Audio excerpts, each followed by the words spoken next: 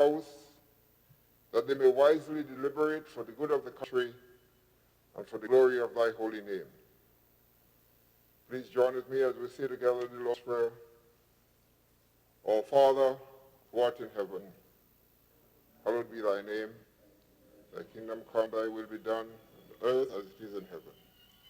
Give us this day our daily bread, and forgive us our trespasses, as we forgive those who trespass against us. Lead us not into temptation, but deliver us from evil. For thine is the kingdom, the power, and the glory, forever and ever. Amen. Pray, be seated.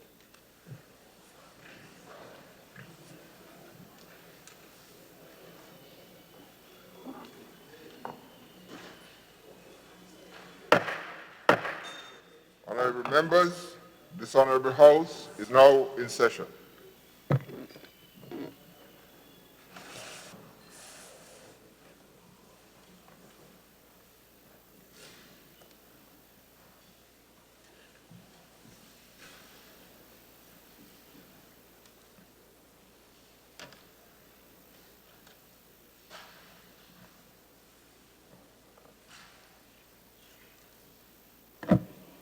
Item number 3, oath of allegiance or affirmation of a new member. Item number 4, confirmation of minutes. Leader of Government Business. Thank you, Mr. Speaker. Mr. Speaker, I beg to move that the minutes of the proceedings of the sitting of the House of Representatives held at the Parliament Chamber, Mount William, St. George's, on Wednesday 20th, Thursday 21st, and Friday 22nd November 2019 be taken as read.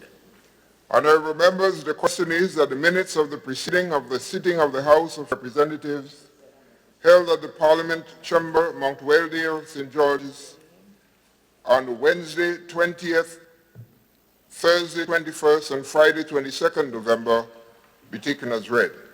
Those who had opinion say aye. Aye. Of the contrary opinion say nay. The ayes have it.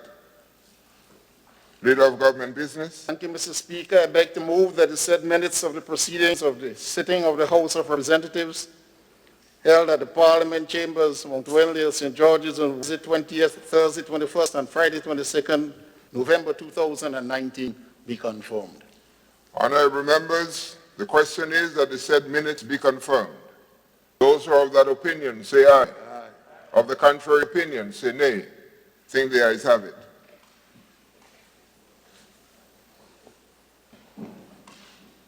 Leader of Government Business. Thank you, Mr. Speaker. I beg to move that the minutes of the proceedings of the sitting of the House of Representatives held at the Parliament Chamber, Mount Weldale, St. George's, on Friday, 13th April 2020 be taken as read. Honorable members, the question is that the said minutes be taken as read. Those of that opinion say aye. Aye. Of the contrary opinion say nay. I think the ayes have it. The ayes have it. Mr. Speaker, if I may, it says here Friday, the 17th of April, 2020, not the 13th. I don't know if I have a different minute.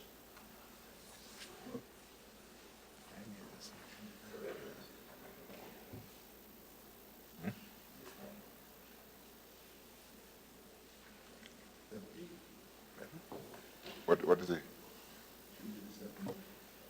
The 17th. Did I see it?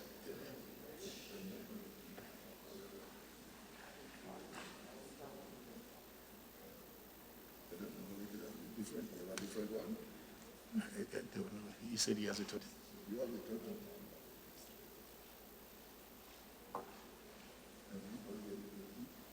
That's okay. Yeah? Mr. Speaker, according to my calendar here, Friday, the 17th of April is indeed the 17th. Monday, the 13th of April, 2020, and it was not Monday, so it must be 17th.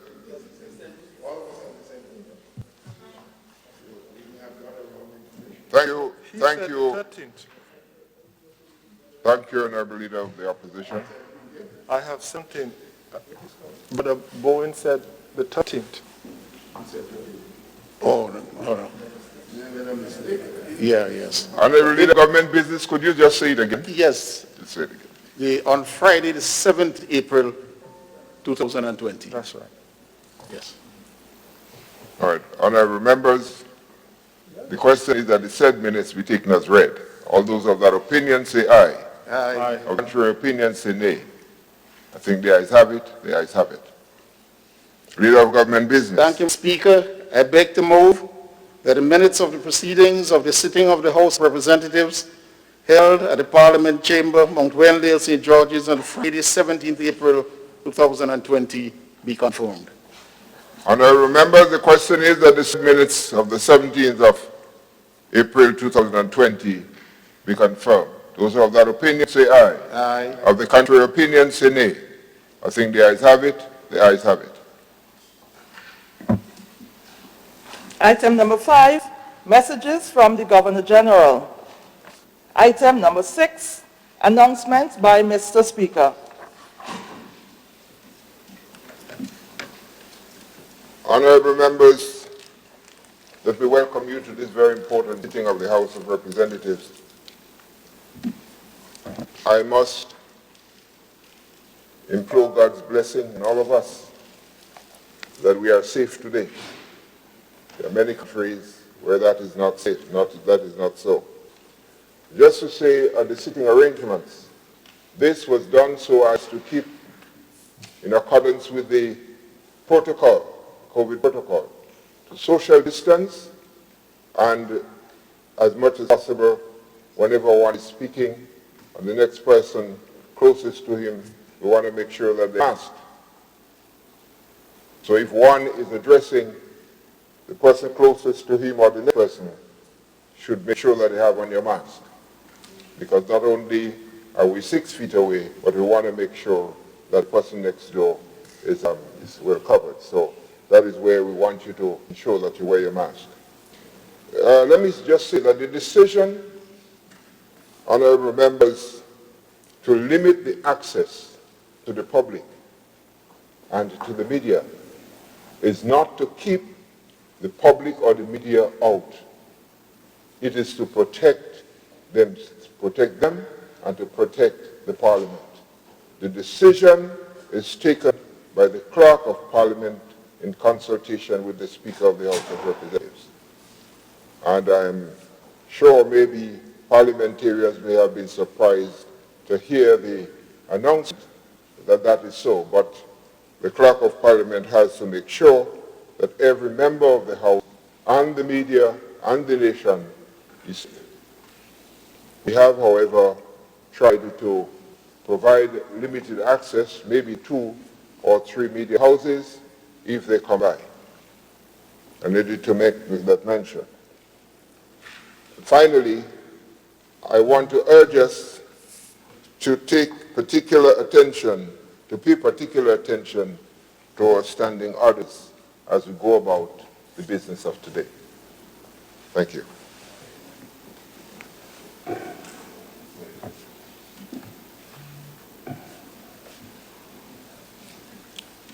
Item number 7, presentation of petitions.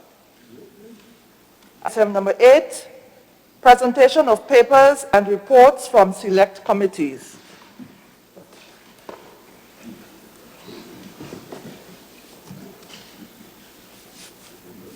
Leader of Government Business has just stepped out.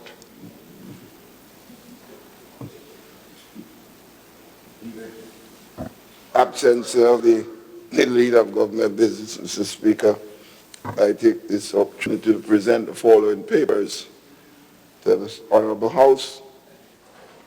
First one is the financial statements of the OECS Regional Tourism Competitiveness ORTC project for the year ended 31st December 2018. Second one is the report of the Director of Audit on the resources managed for the period January 1st, 2018 to 30th December 2018 by the Project Coordinating Unit in the Ministry of Finance, Planning, Economic Development and Physical Development for the Regional Disaster Vulnerability Reduction Project, RDVRP. The third one, Mr. Speaker, is a report of the Director of Audit on the performance of the Basic Needs Trust Fund, BNTF, for the year ended 31st December 2018.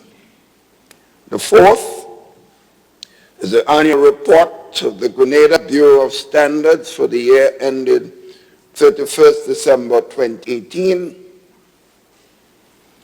The fifth, the annual report, the Grenada Authority for the Regulation of Financial Institutions, GARFIN, for the year ended 31st December 2018.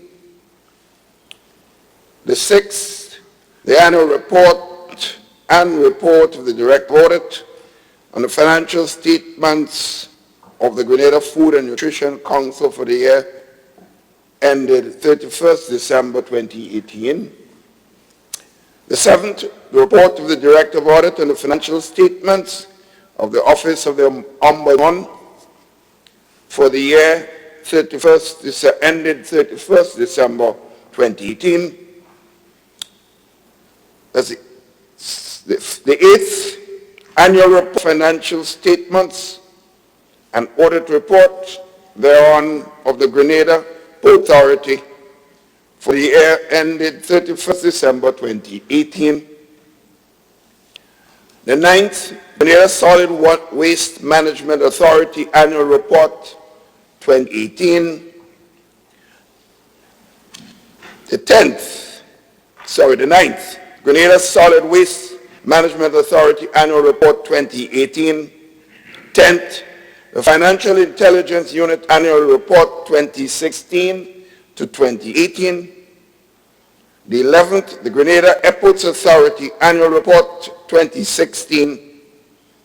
And 12th and last, the Fiscal Responsibility Oversight Committee 2019 Annual Report, 13, the report of the Director of Audit Grenada on the resources managed for the period 21st July 2017 to 31st December 2018 by the Project Accounting Unit in the Ministry of Finance for the OECS Regional Agricultural Competitiveness Project, better known as AgriCom, and the income and expenditure for the accounting period of 31st December 2018. The 14th, the report of the Director of Audit, Grenada on the financial statements of the Commercial Community College, MCC, for the year ended 31st December 2018. And the 15th and last, the addendum to the report of the Director of Audit on the public accounts of Grenada for the year 31st December 2015. Honorable members, the reports are laid at the table.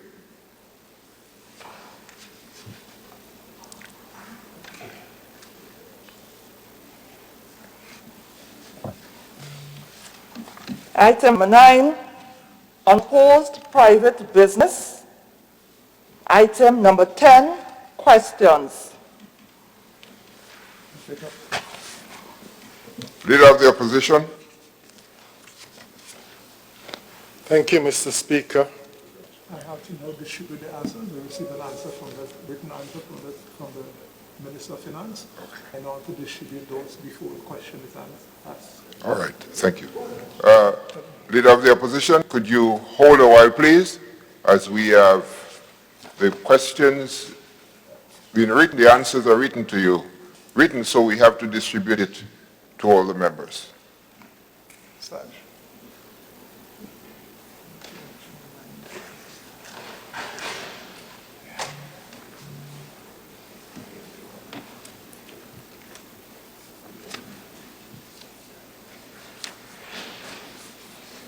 Can you distribute to each member, please, of the House?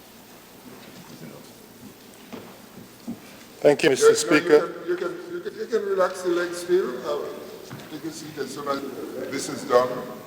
As soon as the distribution is done, then we can go back.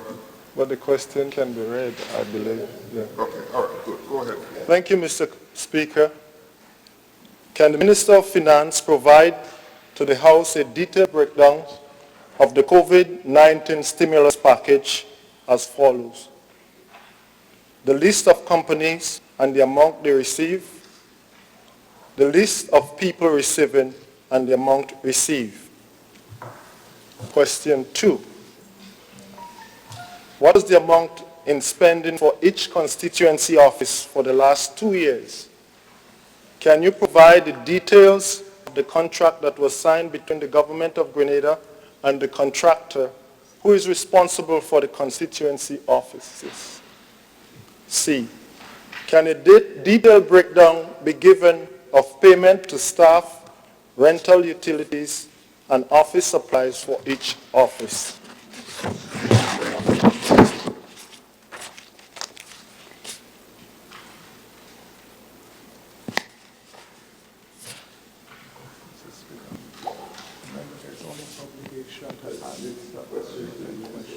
Yes, that was a question to the Minister.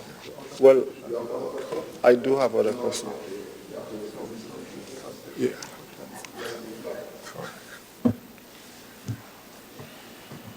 Yes, so the Honorable Minister for Finance. Yeah, Mr. Speaker, I just want to point out the several questions that were sent just recently to the Minister of Finance as the member has just indicated, and clearly requires a lot of time to put this data together. But I do want to caution, Mr. Speaker, the member should be observing the standing orders to give details of person, account, and monies received the individual personally cannot be the work of Parliament. So what we will get from here is the information about expenditure, not the names of company and who had corrupt practices and so on. People can be sued, Mr. Speaker, to see that because information wasn't given that it was corrupt, and I would not want to be sued. The member can wish to make his statement publicly and face the consequences, but it would not be the Minister of Finance providing the information. So the answers that we'll give to one of the questions will be broad, and this is what is available to this Honorable House. Thank you, Mr. Prime Minister. Leader of Government Business. Mr. Speaker, I am well aware that the questions, according to the standing orders, is not for debate. But then I do believe the stimulus package, the monies that were expended, it is taxpayers' money. Leader of Government Leader of the Opposition. Thank you. The answer is circulated and an explanation is given For the answer. which it furthers to the answer. And if you have further questions that you may want to ask, then it's your prerogative to so do, but not to open debate on the response that is given. And we have a number of questions here as we are on this, and the question that we're obligated to answer urgently was the question number 1. The other questions, that's the urgent question, question number 1.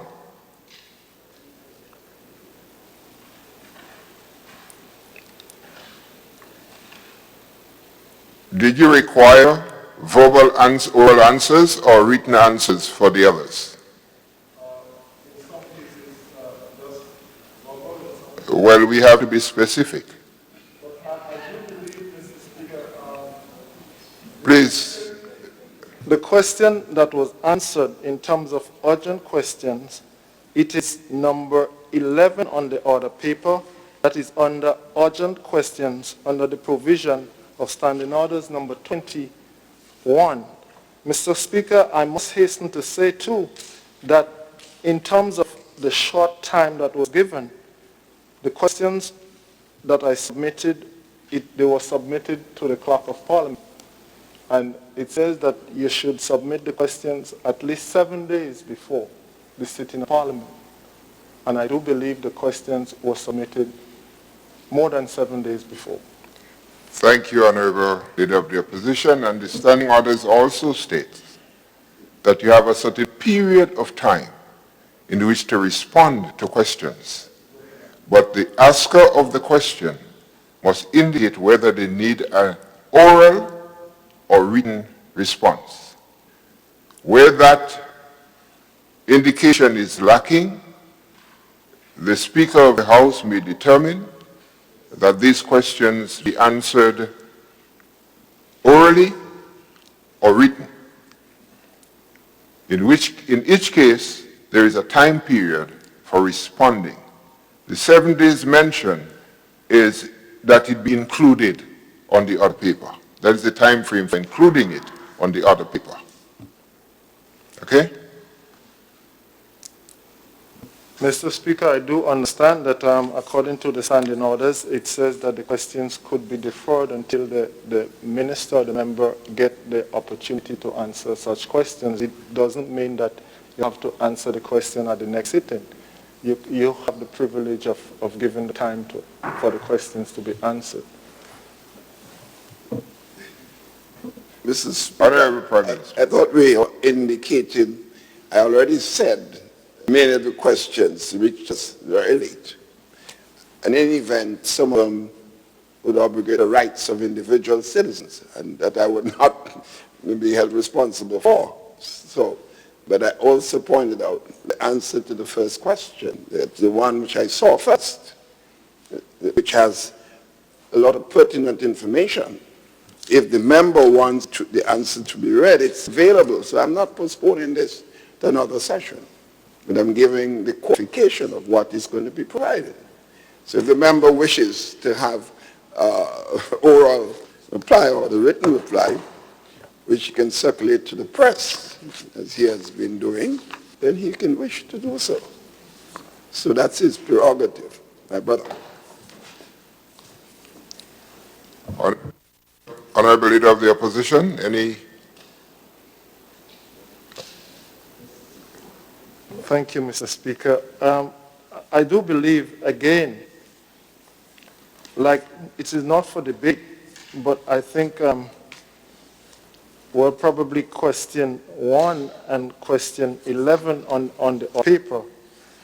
I think there was some mix-up there in that he says that he answered question 1, but like I said, on the other paper, Mr. Speaker, in terms of urgent questions provided, you would see the question 11 or urgent questions under provision of standing orders number 21, notice of questions. And that was not the first question that was read. Honorable Leader of the Opposition. We're really having a debate, you know, which is We what are not said we are debating not the supposed to be having. I think I made my position very clear. First question that came to me, I didn't say the first question in the other paper. You know, we're working in quick time with electronic means all day, so numbering system might be a problem for. The point I really made, Mr. Speaker, is that the urgent question has been answered. And it also includes some of the information from other questions. So I saw duplication of questions. I was wondering what is the purpose of having same things there to be received from different questions. So if the member wants the question that we're answering, which is a broad question, he can have it. It's available now. If he wishes for me to go through it, I'm quite willing to do so. If he wishes for me just to say that it was given and he can do what he wants with it, then he can feel free to do so. I can do it for the public perception information, or he can do it himself. So I don't know if we carry this on. See if he wants me to do that question. I think that should be what we should be talking about. Mr. Speaker, if I may, I will read for you the urgent question that probably we were talking about. In terms of the urgent question, Mr. Speaker. Just before we move, please. Right now we are on item 10, questions. From my understanding, an urgent, please sit. My understanding is that an urgent question was sent. And we treated that urgent question, the urgency that we believe is needed. The other questions came, but there was no indication. There was no indication as to whether you require an oral answer or a written answer.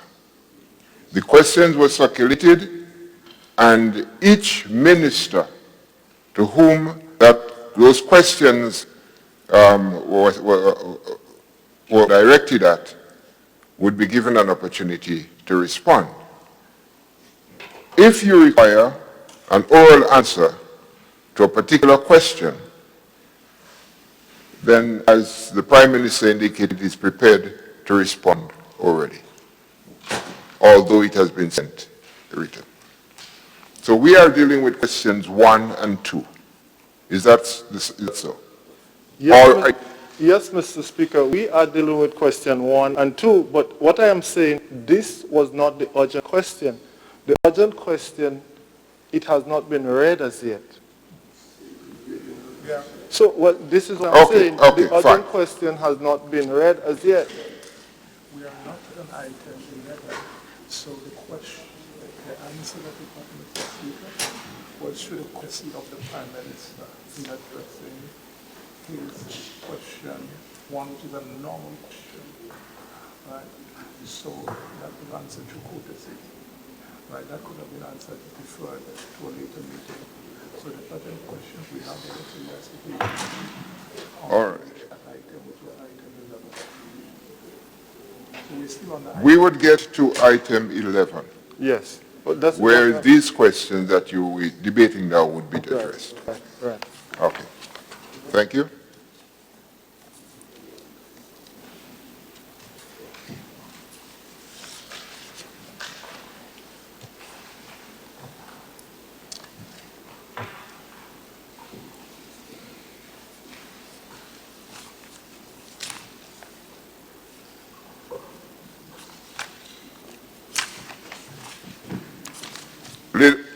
Leader of the Opposition. Thank you, Mr. Speaker. Mr. Speaker, questions here.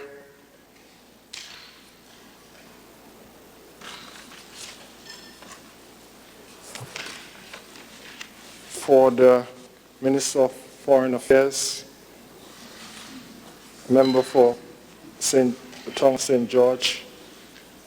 Can the Minister for Foreign Affairs provide to this House a list of all diplomatic status given by the government of Grenada, the names and place of birth?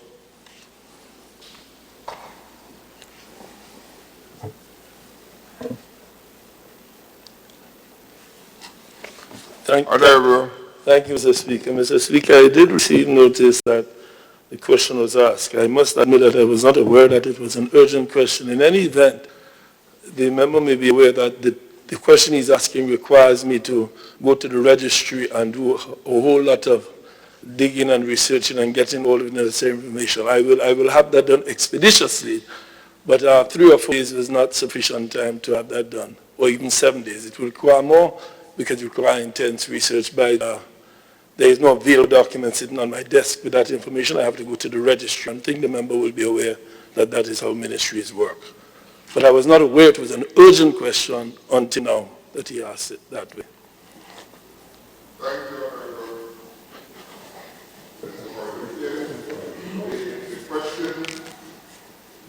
This question, I assume, would be one of the questions requiring a written answer, written response. So according to the standing orders, I think you have about 30 days Chair, for I the will next have, sitting in order to respond. yes. Thank you. Thank you, Mr. Speaker. Leader of the opposition. Thank you, Mr. Speaker. And I must say again, Mr. Speaker, that was not an urgent question. It was not, can I on point of order? Yeah. I didn't hear what the speaker. Well, leader of the opposition, you would help us if, in asking the question, you would say urgent or not urgent. I only have one urgent question Okay. on the Oh, page. thanks. Please proceed. Question number 1. Can the Minister for Infrastructure Development and member for St. George South, under whose ministry the Parliament was constructed, provide a copy of the full plan to show the designation of the office space provided and the purpose? Question number 2. Could a list government assets, buildings and lands that were leased or sold from February 2013 to present be provided to this House? Question number 3.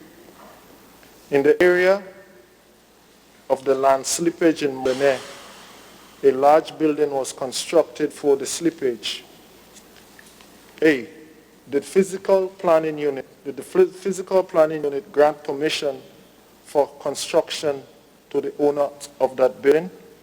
If yes, can you provide to this House a copy of the document granting permission to the owner?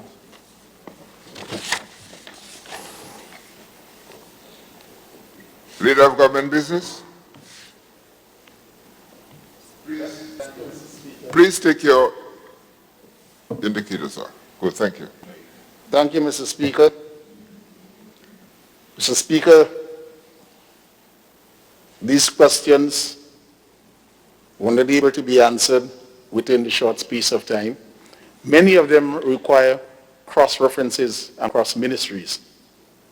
Like we have to go to Ministry of Finance for the PPU, the Planning Permission, Ministry of Agriculture for lands, and we are working on it, Mr. Speaker, so that we can be responded to within the time frame in the standing orders. Thank you, Minister for Infrastructure.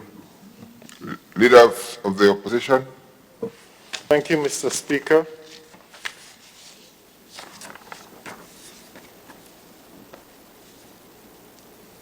Question 1. Could the Minister of Education provide to this House a plan for the reopening of school in September if it is prudent to do so? Question number 2. Have any monies been budgeted for safety measures to be put in place for the reopening and if so, what is the amount? Honorable Minister for Education. Thank you, Mr. Speaker. Mr. Speaker, shall I inquire as to whether this is urgent? It has not indicated that it is. I think that's the first question.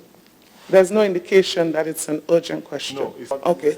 No, So it's not an urgent question. I would want to suggest, Mr. Speaker, at the next sitting of the House that I would seek to provide that plan. I cannot do so today because this plan has not been tabled in Cabinet as yet, and I would not think it's responsible to provide it to the House before going to Cabinet. Thank you, Honorable Minister for Education. Leader of the opposition. Thank you, Mr. Speaker. Question 1. Could the Minister of Health and member for South St. George provide statistics on COVID-19 in Grenada as it relates to the following? A, the amount of tests that was done. B, the number of positive cases that was found. And the amount of tests that is available. Question number 2, is there any plans in place to test the entire population?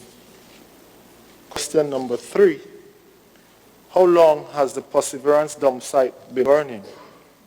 Was any action taken to extinguish the flames? was an analysis done of the ambient air quality in the area? Honorable Minister for Health.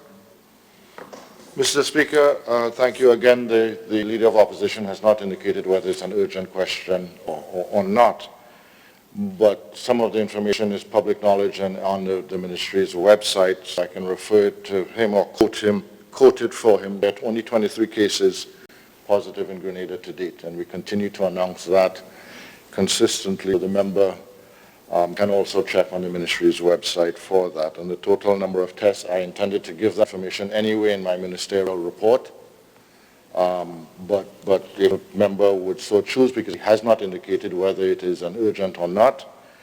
My question to the member, clarity though, on question 3, why is he asking the Minister of Health about the Perseverance dump? The member of opposition should know that that falls under the Ministry of Environment. Nor would I have, as a Minister of Health, information from the fire station, etc. But I can provide information, if necessary, with respect to the air quality, asking my health team to look at that and refer, or if they have, and answer the question, assuming that because he hasn't indicated otherwise that it is not an urgent question. Thank you, Honorable Minister for Health. If a question is asked, to ask why you asked the question, we should try to avoid that. Question is asked, we provide an answer, but we don't have an answer. Thank you. Honorable Leader of the Opposition. Mr. Speaker, my apologies in terms I do have one other question for the Minister of Health.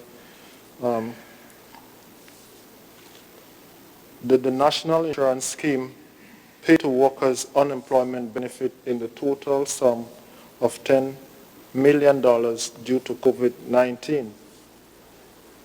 Is the payment of unemployment benefit part of NIS charter? Where did NIS get the monies to make such payment? And would these monies be deducted from the benefits of recipients upon retirement? Honorable Minister of Health. Mr. Speaker, questions have been received, will be directed to the NIS. As you are aware, the NIS is at arm's length from the Ministry. And once those answers are received and passed through, we will bring it to this House. Thank you, Honorable Minister for Health. Leader of the Opposition. Yes, Mr. Speaker. The next question is for Minister of Legal Affairs and member for Carriacou and Petit Martinique. Question 1. The port facilities in Carriacou have been moved from Hillsborough to Harveyville. Are there any plans in place to return a port facility to Hillsborough? Are there any plans to move government administration from Hillsborough to Harveyville? Sir, responsibility for Carriacou, Petit Martinique. Thank you, Mr. Speaker. Mr. Speaker, the answers to these questions will be provided in writing and will be submitted during the period prescribed by the statutory orders, by the standing orders. Thank you. Leader of the Opposition. Yes, Mr. Speaker, thank you.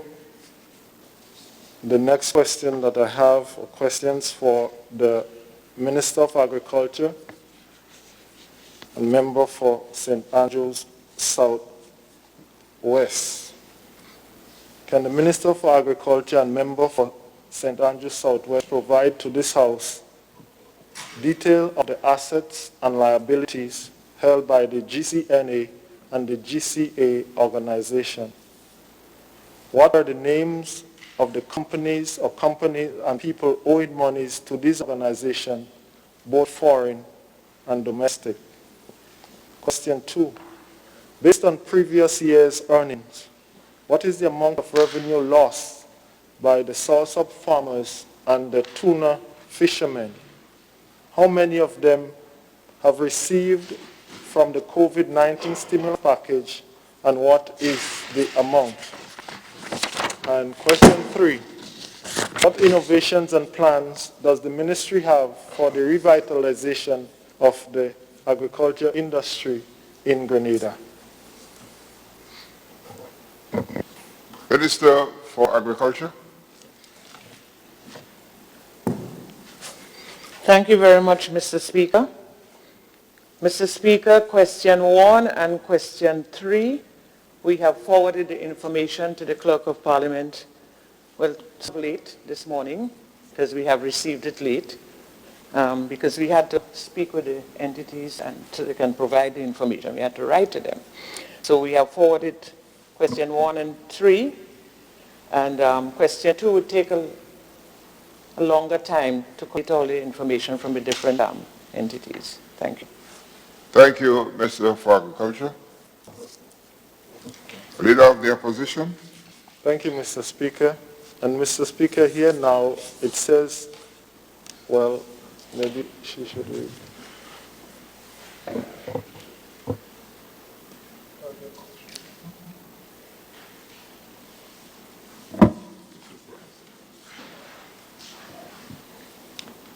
Item number 11, urgent questions on provisions of Standing Order 21, notice of questions. Okay. Thank you, Mr. Speaker. And this is what I was saying, Mr. Speaker. This now is the urgent question. Can the Minister of Finance provide this House with details of the discrepancy that was discovered by the Ministry of Finance in regards to the disbursement of funds to companies and companies' disbursement of COVID stimulus funds to employees? If any corrupt practices were discovered, what step have the ministry taken to correct it? 3, in case where monies have been misappropriated, what measures are taken to recoup those funds? Thank you, Mr. Speaker. Thank you, Ms. Leader. Honorable Prime Minister, Minister for Finance. Thank you, Mr. Speaker.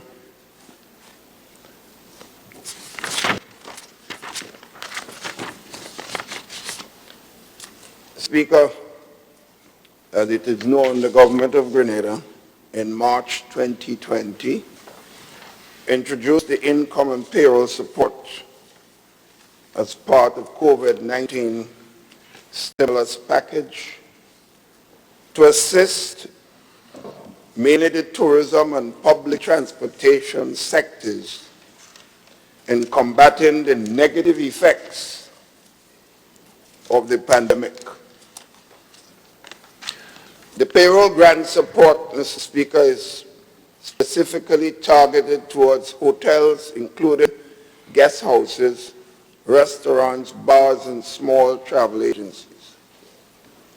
A monthly application by businesses wishing to access the grant support is required. The grant, which constitutes 40% of the eligible payroll, is paid directly to the businesses on behalf of the employees, because otherwise it would be extremely difficult for the staff of the Ministry of Finance to do so personally to every employee. Employee validation forms are required to be submitted following the disbursement of a subsequent month's payment. The criteria for the payroll support are the following. Businesses must be registered with the Inland Revenue Division and the National Insurance Scheme. Secondly, funding should not be used for salary payments to owners, directors, management, and employees earning more than $5,000 per month for obvious reasons. Thirdly, entity must be in operation on or before March 1st, 2020.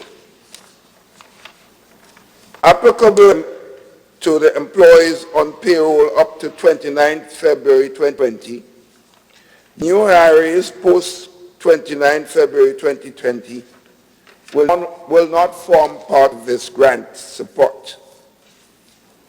Fifthly, they must be registered with the Grenada Tourism Authority where applicable, that particularly in the case of the hotels.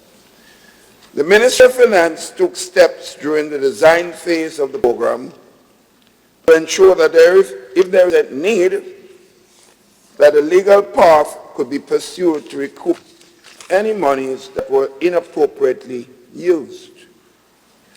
The following statement of declaration was included on the application and signed by the applicants to the payroll grant support, and I quote, "I, being duly authorized to act on behalf of the applicant, hereby declares that the information submitted is true and covenants on behalf of the applicant, and that the applicant will observe and perform in accordance with the purposes stated in item 1 in this application form, which restricts the use of the money to the applicant once approved and imposes obligations on the applicants to act solely in accordance with the purposes stated in item. The applicant covenants that if it fails to utilize the grant for the purposes stated in item 1, that is, that he or she is to be deemed to be in breach of the stated purposes in item, and is therefore liable to repay the value received and not used for the stated purposes in item 1. And on the demand purposes, on the promise to pay to the government of Grenada any or all the sums not used for the purpose stated in item 1 and associated incurred by the government of Grenada to recover sums. The approval of the applicant shall not be deemed constitute a partnership or agency or fiduciary relationship, and the applicant has no right to make commitments for and behalf of the government of Grenada and or otherwise hold the government of Grenada liable for the sums granted. Mr. Speaker, the following are some of the anomalies identified during the process of these applications. 1, some businesses indicated the inclusion, they included the allowances, service charges, holiday pay as part of the base salary when making claim for the payroll support. The criteria for payroll support specifies base pay. It specifies base pay. Therefore, there should not be should have not have been any problems with the conditions. Secondly, salary data submitted by employers, and I must be qualified, Mr. Speaker, some employers, right? For the employees did not match the information contained in the National Insurance Scheme database regarding the salary amounts. In other words, if the salary was this, it should be the same thing at the NIS. Misrepresentation of the salaries of senior management and management level staff to make them eligible for stimulus payments despite being expressly excluded from the benefit. That's the third. Fourthly, remitting smaller amounts to employees than was received. In other words, when they increased the salary base and all the other things they included, when the money was received, they only paid them based on the base pay. Fifthly, employees have reported to the Secretariat that some employers have paid them less than 40% of the salary provided for in the stimulus package for disbursement to approved applicants. Sixthly, some entities have not paid NIS for their employees, although employee records show deductions were made from their salaries. The process, Mr. Speaker, for verifying the information submitted by the applicants was as follows. Checks was made against the database at the Inland Revenue Division to determine the post title of applicants to ascertain the status within the businesses.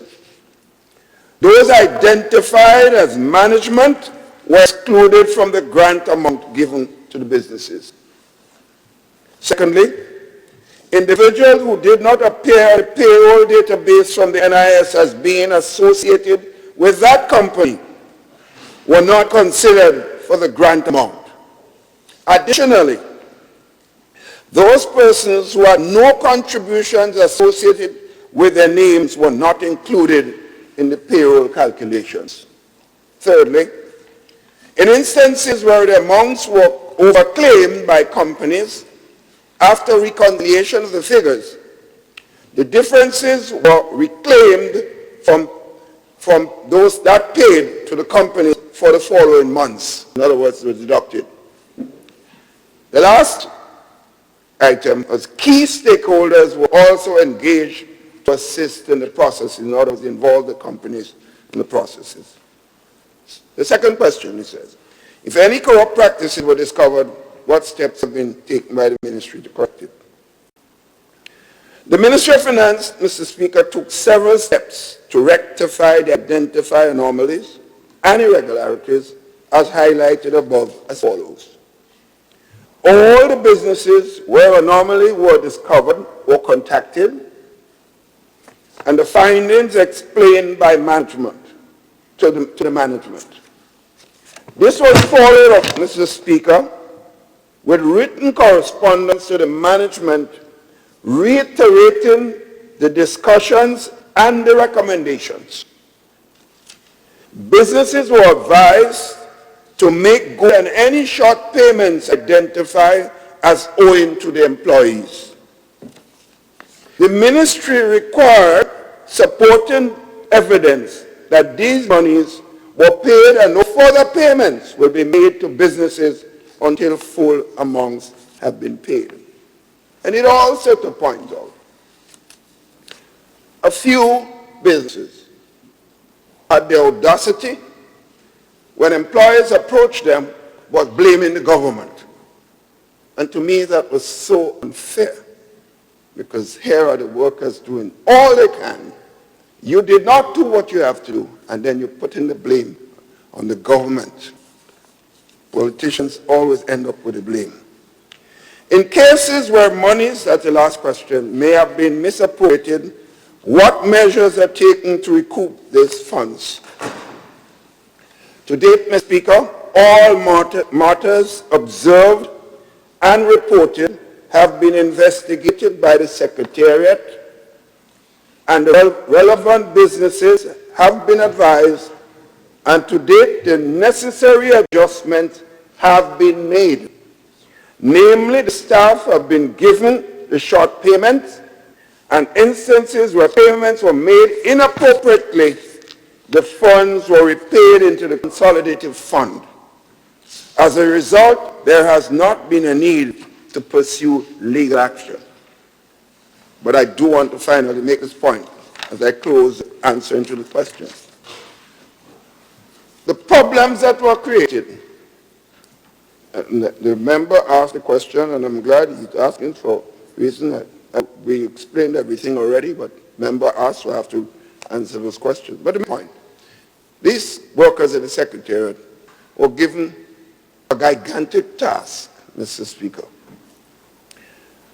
And therefore, in a time of problems, they were sacrificing their time. These are public servants who had families. And they were trying to do everything for the country. They did not need us to create additional problems where they have to go and cross and recheck and cross-check. And therefore, I appealed to the businesses concerned. That's a few of them that did it. Be considerate. This is not a time for us to use each other. Thank you, Honorable Minister for Finance. Let me just advise that if you are addressing, you may want to remove the mask for comfort's sake. That is why I said the people left and right would make sure that they covered when. And also remember, we go in live, everybody watching us. So we want to see the whole face. You know? Leader of the opposition. Thank you, Mr. Speaker. Mr. Speaker, the urgent question that the minister's answer again is related to the first question. And this is why I said that there are companies in Grenada that stiff the taxpayers of monies that need to be recuperated. I do believe that in the future they might be need to call them out. Thank you, Mr. Speaker. Thank you, Leader of the Opposition. Yeah, you may want to. Just before we proceed, the Honorable Representative for St. Andrew Northeast has just left for a short while to attend the graduation ceremony of the CPA course that she participated in and has done very well. And she is now being part of the graduation that is taking place now, and she has to address the graduation. This is the second person. This is the second person. Virtual. Okay. Okay, it's a virtual graduation. So she's not even to go to Canada. It's happening right in the conference room. And this is the second parliamentarian who have participated in that program from Grenada and have done very, very well. The first was Senator Cox, and the second, the Honorable Kate Skeeter-Lewis. I want to urge that if the program continues, that other parliamentarians may want to take advantage of it. I think all the exposures are just for building better capacity. So we want to commend Kate. A little later, the Honorable Representative for St. Andrews Northwest will have to leave us for a while to participate in a roundtable conference, or I think it's with the United, the OAS? UN Women, right, the UN Women Roundtable Conference should be leaving us for about 10 to 10, for about an hour and a half. So I just want to make mention that if she's gone, it's not that she's abrogated her responsibility, or that she's taken additional responsibilities. Yeah.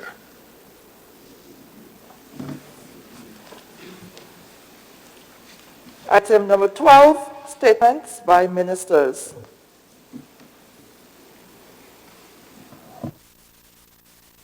Honorable Parliamentary Representative for St. George South, sorry, my apologies. Honorable Representative for St. Andrews Northwest and Minister for Social Development, Housing and Community Development. Mr. Speaker, it seems like you no longer want me for your parliamentary representative, so you will put him to a next constituency. Thank you, Mr. Speaker.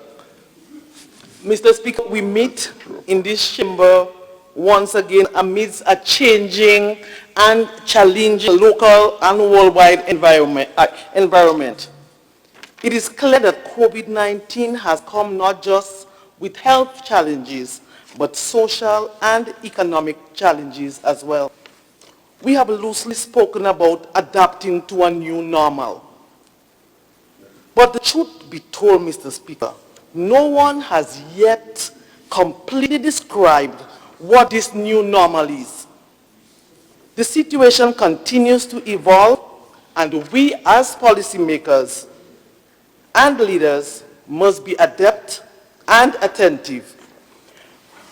Mr. Speaker, as Minister of Social Development, Housing and Community Environment, we had to deal with a number of challenges on the social side. Our ministry have direct contact with the vulnerable population, recognizing the many gaps that prevented persons from accessing immediate social support. Some of the issues were pronounced, others were underlying and emerged. What was extremely encouraging, Mr. Speaker, was the continued demonstration of our people's resilience and their ability to reach out to each other as brothers and sisters in time of need. I experienced, Mr. Speaker, persons working collectively as a team, not with political nor socio-economic differences, but with the true spirit of what it means to be Grenadian.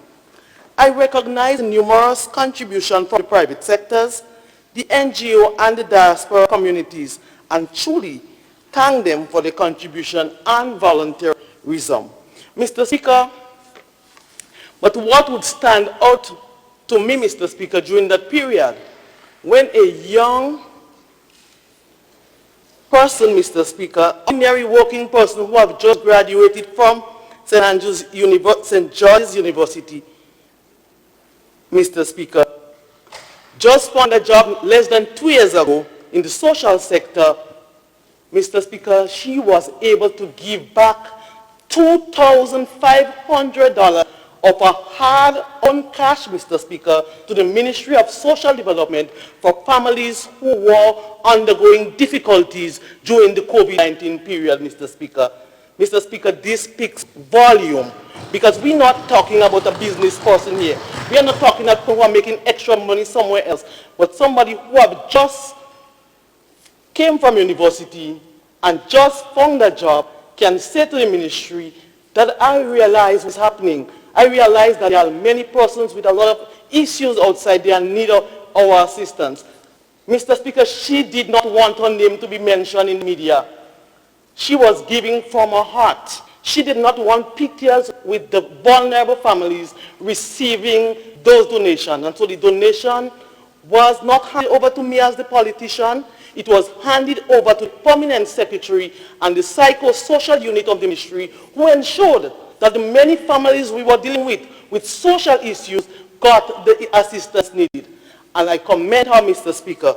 I also commend Dr. Bridgman, who is not in Grenada, but who have called to the ministry and said to us that I want to assist virtually because everything we were doing as it relates to psychosocial interventions were done virtually. And so he have assisted a number of families during that period. He must be commended. We have other local persons from the St. George's University who have also volunteered their services and still volunteering their services to assist the ministry with the many challenges that have been confronting our people. I also want to thank Dr. Neil Shaitan, who have been engaged in the level of the community, assisting and dealing with the many challenges that we have had to deal with as the Ministry of Social Development, Housing and Community Empowerment. Mr. Speaker, we can say that during this period there have been difficulties and triumphs along the way, with new models of work introduced, such as work from home and rotation. This has become necessary to develop policy regulations as to guide and protect workers, families, senior citizens, children, and the entire population. The social protection of our citizenry is of paramount importance to my ministry. Some of the social issues experienced during the COVID-19 were as follows, Mr. Speaker. Mental health issues, access to counseling and support system were made available to the general public via the 24 hours helpline. Counseling unit provided support to persons in quarantine, churches, workers in the public and private sectors, persons with poor coping skills and other mental health challenges. They have worked diligently, Mr. Speaker, together to ensure that psychosocial needs of our population were met. To date, We have made over 1,000 psychosocial interventions. As we go forward in this era, Mr. Speaker, it is of importance for the mental health in Grenada, and persons' coping mechanism came under scrutiny. It is important for us to exercise good mental health practices and reduce stigma and discrimination against persons with mental illnesses. Employees are encouraged to develop strong employee assistance program that focuses on reducing stress and building healthy relationships among their staff, where persons will feel comfortable talking about mental health. Above all else, the need to strengthen our family system by exercising proper communication, developing flexible but strong boundaries with members. Mr. Speaker, I want to place on record my commendation to the head of counseling and psychosocial unit in the ministry, Mr. Speaker, Ms. Kizzy Matthew Clarence and the entire team. Mr. Speaker, during the period when many people, many workers were at home, they were out working, Mr. Speaker, dealing with those issues. Mr. Speaker, I also want to place on record my commendation to Nicole Pitt. Even though she had bereavement in her family, Mr. Speaker, when I called on her, to sympathize with her, she was walking to the community of St. David's, assisting in delivering hampers to very vulnerable people, Mr. Speaker. If that is not commitment, I do not know what is. Mr. Speaker, I want to commend my permanent secretary and the entire team, Mr. Speaker, because we were essential workers during that period. So I want to commend them for the hard work, for their dedication, and for the commitment during this period. It speaks about the commitment, Mr. Speaker. You know, in good times, you can say, well, this is a hard worker. But in a time of challenges as this period, which is showing us, we know who are committed. And I want to commend the staff of the ministry, the seed unit, the housing department, and every aspect within the ministry, Mr. Speaker. The gender-based violence unit, who had to be rushing through different communities to assist vulnerable women with problems, Mr. Speaker. I want to commend them for their hard work and dedication. And as I speak of them, Mr. Speaker, I want to say that intimate partners who live together were stuck in the same home for hours than normal. Those spending time with family ordinarily had many positive outcomes. These had many drawbacks for persons with existing unhealthy relationships. We noted that victims might have experienced greater frequency or intensity of abuse, especially within the usual avenues for informal and formal support. It should be noted that all services continue to function by the gender-based violence unit and special victims unit during the entire COVID period, Mr. Speaker. Older adults, the bearers of our history. Our older adults, Mr. Speaker, the bearers of the history of our country lies with our older adults. And so we respect the contributions that they have made towards nation building, their sacrifices and their commitment to this country. I must hasten to add that as a people, we have to continue to look out for our older adults. We have to continue to develop everything in our power to protect them against financial, emotional, physical, and verbal abuse. Too many times, Mr. Speaker, reports of this nature has to be dealt with. Mr. Speaker, during the distribution of the STIP program, and as you know, during the COVID-19 period, we went out in the different villages and the different communities, and we did house to house to deliver the assistance to vulnerable families at their homes. Mr. Speaker, and during that period, we discovered some things, Mr. Speaker, that families were doing to their own families, Mr. Speaker, and it makes you think twice, Mr. Speaker. Mr. Speaker, when some elderly persons received $300, it was the first time they were receiving $300. In fact, their children, sometimes grandchildren, make them believe that they were still receiving $200.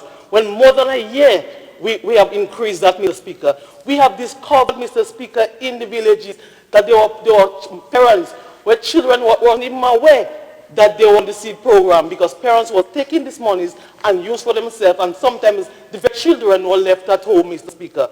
So, Mr. Speaker, that's why I said COVID-19 has its challenges, but it also opened our eyes to see some of the issues that has been confronting our people.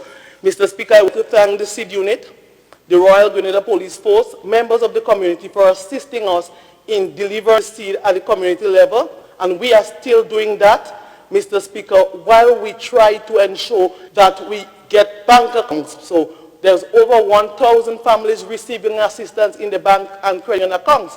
However, we have challenges where many elderly citizens do not want to have an account, and therefore we will still have to go into the communities until we find more creative ways in ensuring that the people who need those assistance get it, and get it on a timely manner. Mr. Speaker, I want to go into the issue of housing. Housing have always been an issue, Mr. Speaker, and we have always spoken about the housing and the need for housing and the more need for housing among the different parishes and constituencies. During the COVID lockdown period, we had families needing our assistance, and we had to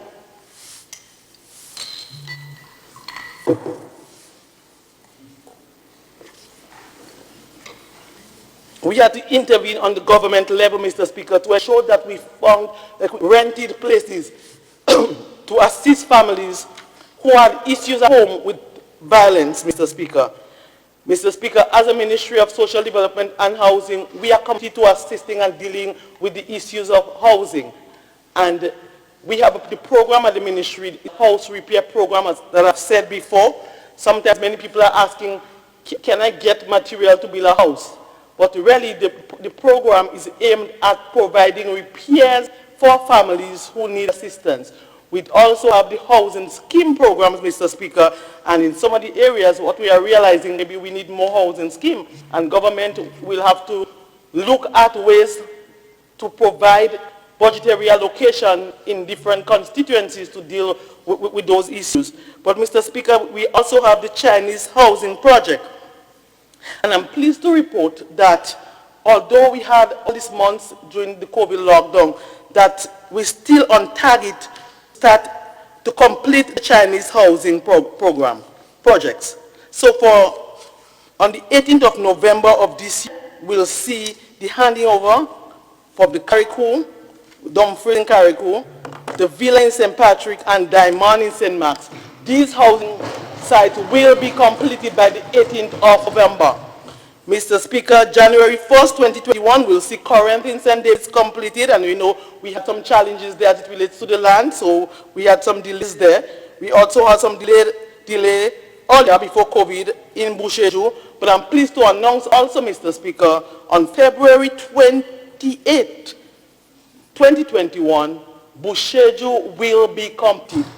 Mr. Speaker, I'm also pleased to announce that application is out, so we already have the application, and it will be at the Housing Authority of Grenada, it will be in the ministry, it will be also at the different constituency office, whereby persons who are desirous of applying can apply, Mr. Speaker, and we have there are criteria to deal with, to getting to those housing, and those criteria is never who you vote for.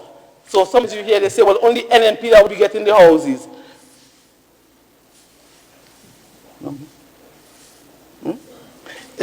Yes, so the criteria deal with those, to distribute those houses, and this criteria will be made known to the public. It is not only for vulnerable families, we also have a percentage of those houses to be given to public officers, understanding that how committed they are, understanding that even during the COVID period, the commitment, Mr. Speaker, so that will be made known to the public. Mr. Speaker, the ministry is committed to continuing to do what it takes as it relates to dealing with all the social issues. We have also seen some issues as it relates to child maintenance during the COVID period. Some parents and guardians who relied or received child maintenance allowance experienced difficulties that affected their ability to provide for their children. It also impacted the contributing parent who had little or no savings. self-employed or daily paid and were mandated by the court. We hope, Mr. Speaker, that as a government, we will come up with creative ways in terms of finding employment or creating employment. We have to be thinking out of the box as policymakers. We have to look at new ways and new policies in dealing with the issues, the social and other issues that confront our people. Mr. Speaker, I'm pleased to say that very soon the ministry will be rolling out a program that deals with providing employment opportunities for vulnerable families. However, we are not in the final stage yet, but this will be an agricultural program for the rural communities that will be done in conjunction with funding from the UN Trust Fund. So, Mr. Speaker, as the minister, I'm committed, my staff at the ministry, we are committed in dealing with all those issues. Mr. Speaker, I am even more happier to be serving at a time like this, a time you can show your real commitment, a time when you can serve people despite of their political affiliation, a time when you can reach out to communities. Though it's difficult, Mr. Speaker, you can still do what it takes to assist. Mr. Speaker, this period has shown me that there are so many issues that have emerged even within my community. And we have heard of the issue of violence at the level of the community. And I have not spoken out on the issue. Mr. Speaker, when an issue affects you close to home, when it's in your house, it's difficult sometimes to just rush out and speak. Sometimes you have to take some step back and think and look at the way forward, how to deal with particular issue. And I'm speaking about one of the issues that have happened, persons within my constituency, where a young man from another area lost his life because of some conflict. Mr. Speaker, just give me 2 more minutes while I wrap up. Please proceed. Yeah, where a young man lost his life because of some conflict with some other young man from my constituency, Mr. Speaker. Young men who I considered my own children. Young men, Mr. Speaker, who I dealt with on a day-to-day basis. Young men who I interacted with, Mr. Speaker. And the truth is, as a ministry, we really thought we had it under control before COVID-19 as it relates to violent activities. We have started a number of programs, Mr. Speaker, and we have seen a number of persons taking action, Mr. Speaker. Young people who people call no good, Mr. Speaker, they came and went to New Law, and they graduated, Mr. Speaker, and found gainful employment, Mr. Speaker. And it means that once we continue to deal with those issues, I'm not saying that these are bad boys, but these are our children in our communities that need our love and attention. And as a ministry, we will work. As a government, we are committed to working and deal with all those issues, social issues that affects family. And we are committed. We are coming up with the plans, finalizing the plans that to lay out, even with police, the community, the churches, and the ministry, to continue to deal with those challenges that confront us as a people. Thank you, Mr. Speaker. Thank you, Honorable Minister for Social Development, Housing and Community Empowerment.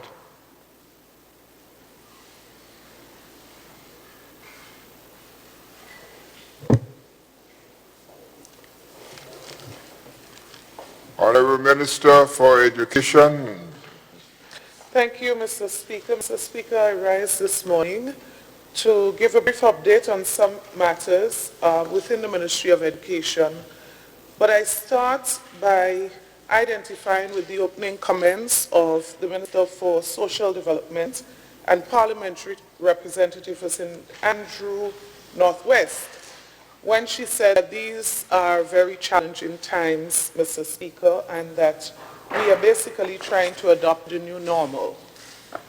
Mr. Speaker, in the Ministry of Education, it is no different. And of course, while we are officially on vacation at this time, as it relates to students and teachers, still a lot is happening because we do have, as you're aware, the CSEC exam wrapping up. And we do have the registration of students for the new school year amidst a number of other things happening at this time, and we cannot shut down operations, even if our students and teachers are generally on vacation. Mr. Speaker, I want to bring our attention to the fact that we have 1,743 students who are moving on to the secondary school level in September. And that 1,743 are students out of a total of 1,872 who sat and concluded the process of assessment for moving to secondary school. As you know, we had to make some changes as it relates to the CPE exam assessment process completed, but of course that final exam, which normally carries a 300 of the marks in general, we could not do that this year, obvious reasons, COVID-19. And so, Mr. Speaker, we came up with a formula, the assessment marks for grade 6 plus the MCT results from grade 5. We combined that together, and the technicians came up with that final formula to determine the students who received a certain score and were eligible to move on. Mr. Speaker, as it is right now, we have 128 students who will be retained at the primary level, and I was referring to the 100, which is normally the range as far back as we have taken a very bold initiative to address that particular issue. After a child spends 7 years in school, we believe that that child should be at a certain level. And so we have taken some new initiatives to add to all that is being done at the classroom level, in the school, at home, everywhere. All of the initiatives by the Ministry of Education, we have gone a bit further. So right now, at various locations throughout the island, there's a diagnostic process that is taking place led by Mrs. Niles at the Ministry of Education. And that is following individual one-on-one consultation with those 128 parents and students, trying to identify and trying to find a solution individually to move forward. And we have committed to these parents that we are going to work with them. Mr. Speaker, I want to use the opportunity at the same time to extend very best wishes to all of these students, but also to recognize the challenges that many of their parents would have been through, their teachers, their principals, and want to thank everybody for all of the contributions they have made in preparing those students, the anxiety, and all of the challenges faced, particularly the lead up to that final point when we decided after consultation. We did have over 400 persons involved on a Zoom platform for that consultation. And just for clarity, there is the capacity for Zoom to take as much as 500 people. It depends on the account that you purchase. And so after consultation, we took that decision, and I really want to commend the examination unit. This would not have been an easy process. It did require a lot more effort than it would normally require in normal times. And so, Mr. Speaker, bear with me if I go back to refer to those 128 students. Mr. Speaker, our view is that each of those students must go forward with a personal portfolio that would define the way forward for them and where they go as it relates to September. So they are going to continue within the primary school setting, and we are going to be working with them at the point where we are convinced that they are ready to fit into the secondary system. So we aren't going to just put people at the secondary level if we're not convinced that they are ready to deal with this. We have seen the result of students dropping out. Primarily, we can conclude they have not been adequately prepared. And so the adequate preparation has to be the emphasis. And so in addition to that, we are going to be boosting our support as it relates to the special needs unit of the Ministry of Education. Right now we have about 16 teachers paid for by the government of Grenada on special scholarship, getting support as it relates to working with students with special needs. Now, in addition to that, we do have all of the itinerant teachers, special needs teachers who go to the primary schools, go to the secondary schools. They've been doing an excellent job. But of course, Mr. Speaker, we want to expand, and the special education unit is now looking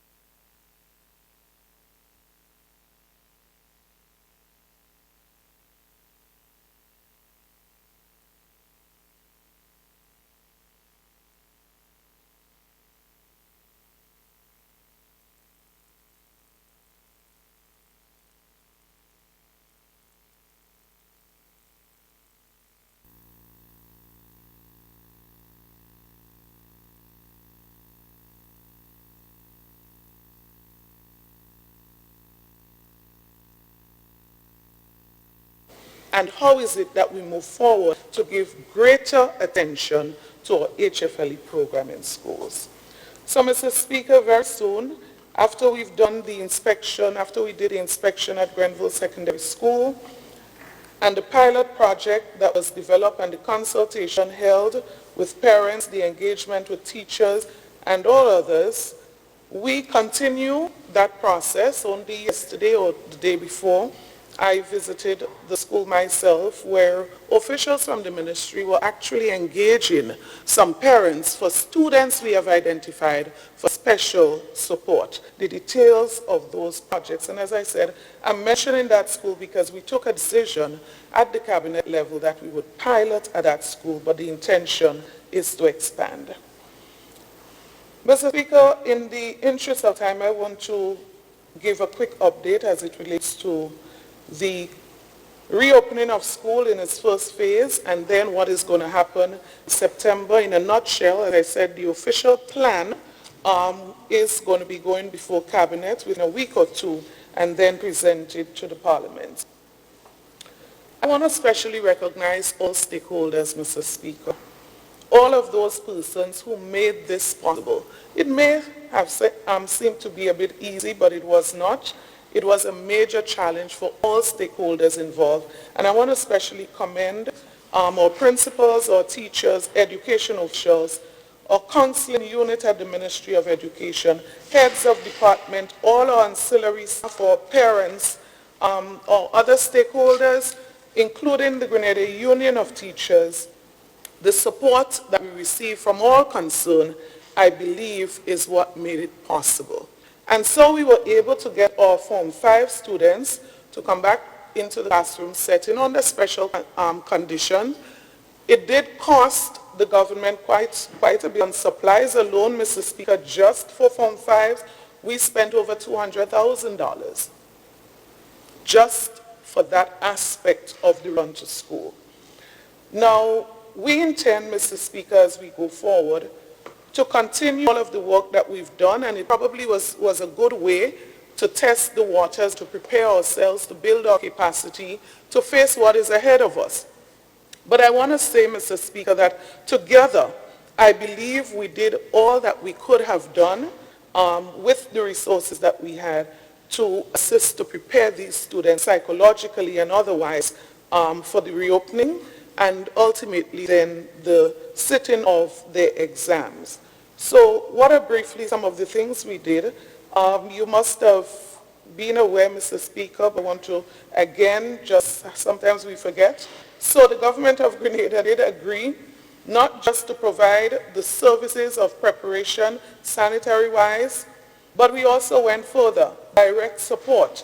The agreement to launch that app to support students, over 20,000 questions online and additional to the MSTER platform and what they had available there in terms of preparation at home. The decision to zero rate the platforms that are preparing on, and not just for them but other students. Online training for over 1,600 teachers that took place during that period, and only about 3 weeks ago, we had an additional 500 teachers engaged in training or e-learn training online. The provision of pre-recorded videos for students in the area of math particularly, and sign language. So we wanted to make sure our special needs students were not left behind. And we are continuing the process of developing those videos. And I want to specify the psychosocial support provided. So whether it was our online program where students, parents, everybody involved had an opportunity to call in, request support, and in addition to that, the counseling that was provided, not just students, but teachers, principals, everybody had the opportunity to access counseling during that period. And Mr. Speaker, again, our online, our hotline that was established, I want to commend everybody who was part of the process making all of those possible. So we are anticipating, Mr. Speaker, and we are preparing for September. And the intention at this point is to have a blended approach going forward, meaning face-to-face as well as online. And one of the basic primary reasons for that is the fact that in any classroom in Grenada at this time, Caribbean, Martinique, if you're going to be social or physically distancing 6 feet apart, it would be impossible to accommodate the same number of students that accommodated before we went on or during this period. And so, Mr. Speaker, we are putting all of the systems in place, and we will announce to the nation what will be the approach in the context of the availability of resources. So government has already invested millions of dollars. We started off by saying as a government, we are going to start with our secondary schools, and we are going to provide devices for our teachers and students to ensure that we can facilitate e-learning, but also the commitment that we have made to this nation. But then we came back and we said, look, we recognize that we need to go beyond this. And we were successful in raising the resources to do the same for the primary school. And so we are in that process of rolling out the project. So we have been able to bring in for the secondary school, which was our first commitment, over 65% of those devices. They've all been inspected. We are moving to the configuration stage. And we are anticipating by the first week of school, all of our secondary school students and teachers will be able to benefit from this phase of the initiative. We also went further and we said we want to ensure that these devices are not blank, but coming with e-books so that our secondary school students can access books online with or without internet services. And so those devices already would have 18 e-books on them, and we are in the process now of going even further. In a time like this when it is challenging, economically and otherwise, Recognizing our commitment to this process, we are attempting to go even further with ebooks for the primary school. I want to make the point, Mr. Speaker, that in this first year, the decision has been that we do ebooks and textbook, printed books, side by side. So we are going to be, as old people would say, BRAPs, moving from X to Y. We are going side by side for one entire school year, the use of textbook, print books, and electronic books. And so the transition would be an extremely smooth one. Mr. Speaker, is it possible to have an additional 2 minutes to up? 2 minutes is okay. Most appreciated. I want to just use the 2 minutes, Mr. Speaker, and I'm not sure if you meant it literally. Literally. I know you did. Mr. Speaker, I just want to wrap up on those 2 minutes to say that amidst all that is happening, this government's commitment for development of infrastructure in schools remain solid and steadfast. We have said that we understand that our students and teachers need better environment for teaching and learning, and we have kept that commitment, and we continue to keep that commitment. So in the midst of COVID-19, Mr. Speaker, this government has found it possible to invest over $50 million in the development of infrastructure throughout our school system. And that is why, Mr. Speaker, we were able to do the sword turning at Presentation Brothers College, over $4.5 million. Grenada SDA, the contract was signed, sword turning next $7 million. Mr. Speaker, Bishop's College, we've heard it. Everybody in Grenada, I believe by now, know the situation at Bishop College. $10.45 million, contract signed, and we're about to start the work there. But in addition to that, Mr. Speaker, if you go behind Progress Park, you would realize the Paradise Preschool has started. Happy Hill Breezan Preschool also started, well on the way. River Sally Preschool, significant work taking place there. Mr. Speaker, it's an obligation, it's a commitment, and in difficult times we are keeping it. Designs on the way for St. Andrew's Anglican Primary and Grenada Christian Academy. St. David Secondary, within a week, final decision I believe would be made as it relates to the land. We've been doing some negotiations, and our commitment to this remain.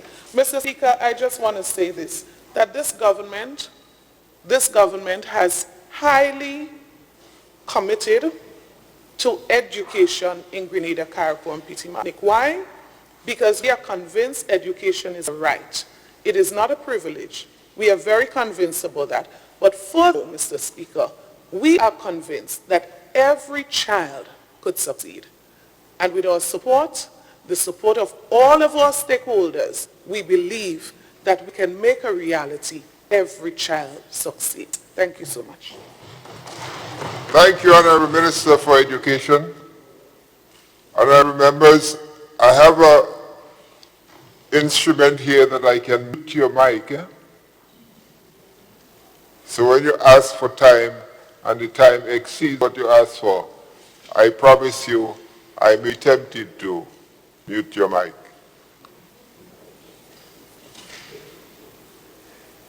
Honorable Minister for Health.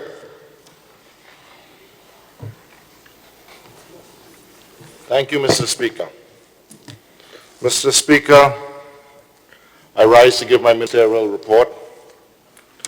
And let me start by saying the obvious, which is that these continue to be trying times. COVID-19 continues to exist among us and in the world. Mr. Speaker, 16 million people have been infected by COVID-19 to date. And Mr. Speaker, the numbers keep increasing. At present, over 6 million people are suffering from COVID-19 at present, Mr. Speaker.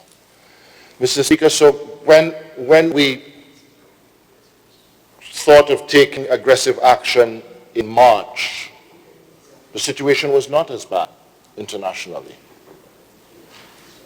So now, as the situation out there gets worse, we still need to continue to be cautious. So, Mr. Speaker, we have put certain measures in place, working with the COVID committee, the Ministry of Health, in consultation with Pan American Health, CARFA, our other neighbors, etc. Certain protocols for entering, and just in brief, Mr. Speaker, just to say, because they are on our website, but there have been questions and concerns from the public. We have ranked all countries based on a system being used right now by the European Union as well. Basically, it is the number of cases a country has had in the last new cases in the last 14 days per 100,000 population. And if a country has had 19 or less cases in the last 14 days per 100,000 population, then it is a green state. If it has had between 20 and 60 new cases in the last 14 days per 100,000, it is a yellow state. And if it has had 60 or above, then it is a red state. And that allows a ranking that can be monitored daily and updated. Mr. Speaker, the issue with that is some of our closest neighbors and what I refer to as our gateway posts are red and continue to get redder as time goes on. So the risks increase. Mr. Speaker, we recently had a general flight come in, charter flight, and I will speak to that as we proceed. But Mr. Speaker, all of our neighbors who considered opening and having regular flights during this difficult time have had to step back on that. Either step back completely or put more stricter levels of enforcement on or screening. Quarantine is a necessary evil. I say evil, yes, because it does hurt for individuals to be finally home on Grenada, but then have to be in quarantine. And Mr. Speaker, we are seeing, I use the example of British Virgin Islands, where they've relied significantly on honor system for their nationals returning to remain in quarantine. And within 2 weeks of implementing that system recently, their number of cases doubled. So that is why we are putting these stringent measures in place. And it really does hurt as members of government to be putting these in, because we are very much aware that our citizens who have been caught out there have been suffering. So too have our citizens here who went through the process to bring us to where we are now, where we can say as best as possible we do not have community spread for sure, and that we have any new case is being caught at the border. Mr. Speaker, that brings me to the incident a couple of weeks ago from Trinidad, where it was implied that said that 3 Trinidadians returning to Trinidad from Grenada tested positive. Mr. Speaker, within 3 days, Trinidad government cleared those individuals. In that period, we also did our testing of over 154 people that would have been in touch, and can categorically say that those individuals did not get COVID-19 here in Grenada while they were here. Because we traced everybody, and nobody that they were in contact with showed any sign of COVID-19. So Trinidad government clearing them is Trinidad government saying that these individuals at PCR tests showed what is referred to as shedding, which is that they had it some long time ago. And that long time ago is not here because we found nobody here. Mr. Speaker, that speaks to the efficiency and effectiveness of the team of the Ministry of Health. To have done that level of contact tracing, that level of testing, to be able to say categorically that these 3 individuals who stayed in different parts of the island were here for different reasons. The contact tracing was done.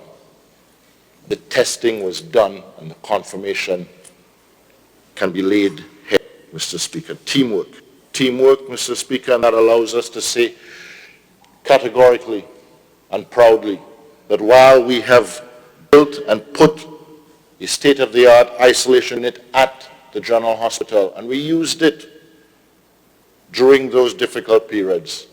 In the last couple of months, we have had no need to use that isolation facility. There is no one there because of any infectious disease, COVID in particular or any other. And that is because of the screening and the work being done by the Ministry of Health in conjunction with Airport Authority, Ministry of Tourism, Royal Grenada Police Force, Customs and Immigration in particular as well, Mr. Speaker.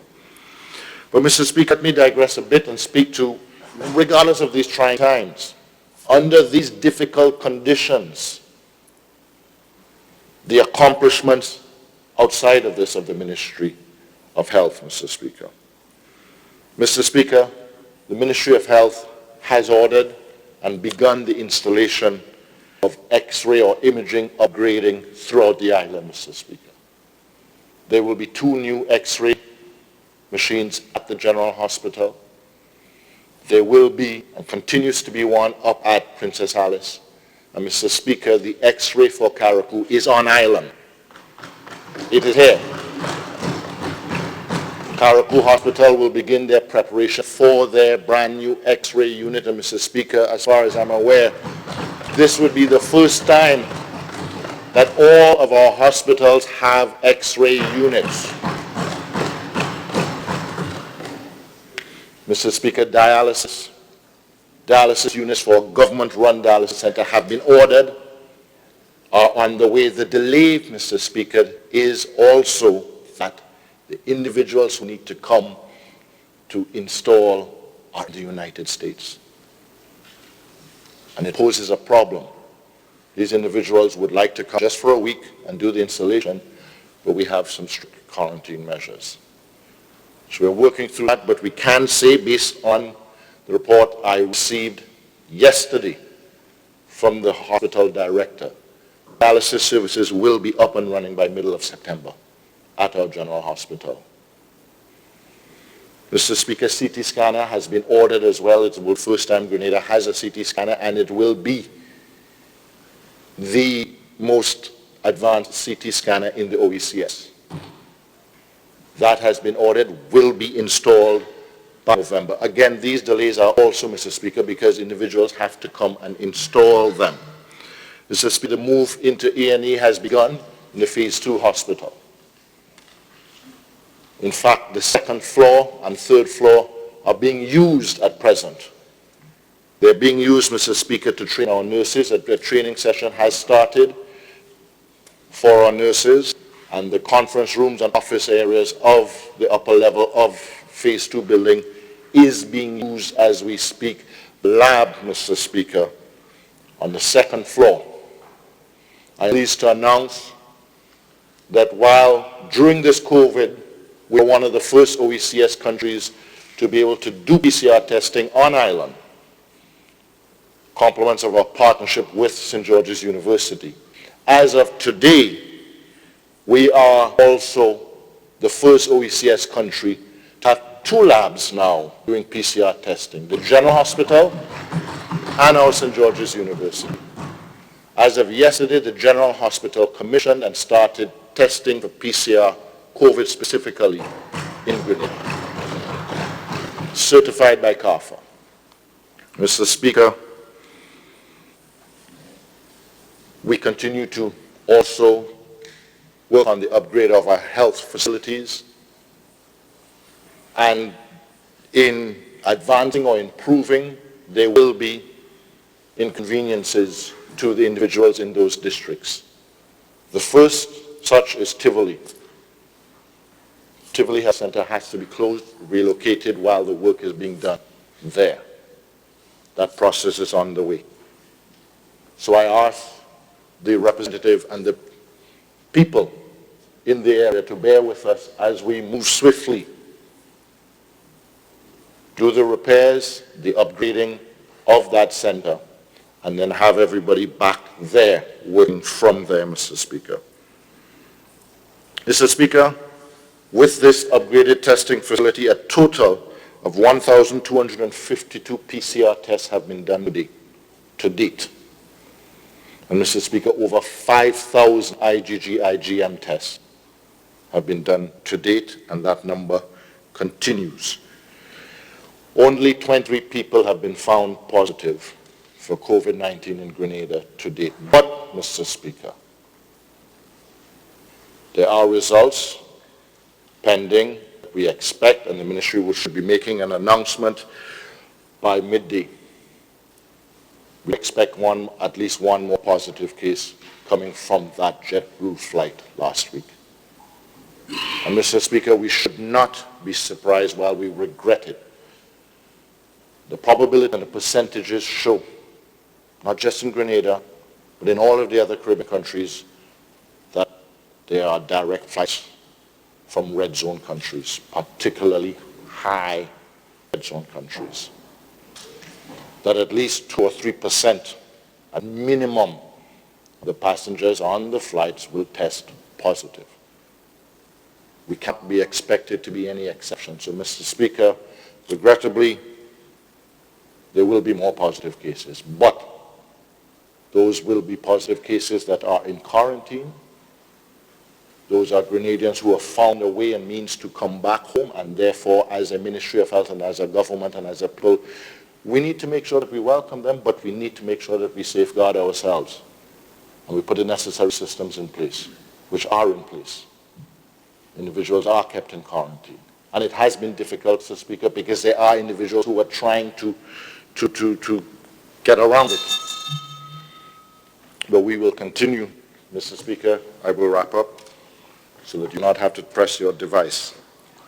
Mr. Speaker, we have increased our contact tracing as well to 75 individuals where we had 5 public health officers to complement them. But, Mr. Speaker, I want to take this time to touch on a personal matter, Mr. Speaker. Mr. Speaker, a week ago there was an article in one of our allowed newspapers which said a Spygate. I said allowed. It's allowed to be published still. It said Spygate scandal as the headlines, drawing attention with my picture on it, and the picture of someone wanted by the German government, and a fake letter. Now the article, when you read it, and the article it refers to in a reputable international newspaper, Der Spiegel in Germany, says the document is fake. Says that their independent research has shown that the document is fake, not just asking us, but asking the recipient and asking others. Says that the individual is a fraudster. Says that the individual is wanted by the German government. Says that they contacted us and we have confirmed that document and that request has never happened. And yet, the responsibility of freedom of press is abused by putting the wrong headline. We respect our freedom of speech and the freedom of the press in Grenada, but with every responsibility, with every freedom comes a responsibility.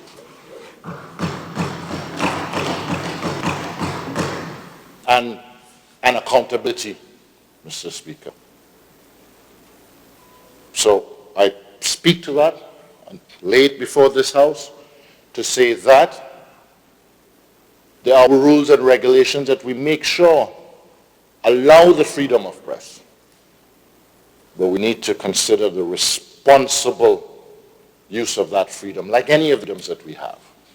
And therefore, as a citizen, I intend to exercise my rights as well, that the Constitution affords me.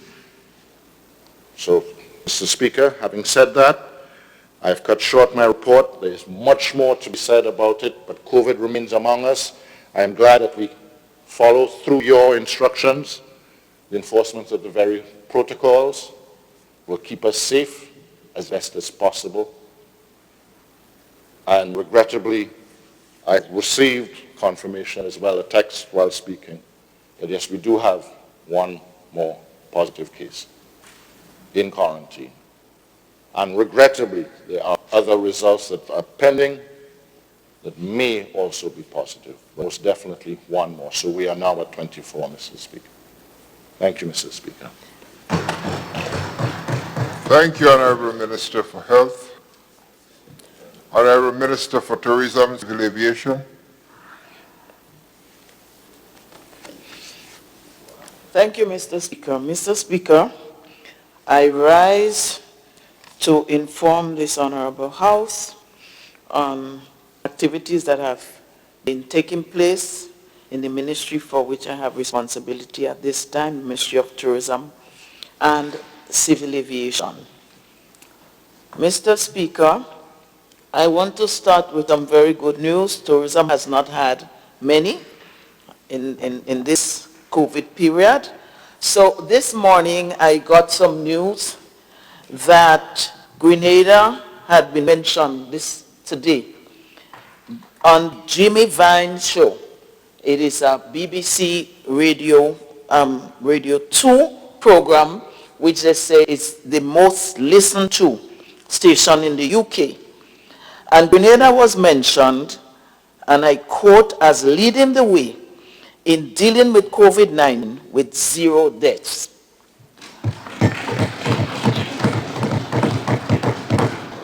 Mr. Speaker, this was sent to me by one of our very reliable hoteliers, and he usually monitors what happens in UK and Europe, and I believe that this was said, and of course, Grenada is well deserving of that. We have really done well in these very trying times, and the Minister for Health has said his bit, and there has been a lot of cooperation and collaboration to ensure that we follow the lead of the Minister and his Ministry for Health, and we have managed to contain the spread when we had a spread, and we have managed to keep the disease out of our country when it was possible to do so. And that is why we have been extremely cautious in terms of opening our borders. We have not gone to commercial flights, especially from the red zone, from our neighboring country, on our biggest source market, the US.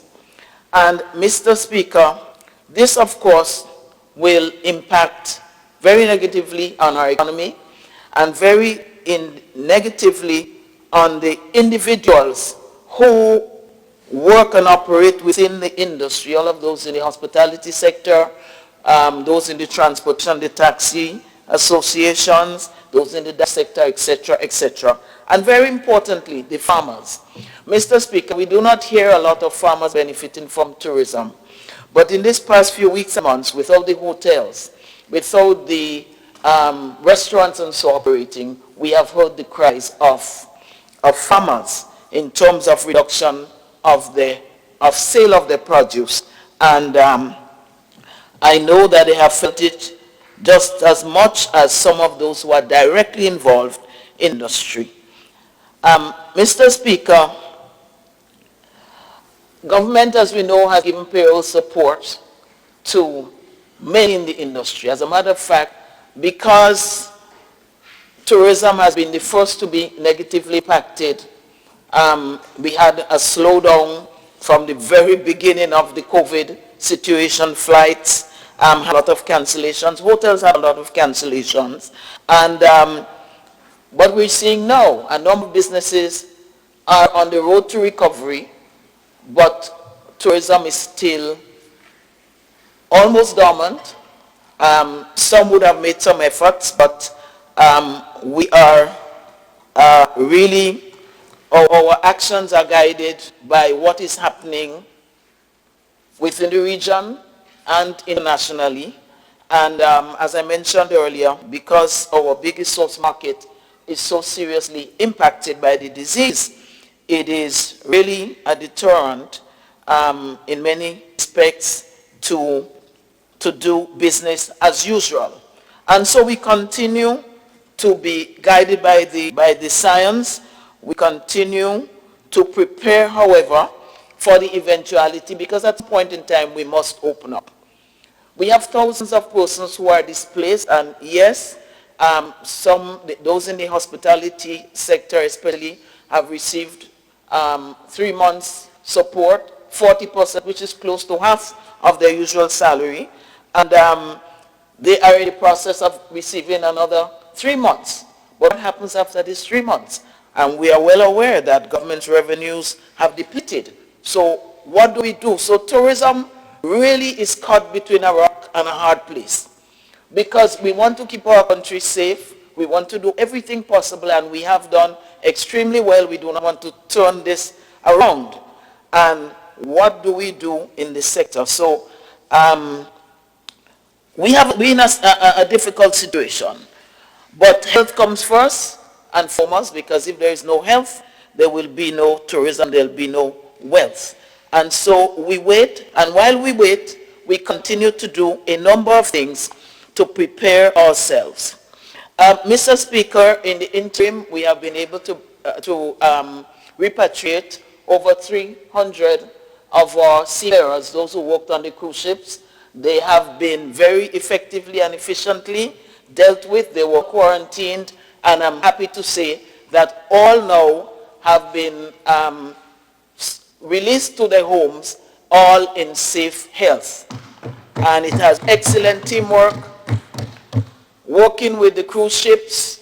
We had a lot of hiccups before, but I think eventually they began to understand that our protocols were in the best interest of this country. There was a lot of arguments, what this organization said and what we could allow and what we shouldn't allow, and they were quarantined for so long, so they just should be allowed to go home. And as a Ministry of Health directed, as a responsible Ministry of Tourism, and of course guided by our government, we stuck to our guns. We had a lot of meetings on Zoom. I had to write a lot of letters insisting that this was the pathway, and eventually they got to accept it, and we start to have some better relationship, better communication, and we were able to repatriate in a more orderly manner so that we were able to take care of our seafarers as they came home. The largest batch of returnees were, they amounted to 113. That posed a challenge for us, but we worked with the accommodation sector, and I must compliment them.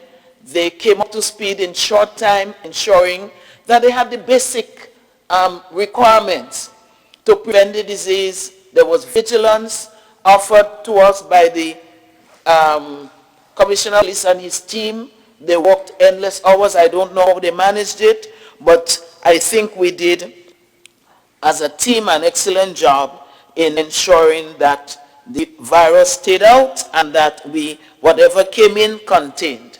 And the member for St. George South spoke about, and Minister for Health spoke about, the possibility of 2% to 3% of persons coming in positive. This is something that we would expect. We do not want to rush into it, but once we reopen our borders, we will expect a few people to be positive. That is why we are insisting on pre-testing, especially if you're coming from what we call a red zone or a hot zone, like the US, and some people are trying always to get away from it. We're still sticking to that. We're sticking to quarantine, and I believe that is the best way forward. So in this regard, we have been preparing facilities, and so far we have 22 accommodations that have been inspected and approved, and they are on the ministry, on the GTA's website, that persons desiring to come into our country can have access to. We have at this time inspected over 40 transportation means, the taxi associations, with the taxi associations, working in tandem with Ministry of Health to ensure that, one, they had the training, two, that they had the means, whatever implements, whatever tools they had to have, whatever supplies they had to have, to ensure that they had it on board.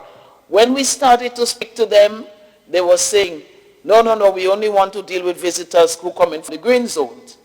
But now that the training has been done, and we have encouraged them to purchase the supplies that they need. There is a better understanding, and there is greater willingness to deal with persons from the medium zone, which we call amber or the yellow, and also from the red zone.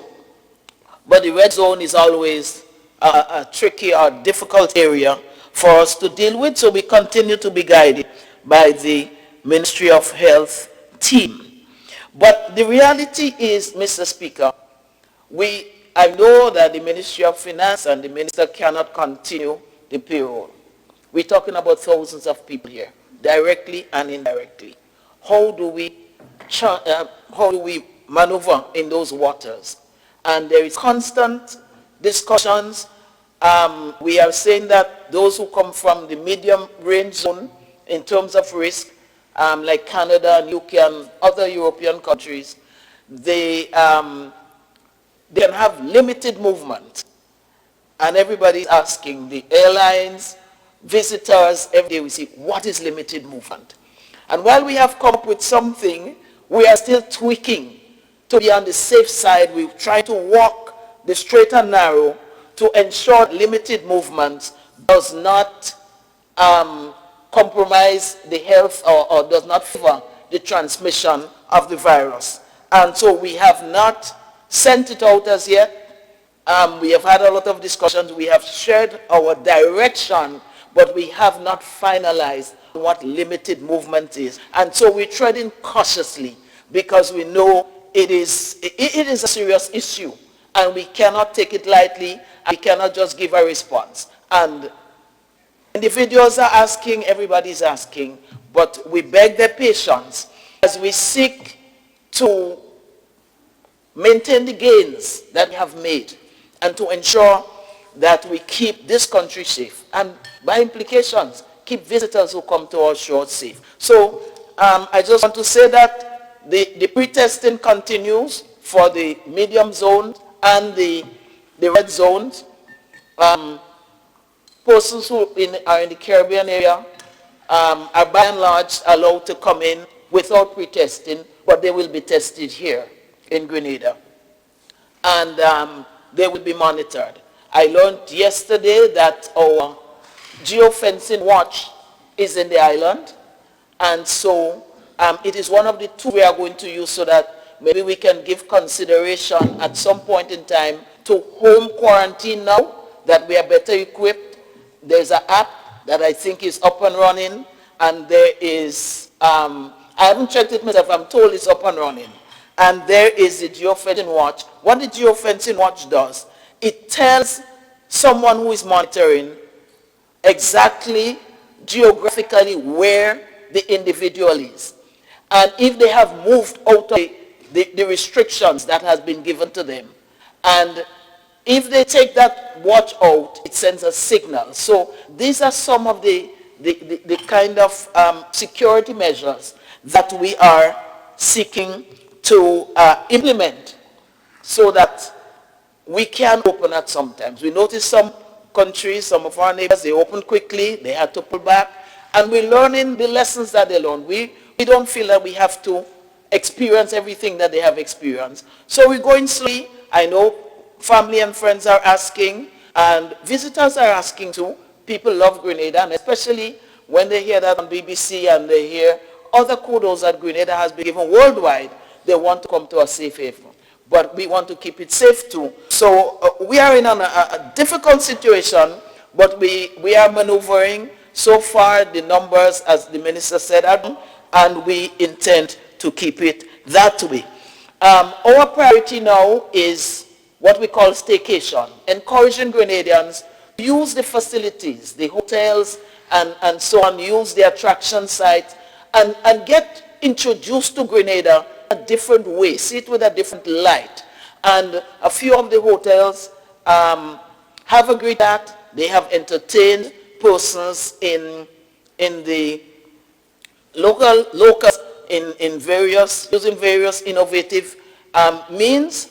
Some of them have been successful. Some of them have to be revisited because as new ideas come, they have to request permission, And up till now, the COVID team, but I know the COVID team is fast winding down. And so whatever other responsible bodies placed in that position, that would have to be weighed and balanced before we can approve. But some hotels have found very innovative ways to have some activities for the staycation. This is our first priority. Second priority is regional, so that we're encouraging the countries who, like us, done well in terms of keeping their numbers down to come. And I'm so happy that last week we had the first flight, last Wednesday, 1 week ago. Caribbean Airlines came in with the first commercial flight. Inter-Caribbean has put out a schedule. And we're working with One Caribbean. They're doing a schedule as well. And so we'll have 3 airlines working within. So we're better than we were before. Of course, we miss Liat. Liat has served us well. I must say that Grenada to Barbados. Yes, Chair. Yes, PM.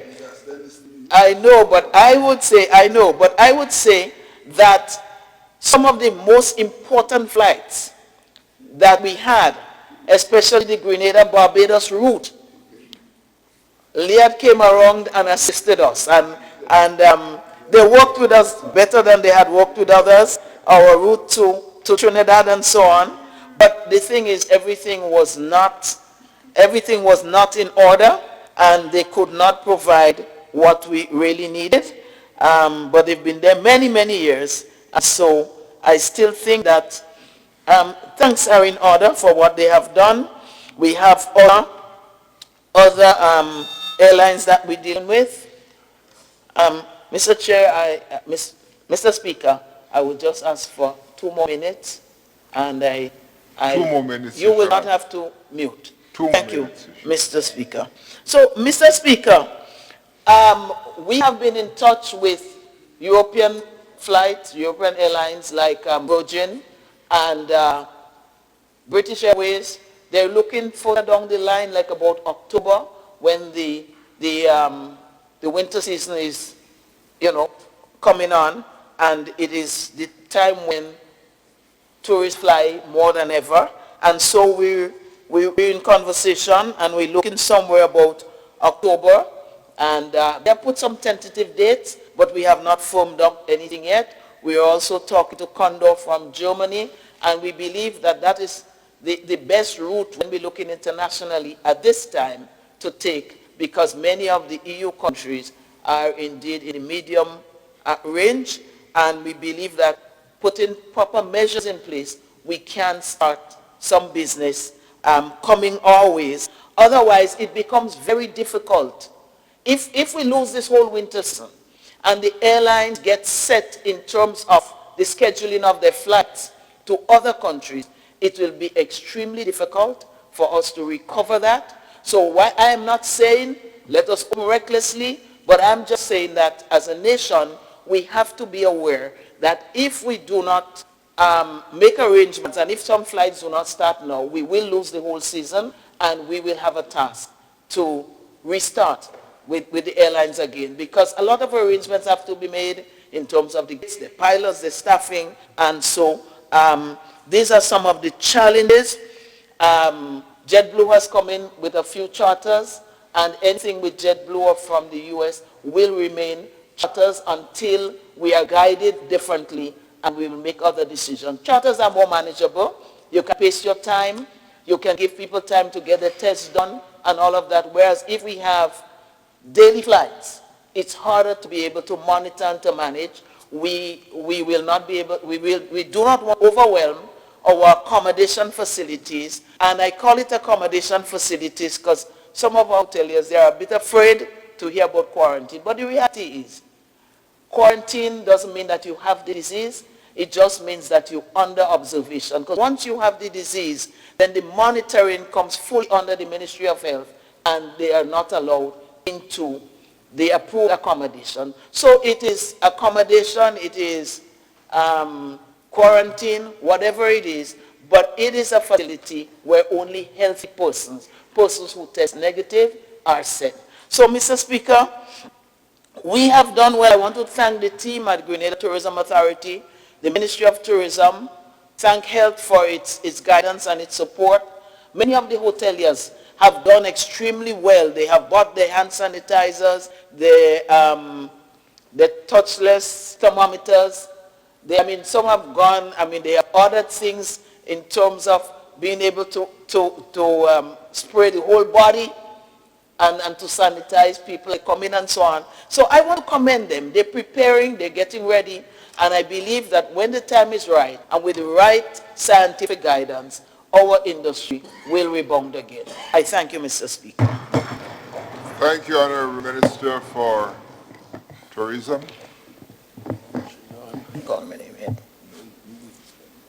Honourable Minister for Agriculture. Thank you very much, Mr. Speaker.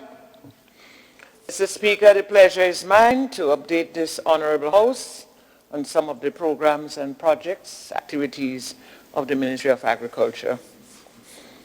Mr. Speaker, during the COVID-19 crisis, our farmers went through very, very difficult and troubling times, Mr. Speaker. But, Mr. Speaker, I have seen them bouncing back, and that's a good sign. They are adjusting to the situation. This is something new to all of us, every one of us. This is something that we never thought would have, come our way. And we are grappling with it. We notice the world is grappling with it, and we seem to be easing out very well out of the problems, Mr. Speaker. So I want to recognize the farmers. I want to commend them on their hard work in resuscitating the sector to ensure that we have food on our plates. Mr. Speaker, I want to start off, Mr. Speaker, by speaking of the opening of the plant propagating distribution, plant distribution for 2020, Mr. Speaker. This was held on the 14th of July at the Maribor Propagating Station. Mr. Speaker, this year we had a target for over 60,000 plants. 40,800 plants were ready for the opening of the season, and for the rest of the period to December, we would have 20,000 plants ready. Mr. Speaker, these plants are highly subsidized to give the farmers ease so they can purchase a lot of the plants and plant them on the farms.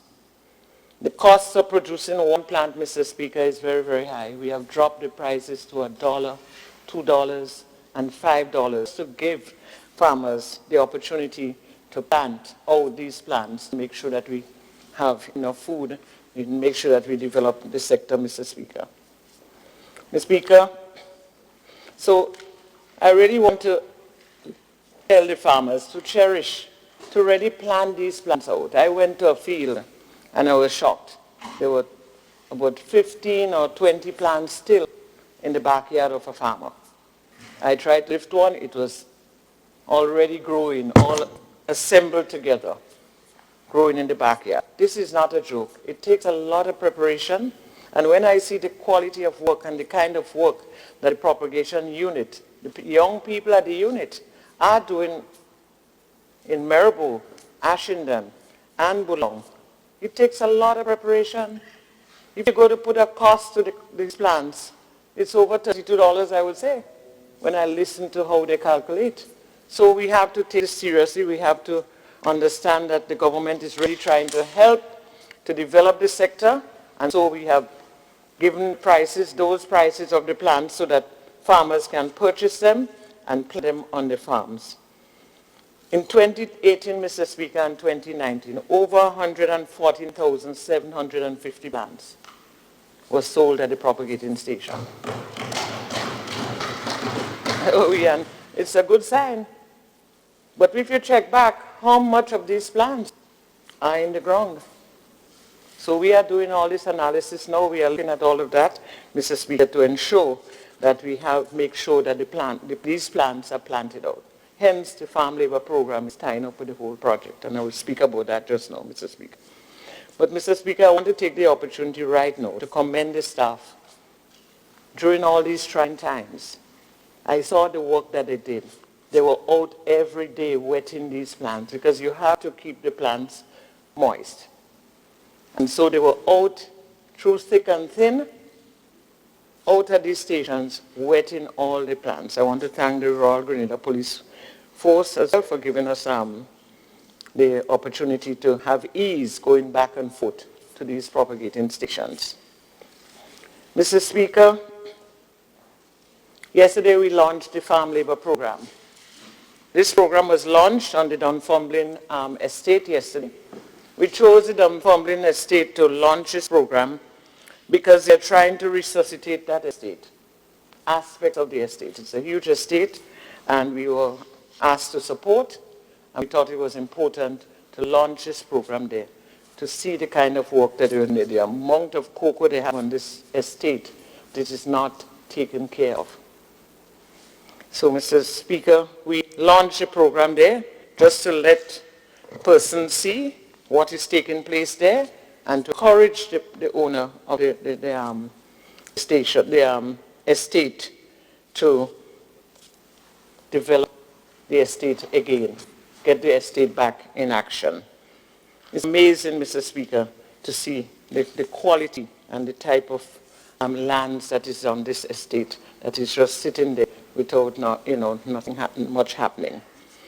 Mr. Speaker, this year the ministry will spend $1.3 million on the program, Mr. Speaker. This is about 3 or 4 times more than we have spent on a program, that farm labor program.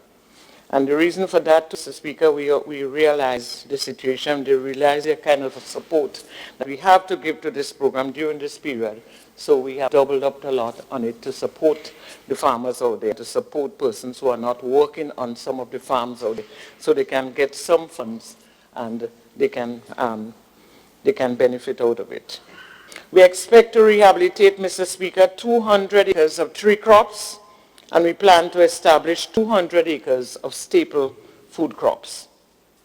This program, Mr. Speaker, will also help cushion the economic impact of COVID-19 through the provision of over 400 temporary jobs. Mr. Speaker, we have recognized that we realized that the program was not doing very well over the years. So we have revamped the program. We have reshaped the program. We now have a coordinator in place to coordinate the program along with the extension unit of the Ministry of Agriculture. And so far, Mr. Speaker, the preparatory work that was done last month to get the program to where it is now has been, it's really something that we can talk about. Mr. Speaker, over 750 persons applied for the program. There is a criteria, so some persons may have not fit in the criteria, but we have a very considerable amount of persons into the program, Mr. Speaker. Mr. Speaker, the Backyard Gardening or Home Garden Initiative, Mr. Speaker, as it's called, will support over 600 vulnerable households and other farmers across Grenada, Carriacou, and Petite Martinique. Mr. Speaker, a lot of persons are looking forward to this program. And so we have opened up our arms, we have discussed it over and over, we have put things in perspective to support 600 vulnerable households and farmers who have a deep interest. Mr. Speaker,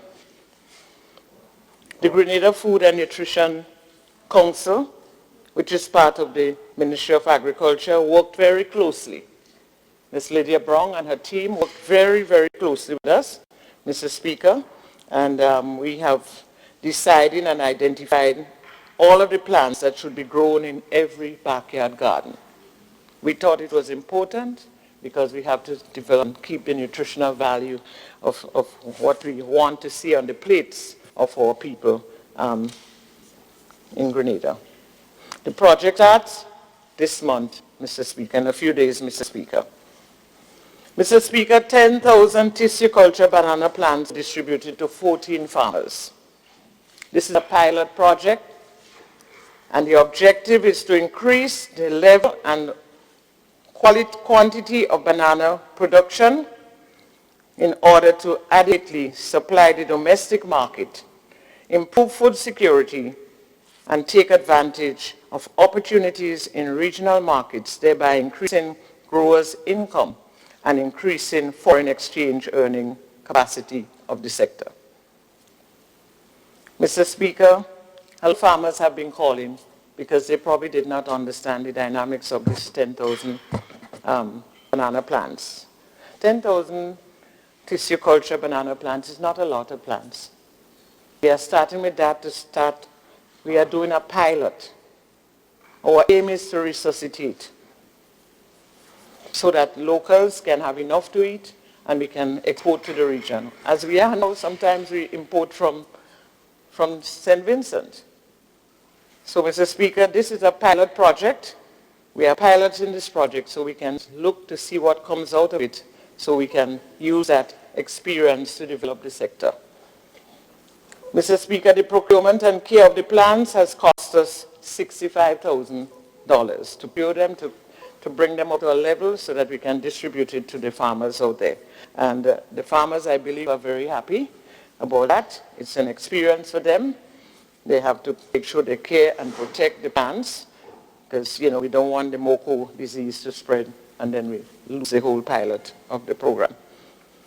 Mr. Speaker, we will see very soon the tagging of the animal program will start in the month of August, mid-August, where they will be tagging the animals. Hear more of that from our public relations team. Mr. Speaker, Pridi Al-Lasni has been a vexing situation for a long, long time. And Mr. Speaker, over the period, COVID period, when things were really, really crazy, a lot of stealing took place. A lot of stealing took place, Mr. Speaker. When we had opened up a bit to accommodate the trade of the soursop, Miami and other places, we saw a lot of stealing taking place, Mr. Speaker. There are some middlemen who are working with a group of persons all over and stealing, and this person comes around and picks up the soursop and probably store it and get it out the next day to the. So we are looking at that very closely. We have ideas on who and what is going on in the field. The police has been very supportive, Mr. Speaker, so far. So, Mr. Speaker, today you will see the first reading of the Pridi Al-Lasni Amendment Act 2020, and we have made provision in that for the classification of soursop as a specially protected produce, because we must protect our soursop. Grenada, we are the only ones. Grenada is the only country that can export fresh soursop to the United States of America. So this is our green gold, and we must protect it with legislation. We cannot go less than that, Mr. Speaker. We have to move in that direction. And so, Mr. Speaker, in the very near future, we will see that we'll pass this bill here to protect the soursop growers. And so I know they are very happy with that move that we are making. Mr. Speaker, I want to touch down a bit on GCNA and GCA, Mr. Speaker, because that is something that's all over, in our communities all over the place, our media, etc., Mr. Speaker. Mr. Speaker, that is something that, at the merger, Mr. Speaker, is something that we have been talking for a long, long time. Since 1992, up to this point, Mr. Speaker, the merger have been discussed, or continues to be discussed. Every meeting that I go to, every cocoa and nutmeg meeting that I go to, and I haven't missed many meetings, merger comes up either directly or indirectly, after meetings or sometimes in the meetings. And so, Mr. Speaker, that is not a new issue. That is not a new issue for the GCNA and the GCA. Maybe it's a new issue for some of the farmers who don't have the information, Mr. Speaker. And we have not taken time off and enough time. And I'm blaming both GCA and GCA, and I'm even blaming the ministry, as well, to really factor out, get the information to the farmers out there. And I'll explain a little more on that, Mr. Speaker. Mr. Speaker, what has happened and what triggered off all this action in media? A merger oversight committee was set up by the cabinet. A committee was set up before that was not very active. Not much has happened. And so we reviewed the whole thing, and we have brought to cabinet a list of names to be part of the committee. Cabinet endorsed the list of names.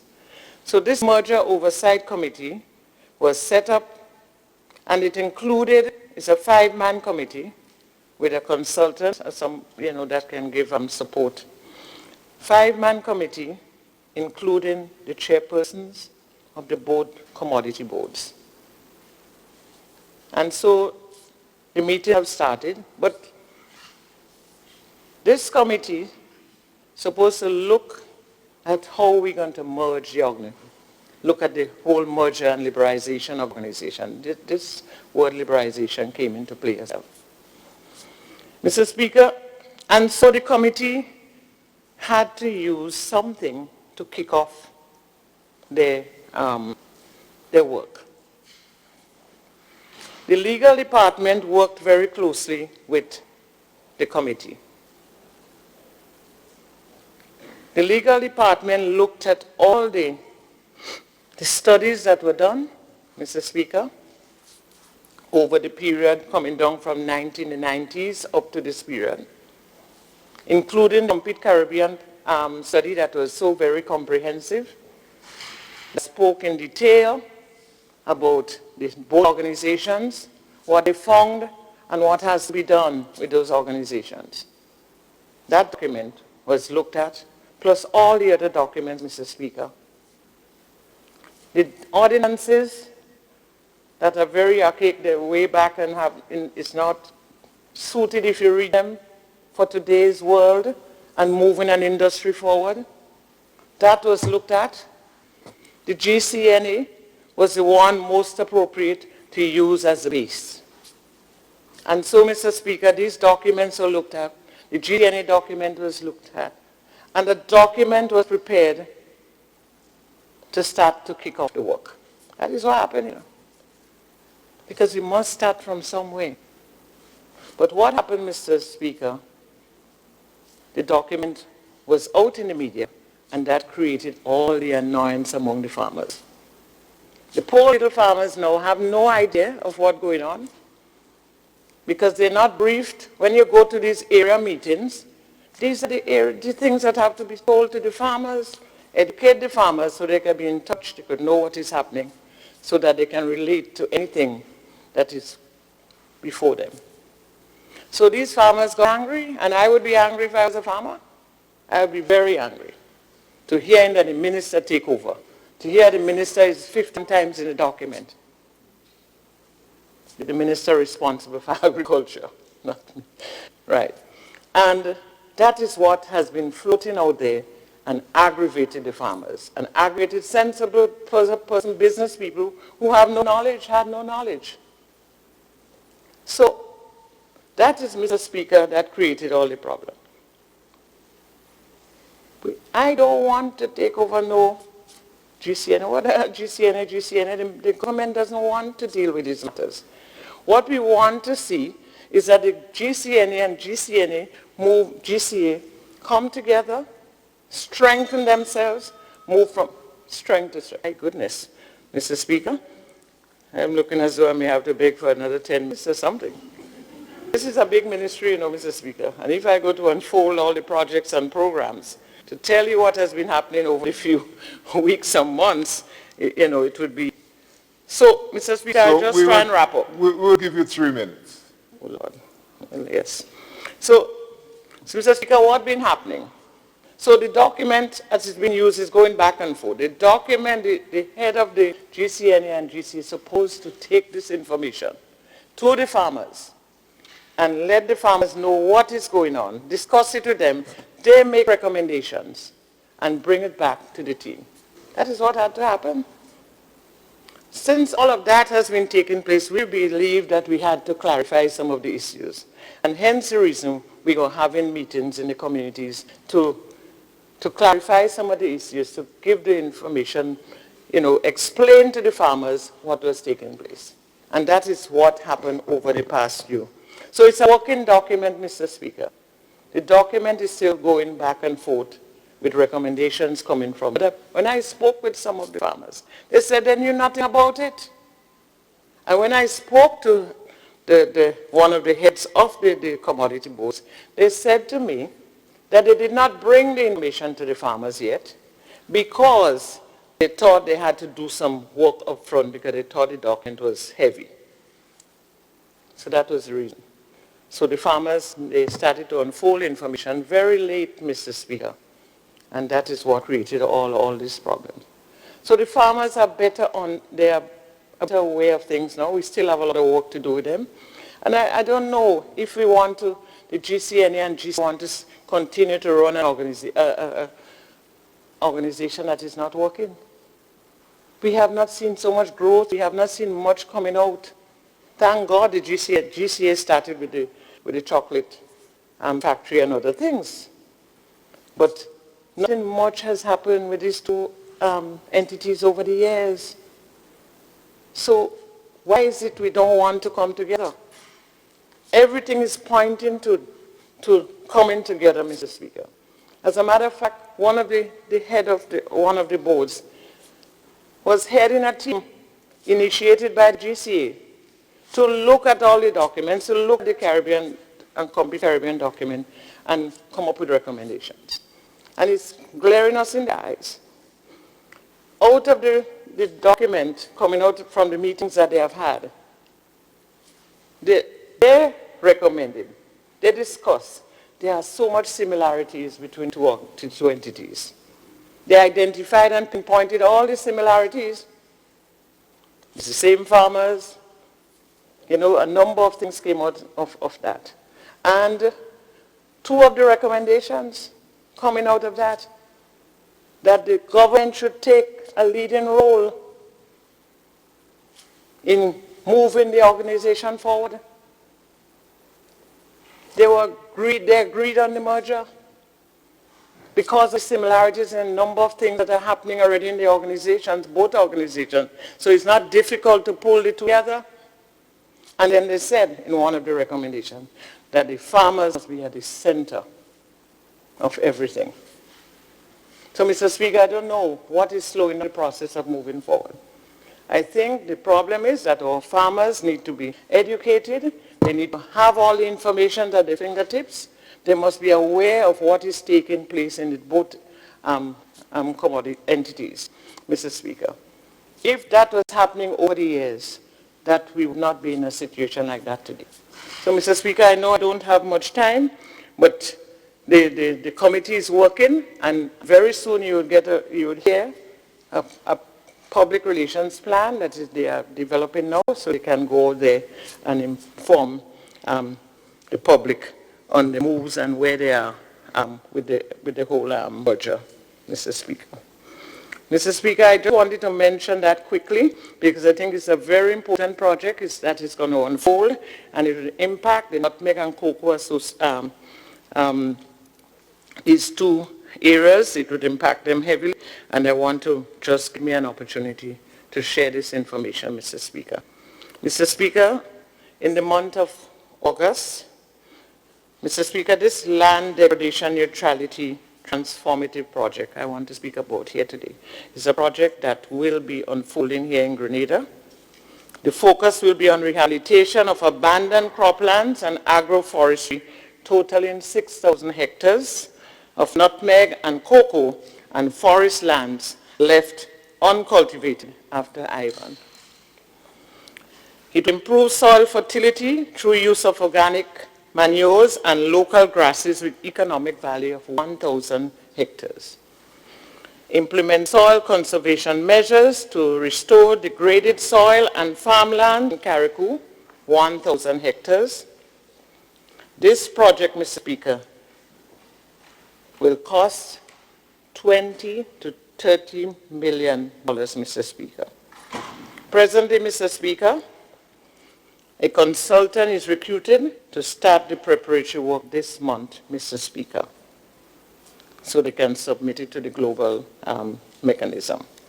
Mr. Speaker, this is a serious project that would impact the nutmeg and cocoa, these two bodies, Mr. Speaker.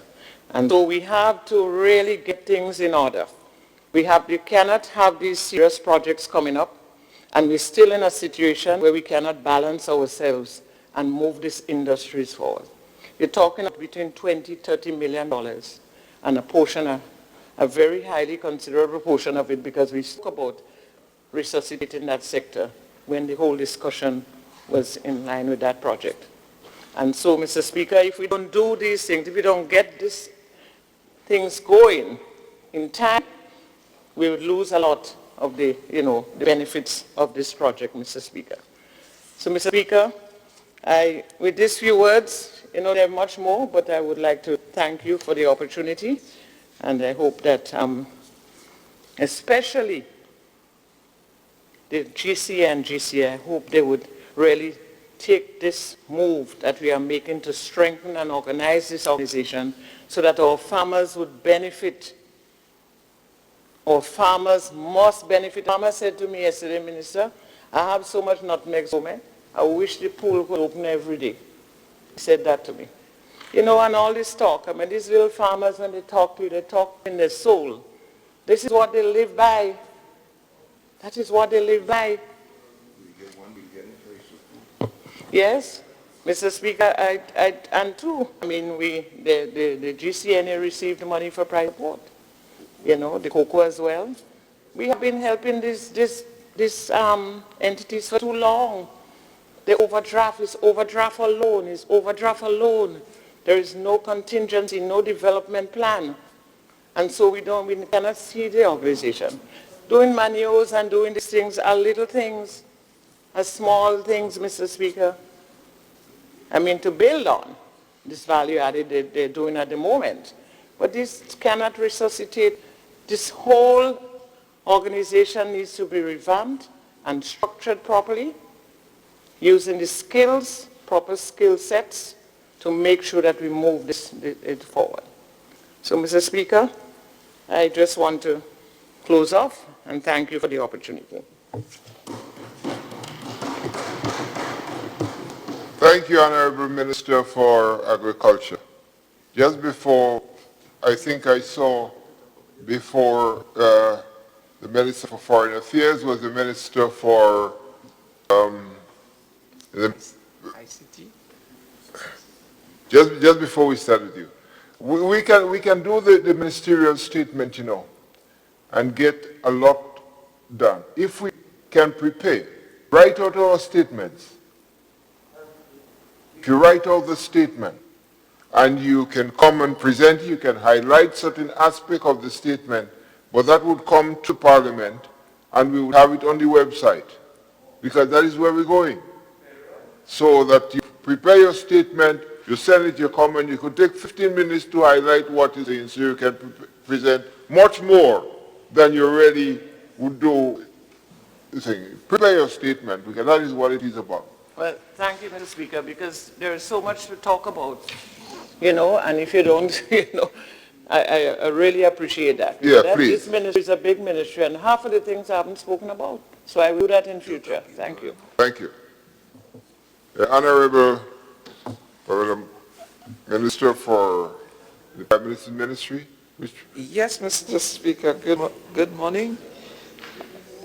Yes, good morning all. Mr. Speaker, I rise to give my ministerial report, and permit me, Mr. Speaker, to focus very quickly on how we have adapted and how we will continue to adapt in these COVID-19 times. The Ministry of ICT was very instrumental, Mr. Speaker, in the implementation of the new government web portal, a web portal that facilitated the online payments throughout the trial and state of Grenada, Carriacou, and Petit Martinique, as well as the entire diaspora during the period of lockdown. Mr. Speaker, the DG4R, Digital Government for Resilient Project, as it's called, was in the making long before COVID-19 came on the scene. And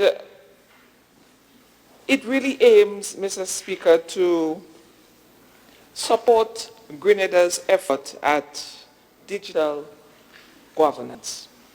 The project, Mr. Speaker, provides accessible and resilient online services to its citizens and also to all the businesses.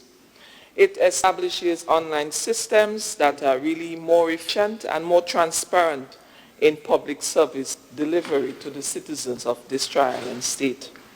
Mr. Speaker, a significant component of our government's digital transformation agenda is the submission of forms electronically.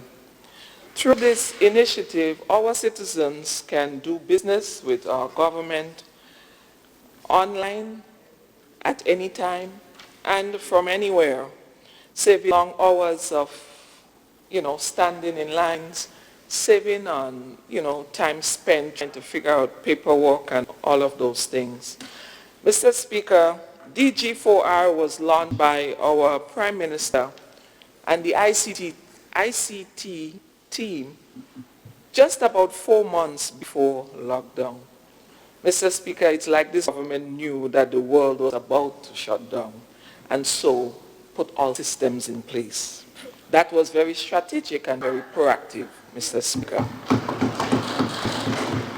Mr. Speaker, because of this program, our citizens, whether it is here in Grenada, Carriacou, or Pitmatnik, or abroad, were able to fill up forms and submit them electronically.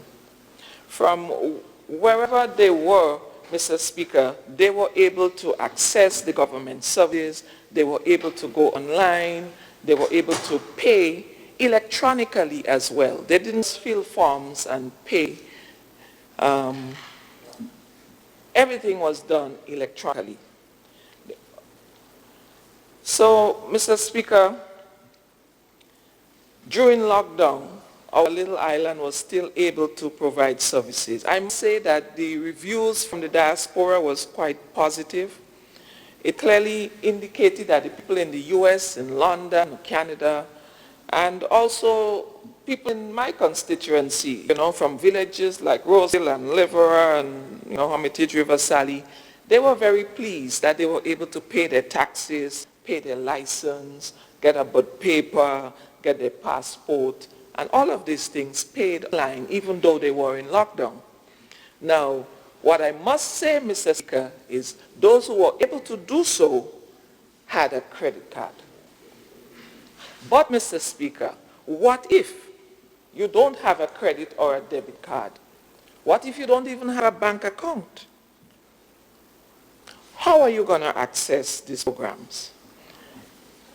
It means, Mr. Speaker, that you would still have to travel all the way down. Like, for example, if you live in St. Patrick East, it means, therefore, that all of my constituents would have to pay 2 buses to come to St. George's, would still have to travel that long distance to actually pay government because they don't have those bank cards. Now, Mr. Speaker, our Ministry of ICT, has made all these tremendous strides. But I want to say here today, Mr. Speaker, that we will not rest until we cater to all of our citizens. Because not everyone will qualify for a credit card. And as such, Mr. Speaker, we are committed to finding a way, to making a way, some way possible for everyone, including private businesses,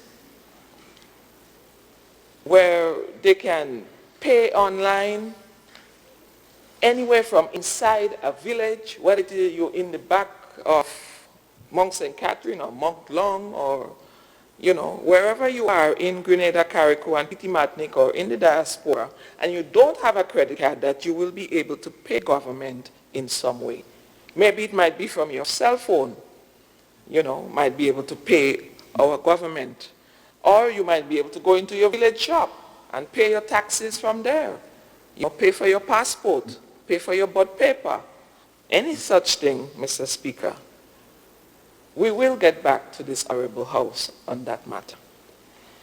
Mr. Speaker, we now have e-cabinet and e-parliament. We have so much laptops in front of us.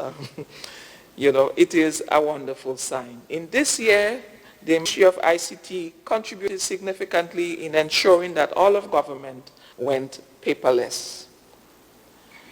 Mr. Speaker, we were prepared in March for Zoom meetings. In the month of March, this cabinet, this parliament was prepared to work remotely.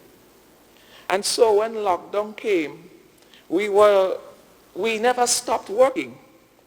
We didn't have a rest, as some did. We continued to work because our Ministry of ICT had prepared this. And so we were able to upload forms and still communicate as a ministry and as a government, and so to get work done. Did that contribute to our great success in managing COVID-19? Obviously, Mr. Speaker. Mr. Speaker, also the Office 365, which is used throughout the public service, was expanded during the period of lockdown. Include more of our departments so that more persons can continue to work from home, work remotely, and so serve this country during those times. As a result, Mr. Speaker, Grenada is now Microsoft compliant with the implementation and expansion of Office 365. Mr. Speaker, we held our first cross-sector meeting for all ICT departments. Mr. Speaker, there's an ICT division in all ministries. Mr. Speaker, our ICT department is one of the most decentralized sector in this country. And as such, we have found it necessary, despite the fact decentralization is great and it's what is fully recommended, but we are finding need to come closer together and so function as a closer unit. And so this sector, when we met last month, we decided that we would do so monthly and, to share our ideas and also best practices. Mr. Speaker, the Ministry of ICT implemented training support which facilitated training of public officers online during the lockdown.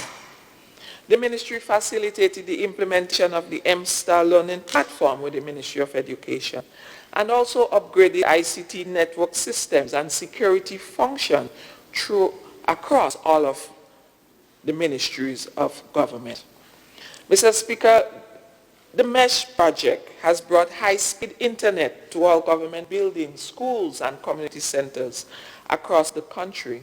This is almost completed, and it has served adults and children well during these COVID-19 times. Just recently, the River Sally Skills Development Center, which is still under renovation, was just outfitted with internet through the Ministry of ICT MESH project. In the area of needy assistance, Mr. Speaker, we have commenced the school uniform assistance program, and that is going on right now at our constituencies throughout the parishes in Grenada, Carriacou, and Petit Martinique. The Ministry of ICT again collaborated with the Needy Assistance Department to develop a school uniform voucher program app that is fully online. Yes, Mr. Speaker, the school uniform voucher program is almost paperless. And I say almost because we have not yet gotten to the point where we can figure out a way we haven't yet gotten to the point where we can pay for the school uniforms online. Mr. Speaker, all forms from the constituencies are now being uploaded to the Prime Minister's ministry using an app that's designed by our ICT team. This app, Mr. Speaker, has really removed the need for workers at the ministry or at the Prime Minister's ministry to stay late into the night, transferring the information from the form submitted into the computer system. There's no need for that. Mr. Speaker, because ICT has created this app for the Needy Assistance Program, the information that is filled out in the constituency goes straight into an Excel program ready to print, Mr. Speaker, once it is approved. Mr. Speaker, when you print, you know it's paper that's coming out. And our aim, under the guidance of our Prime Minister, is really to go paperless. Mr. Speaker, ICT now commits again. ICT commits again to making this process paperless for 2021. We will explore the school uniform voucher fully, ensuring that it is online, and so we would not have to print, not even a single piece of paper for such program. We will find a way, Mr. Speaker, whether it is a card to swipe at the Indian store when the mother goes to buy a bag or shoes for her child, whether it is government sending some code maybe to the cell phone of the parents. So all they need to do is just go in at the store, and have their phone and have the code scanned. Mr. Speaker, all of these technologies are at our fingertips. And as a department, we are committed to ensuring that this government make it so much easier for everyone, whether it is here or abroad. I want to let persons know that it's compulsory to have a bud paper for each child to fill out the form online for the school uniform voucher program. Permit me, Mr. Speaker, as I close, to thank our ICT team in government, to thank our Prime Minister, our leader of government business, our permanent secretaries, and all the other senior and all the junior ICT officers for all they have done in the past. As you know, Mr. Speaker, all those things I spoke about here, I wasn't part of it all. I just joined the team. And so I want to be on record as acknowledging their hard work and their great works. And I want to thank them and encourage them to continue with what they have done in the past and, continue to do it now, all that they have done in the past and for the future. Thank you, Mr. Speaker. Thank you, Honorable Minister for ICT. Honorable Minister responsible for Foreign Affairs. Thank you, Mr. Speaker. Mr. Speaker, I rise to make some comments. I'll be as brief as I possibly can on the Ministries of Foreign Affairs and the Ministry of Labor. Mr. Speaker, the Ministry of Foreign Affairs continues to engage the international community as much as we can in the context and in the environment that has been created by COVID-19. It is clear that the world has changed, and I suspect it's changed forever in many respects. Meetings are now held virtually, and while there are advantages to this, some of this we'll see, there are advantages in the sense that you don't develop personal relationships, and it's slightly different, but given the nature of the pandemic, there is no choice. Meetings as important as the United Nations General Assembly this year has to be done through virtual means, and all of the other international fora are being conducted. So it's created a different environment. I know the Minister of Finance will be happy in that we are not traveling. There are no costs related to travel, and that is a substantial cost in the Ministry for Foreign Affairs. So there is an advantage, and it forces us now to find ways to meet without those additional costs. So I just want to start by saying that the world has changed. And not only are we changing the way we do things, there's been some change in our focus. The ministry has had to focus over the last several months on COVID-19 and how do we, as a ministry, assist in the fight against this pandemic. Our outposts, our embassies, high commissions, consulates, honorary councils, they have all been engaged with the Ministry of Health, with the Ministry of Tourism, with all of the ministries collectively in doing our part in fighting COVID-19. For example, Mr. Speaker, embassy in Cuba. They have been working very hard not only to assist in us getting the supplies that we did from Cuba, getting the personal assistance from Cuba, but also in working with our students, because sometimes, we have students in places that we sometimes forget. We have students in Cuba, we have students in Serbia, we have students in Moscow, and our outposts, our embassies have had to work hard in this regard. So all of embassies, and the embassy in Cuba, I point out, has done a lot with our students, with getting Cuban assistance here. Our High Commissioner in London, working hard in London, not only with respect, again, to getting assistance into Grenada, but also working with repatriation. They've worked very closely with the Ministry of Tourism, the Ministry of Health, to ensure that Grenadians who were stuck in the United Kingdom were able to return home. Our consulate in Dubai, a consul general there was able to mobilize assistance from persons in Dubai who are interested in Grenada, who have been working with us for many years, but are now willing to assist us with supplies with respect to COVID. Our embassies in China, New York, Washington, Venezuela, Miami, Brussels, Canada, all of them, Moscow, all of them have been working hard, and I don't want to go into details. I've done some of that in the media already, but I want to commend all of them and to say that we in Grenada are extremely grateful for what they have done to assist us in fighting COVID-19. As the Minister of Health indicated, we have some of the best equipment, some of the best supplies in the region, and a lot of that has to be attributed to the work of our outposts, our embassies, consulates, and so on, who have worked to help us. I want to also thank our many consul generals and honorary consuls throughout the world. Honorary consuls are appointed and not paid.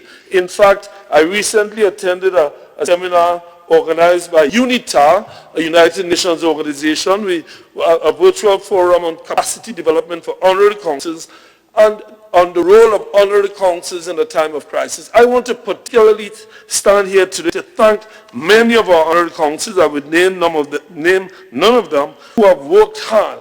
I want to point out one of them in Jamaica. I will point it out, who worked extremely hard, and I think the Minister of Tourism worked with him to repatriate Grenadian students stuck in Jamaica. So we have these honorary consuls that we appoint.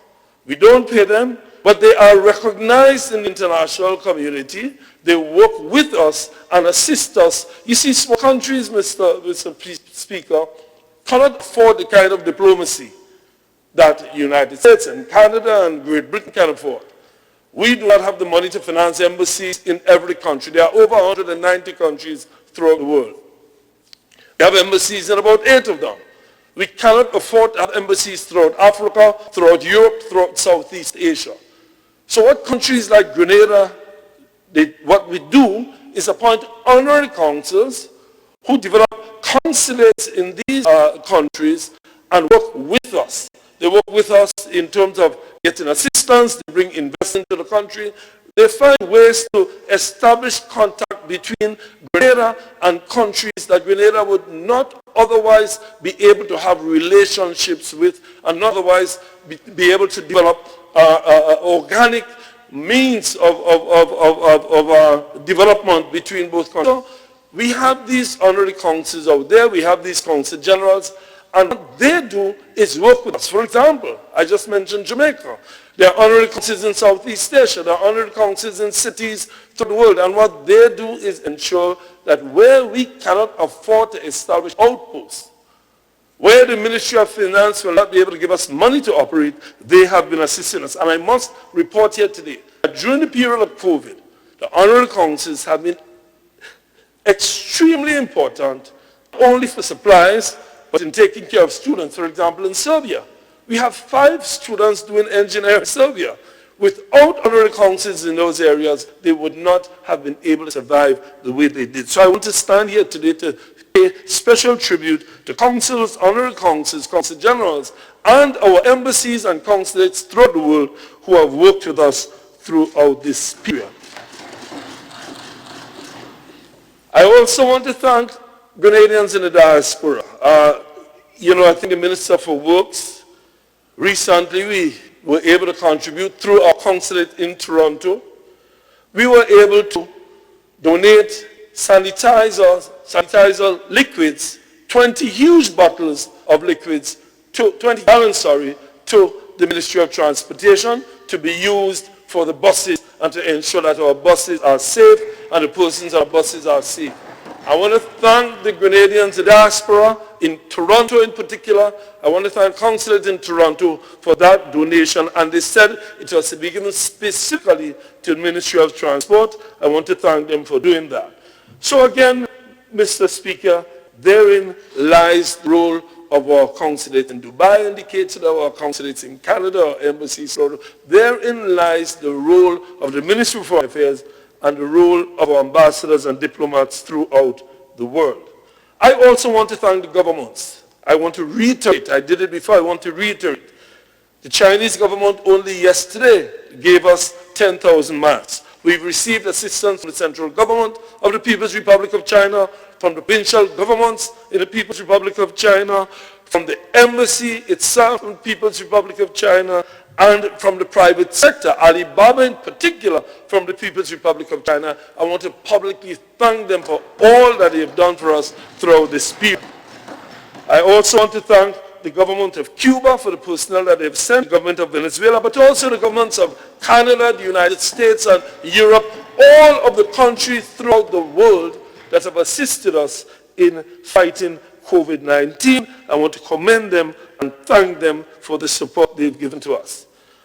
Mr. Speaker, the diaspora, I want to start commenting and expressing condolences to the members of the family of Andrew Stewart. We all know him as Big Andre. I saw it in the news last night. Big Andre is a very well-known boxer. He died. He did contract COVID-19 earlier, and he died a couple of weeks ago, and his funeral is today. In fact, I have to attend the funeral. I want him, on behalf of the people of the town of St. George, on behalf of the government, on behalf of the Ministry for Diaspora Affairs, because he was in contact with us constantly throughout the period, I want to express our deepest condolences to Andre's family on his passing.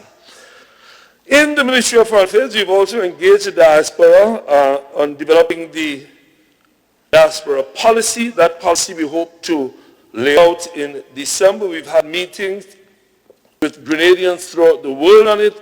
And Mr. Speaker, I spoke about the advantages, the disadvantages of the Zoom. One of the advantages is now that when we have meetings, I said earlier the Ministry of Finance will be happy that we don't fly anymore, so the travel budget is down. But another benefit is the fact that we can meet Grenadians in these meetings anywhere in the world. So we don't have to go to New York to meet with the New York diaspora and to Toronto and fly from New York to Toronto to Washington. We call a Zoom meeting and we have 500 people on it from every part of the world. And we held one of those meetings to help develop the diaspora policy, and these meetings are ongoing, and hopefully by the end of the year we will have developed a full diaspora policy so that we can work diaspora into organically being involved in the development of this country. It is something we've said, and it's something we continue to say, but more importantly, this government continues to work hard to ensure that the diaspora is only there when we need them for something, but they're also there to contribute to development through their ideas, through their participation, and through other means other than simply when we need them to get stuff. So I want to say that the government is working actively towards that, and we at the Ministry of Diaspora Affairs have done a lot to get us there. So that in a nutshell, Mr. Speaker, is a quick report on the Ministry for Foreign Affairs. I want to turn to the Ministry of Labor for a few minutes. COVID has presented many challenges. One of the huge challenges is the impact it has had on workers and businesses. And workers and businesses are interrelated, Mr. Speaker. We have met with unions, we've met with businesses. In fact, our labor commissioner has been extremely busy meeting with workplaces where there have been layoffs or where decision has been taken to work with the unions and to work with the workers to avoid layoffs where that is possible. He has met with over 20 workplaces in that regard. He's met with hundreds of workers to avoid the layoffs, to find ways to change the shifts, to implement systems. It has been very difficult, Mr. Speaker. There are workplaces that have had to shut down. Look at the hotels. I mean, the Minister of Tourism has spoken about that. The impact of workers at Royalton, Radisson, and Sandals. The impact has been hard on workers. The government has done a tremendous job with respect to trying to buffer the difficulties that these workers face. But we at the Ministry of Labour have also been working with the employers to see if we can work out means through which people do not have to be laid off. And we have had successes in many respects. In other areas, not so successful. But there are other issues that arise. The issue of, for example, vacation. Should employers be able to give vacation for the COVID period? In fact, that issue arose acutely with Grenlec and Tau. And the Ministry for Labour intervened, it was asked to intervene. We intervened, we were not able to resolve it, but I must say that the discussions that took place between Grenlec and Tau was respectful. They both understood each other's position, and now it has been sent to arbitration. Hopefully, at arbitration, we'll be able to find a resolution. But we want to urge both unions and employers, workers and employers, to work together to resolve these issues. It is a difficult time for employers and employees. There's going to be no winning in this. We have to find win-win solutions to these problems. If businesses go out of business, there will be no workers. And if workers are not able to work properly, there will be no businesses. So we have to find a way, and I have been working with the unions, working with the businesses, to see if we can find a way to ensure that we mitigate all of the problems that arise as a result of COVID-19. So we hope that the Grenlec Tau matter will be resolved amicably in the arbitration. When I say amicably, meaning that whatever solution is found, that it is acceptable to both, and that they both leave feeling that nobody is won, but both of them have found a way to solve the problems that they confront. I will continue to work with the unions to resolve these issues, and the Labour Commissioner and his staff and Permanent Secretary in the Ministry of Labour will continue to work with unions and the employers to solve these. So I call on the businesses to work with the unions to resolve the many issues that arise, and on both sides to find fair and realistic resolutions to all of the problems. And the Ministry of Labour is ready, willing and able to receive them, to engage in discussions as we've done over these many years. And the pandemic must not cause there to be a breakdown in union-business relations. I want to thank the workers in the Ministry of Labour for their hard work in that regard. And as I indicated, we've had visits to many workplaces. In addition, Mr. Speaker, the ministry has had meetings with the unions. Mr. Speaker, can I have just 2 minutes, please, if I may? I won't need more than Proceed. that. We've met with unions in the public sector, and they have gone out inspecting places to ensure that safety is kept. One of the major issues in this upcoming period is to ensure safety at the workplace. If we do not ensure safety of the workers, then we are going to have more serious problems. We see what's happening in the US. Premature opening has caused a shut-back down of many of the workplaces. We cannot allow that to happen in Grenada. We have to be extremely cautious about how we proceed. That is why we are asking for unions and the employers, and the government has been working with them to do that, to ensure when we open safely. And I must say that the Ministry of Labour has been working with the Public Workers Union, Technical and Allied Workers Union to ensure that the government employees are safe. And the government has been extremely cautious. Some people have said over-cautious in ensuring that its employees in the public sector are not faced with risks when they come back to work. So you see the masks, you see the sanitizers, and we are ensuring that that is the way forward for us. Additionally, Mr. Speaker, I just have a minute on the Farm Labour Program with Canada. This program continues. Last year we had 162 workers go to Canada. This year, so far, we've had 50, just under 50 go out this summer, and another 30 or so due to go out soon. There have been challenges with the farm labor program. There have been challenges with respect to the existence of COVID in Canada. Workers from the Caribbean have come down, including some Grenadian workers, have come down with COVID.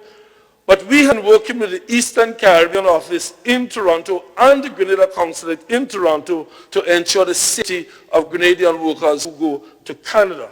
It is an important avenue for employment. I get calls every day from workers throughout the country asking to go to Toronto. The Canadian government has facilitated ease of travel into Canada now, except that the quarantining is in place, and we believe we have restrictions. Canada has extremely tough restrictions on COVID-19, and therefore the workers who go to Canada, they have to quarantine, they have to do social spacing, the masking, all of that.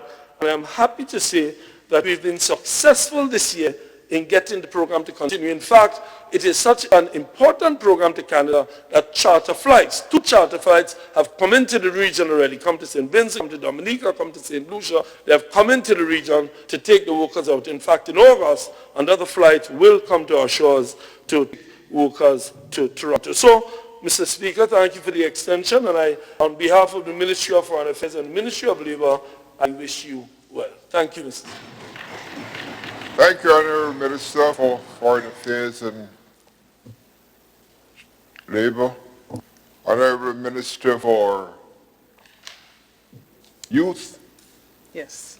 Thank you, Welcome back. I hope you did enjoy your graduation. Thank you, Mr. Speaker, and also thank you for giving me the time to participate in this virtual graduation ceremony. This was an opportunity afforded to me by this Parliament, Mr. Speaker, and I'm very grateful for this opportunity. Thank you again. Mr. Speaker, this morning, I am very pleased to report on the activities of the Ministry of Youth Development, Sports, Culture, and the Arts over the past few months. Mr. Speaker, the government of Canada continues to invest heavily in the young people of our country, as we believe it is important to prepare them for the future development of Grenada. Mr. Speaker, COVID-19 has indeed affected many of our programs and projects that we have planned for the young people. However, we continue through the alterations of the programs, and I am happy to report that many of our programs are ongoing despite the challenges of COVID-19. The Imani program, Mr. Speaker, one of the flagship programs of the Ministry of Youth. We have faced many challenges over the period, and that is because of the closing down of some businesses or restructuring or delay in the reopening. However, Mr. Speaker, our supervisors and monitors of the program continue to engage our trainees through virtual means in different sessions aimed at capacity building. Mr. Speaker, I do want to commend our supervisors, mentors for this commitment and continued efforts they place in the trainees to ensure that all the protocols have been met, that they are increasing the capacity in what they're able to do, Mr. Speaker. Mr. Speaker, I am happy that the Imani program continues to propel many of our young people.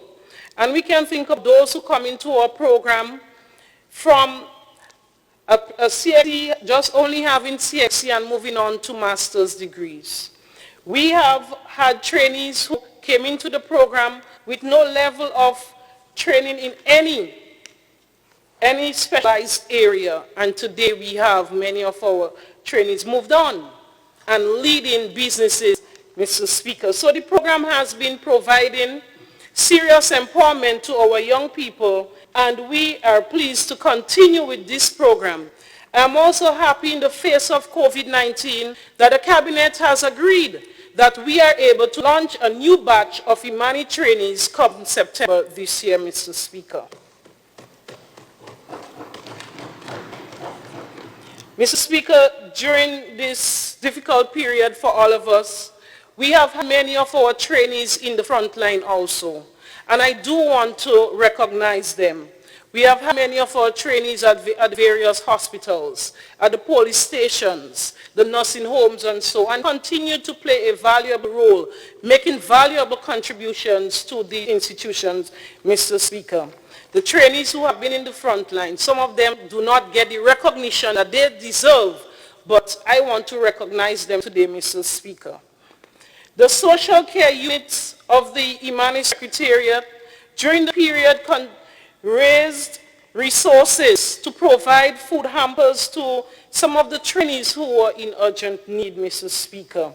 They were able to ensure that all of the sessions provided to our trainees were done via Zoom, Mr. Speaker. So I commend the social care unit for the work that they have done with the Imani program.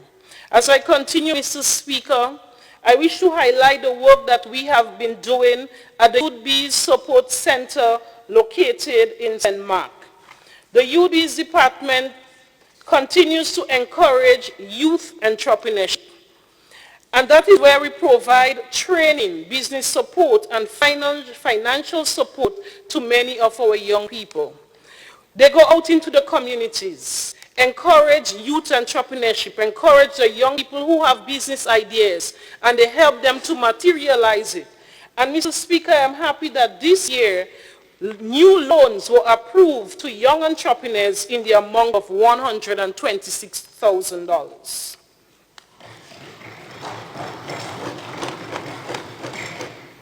Mr. Speaker, as a ministry, we believe in giving our young people the opportunities to express themselves on different views, on different issues that concerns us on the national level.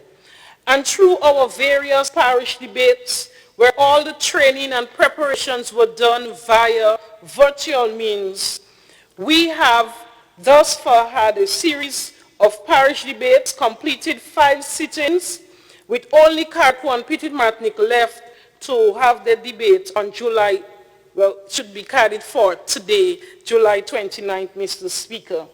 It is important, and I want the young people to know that these are opportunities where we give them to lend their voices on issues that affect them. And some of the topics debated during that period, Mr. Speaker, focus on COVID-19 impact, the economic impact of COVID-19, and the way forward for our country. Mental health issues that affect our people, especially this time. Normal people did suffer mental health challenges. Our young people were able to analyze it and bring about more awareness of mental health to our country. They also looked at issues such as the Gaming Act and how can gaming be a part of the economic recovery of our country. Mr. Speaker, to conclude the round of debates, on Tuesday, August 4th, we will see a Champion of Champions debate with all the top debaters, Mr. Speaker. Mr. Speaker, despite the challenges of COVID-19, we continue to engage our young people in youth rehabilitation programs at the community level. And I'm very happy that in June of this year, we were able to launch another cohort of Project Fly in the communities of Willis, St. George, and Dover, Carriacou. Mr. Speaker, I was so looking forward to see the MP in the launch of that program, but I did not see him. 46 young men and women from that constituency, Mr. Speaker, are currently engaged in soft skills, life building skills, Mr. Speaker. And we will continue to engage them, Mr. Speaker, for the next year. And they, upon completion, they will be graduating with various CVQs in different vocational and technical areas demanded by the job market, Mr. Speaker.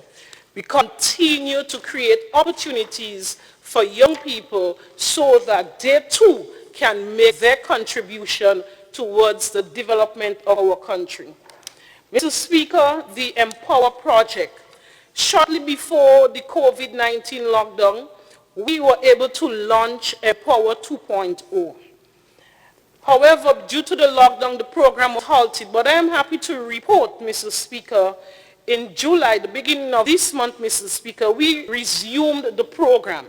And currently, all constituencies are involved in the life skills activities. Thus far, they have completed man-to-man sessions.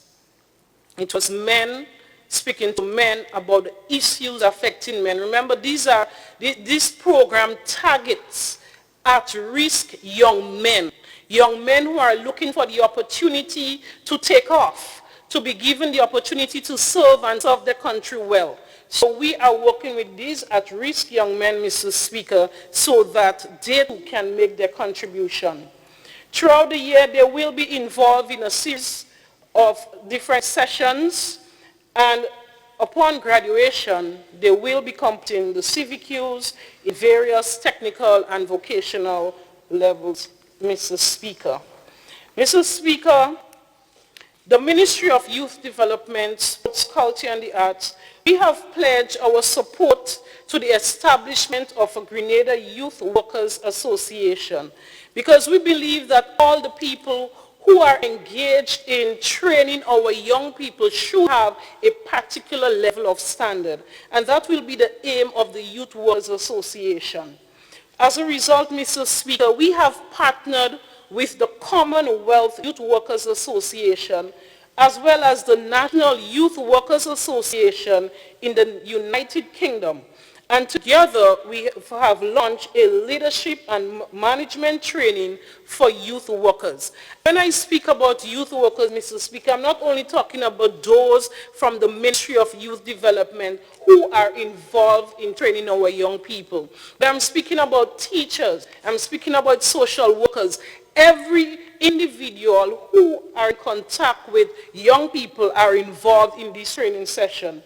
And they will be exposed to areas which includes management and leadership skills for youth development work, health, safety, and well-being in youth development work, supporting young people in grief and trauma, and also peace, conflict resolution, and mediation. Just yesterday, Mr. Speaker, we launched a National Youth Ambassadors Program.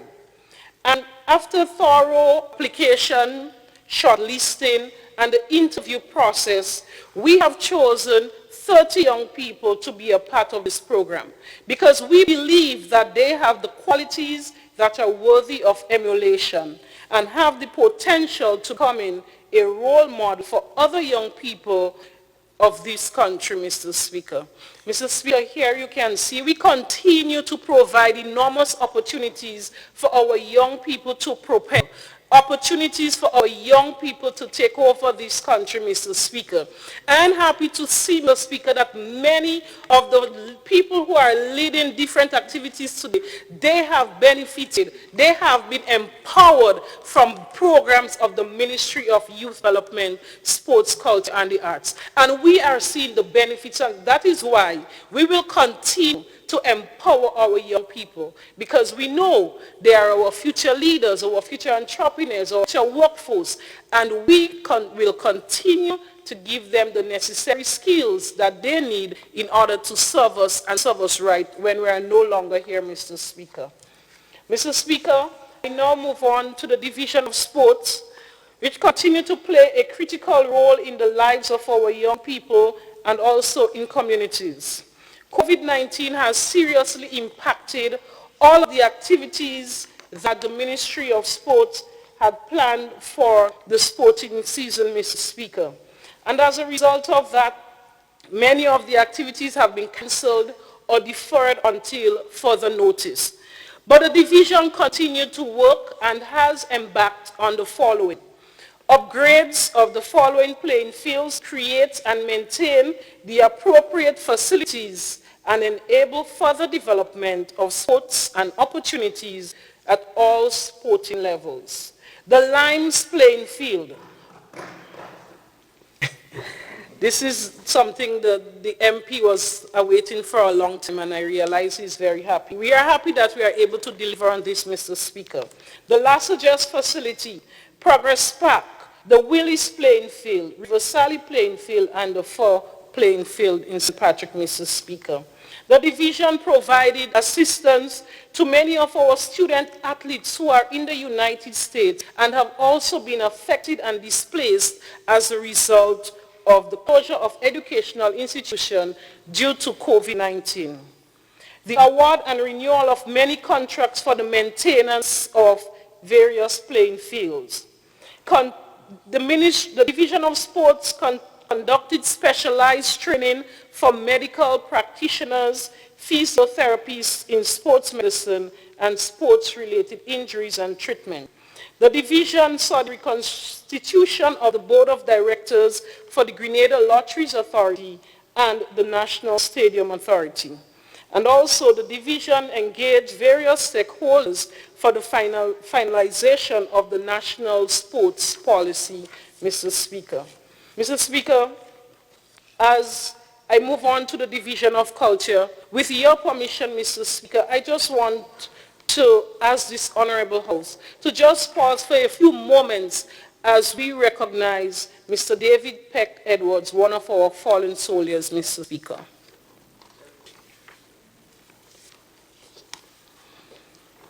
Thank you, Mr. Speaker. Mr. Speaker, we all know that Mr. David Peck Edwards was a true cultural icon, a true pan-hero, and he has contributed immensely to the development of culture in this country. And we salute the work that he has done. And today, we extend our deepest condolences to his family. Thank you, Mr. Speaker. Mr. Speaker, the Division of Culture, however, continues to maintain, protect, and enhance our nation's tangible and intangible cultural heritage and its related industries. And in 2020, Mr. Speaker, the division focused on the following: the commissioning of a music lab at the McDonald's College and the near completion of another music lab at the St. Andrew Anglican Secondary School. The provision of support to many of our local artists who participated in the International Soca Monarch in March, and that was before the lockdown. There was a reconstitution of the board of directors of the Grenada Cultural Foundation.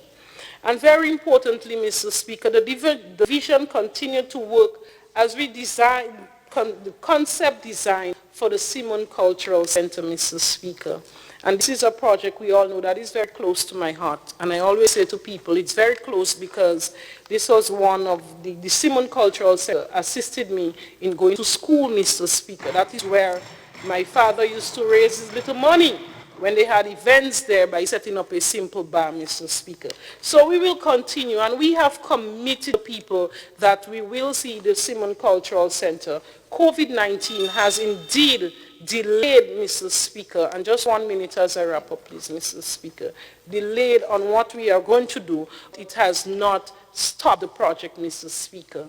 Mr. Speaker, I am very grateful that we have a government that continues to invest heavily in the young people of this country. And despite the reduction in government revenues over the past few months because of the lockdown, slowdown in economic activities, Mr. Speaker, we continue to see the implementation of all the projects and programs aimed at ensuring we can empower our young people of this country, Mr. Speaker, and I'm very proud. Thank you, Mr. Speaker.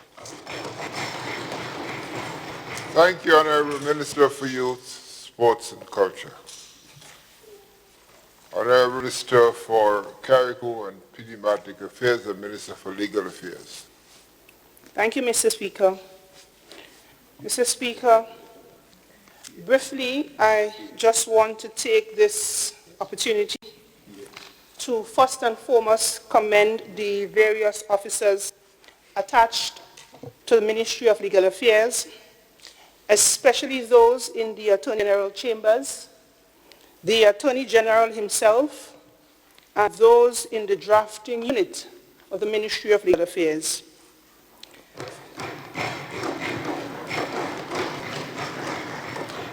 Mr. Speaker, they have provided and continues to provide yeoman service to the government of Grenada, especially during this challenging COVIDious time.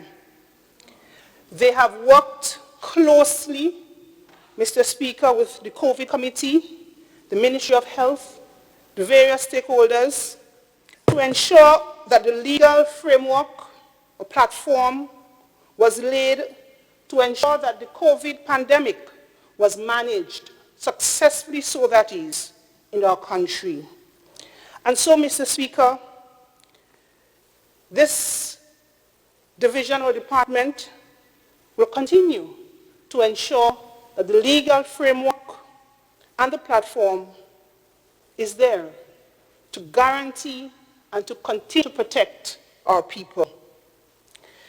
Mr. Speaker, I wish to inform this Honorable House that the Ministry of Legal Affairs, the Attorney General Chambers, have been working on several other bills other than COVID-related bills, most notable of which, Mr. Speaker, is the National Sex Offenders Registry Bill.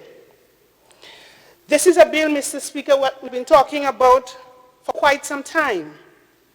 A bill I know that the Honorable Prime Minister is excited about, and also the Minister of Social Development, who have been assisting us in this process. Mr. Speaker, this bill is presently in the consultative stage, having presented same to the Grenada Association and to the other stakeholders for comment and for feedback. Mr. Speaker, we also continue to work on various amendments to the Criminal Code, the Evidence Act, and other pieces of legislation to deal effectively with the burning issue of sexual abuse, especially amongst children. We continue in this regard, Mr. Speaker, to receive meaningful feedback from all the stakeholders before same is finalized and brought to Parliament for passage. Mr. Speaker, also, we continue to work on the Nutmeg and Cocoa Bill 2020, which is also in the consultative stage. Mr. Speaker, it is very clear and evident that the Ministry of Legal Affairs has to do a lot more in terms of public engagement and consultation with respect to substantive legislations that the government intends to enact and to legislate. Mr. Speaker, we have heard the cry for greater and deeper participation. And in this regard, Mr. Speaker, we will strengthen the existing mechanisms at the Ministry of Legal Affairs to ensure that this happens as we forge ahead. Mr. Speaker, over in the Ministry of Carriacou and Petite Affairs, we continue to work to ensure that we keep COVID-19 at bay. Inter-island travel has resumed, albeit in a very limited way. Recently, SVGA recommenced its operations at the Lauriston Airport, provide airlift between Grenada and Carriacou 3 days per week. The ferry service has also resumed, providing service 3 days a week, also ensuring that the relevant protocols and regulations are abided by. Mr. Speaker, various programs within the Ministry of Carriacou and Petite Martinique Affairs are also ongoing, such as the Food Security Program, wherein farmers are being assisted with agricultural implements to assist in their farming.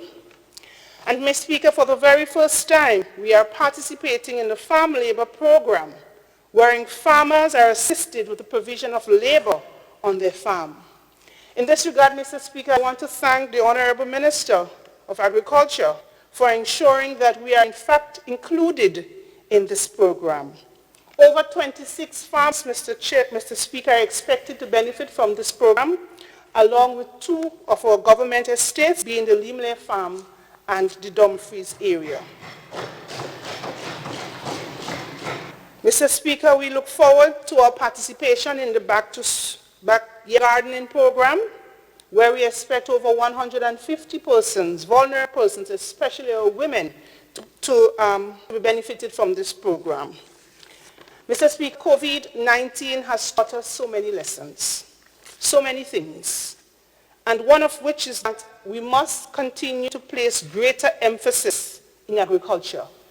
And so the Division of Agriculture within the ministry has been tasked with the responsibility and the mandate to ensure that this sector is strengthened on the islands. Mr. Speaker, we continue to work collaboratively with all the relevant stakeholders, the line ministries, to ensure the implementation of many government programs and projects. And today, Mr. Speaker, I was very heartened to hear of the existence of X-ray machine on island that is destined for our Princess Royal Hospital, which is now presently under construction. It is now being, as Minister Steele, Minister of Health would indicate, it is now being smarting. Both our Princess Royal Hospital and our Hillsborough Clinic is under construction. I was also heartened to hear, Mr. Speaker, of the award of the contract for Bishop's College, Carriacou, a school that has been in a deplorable condition for a long time.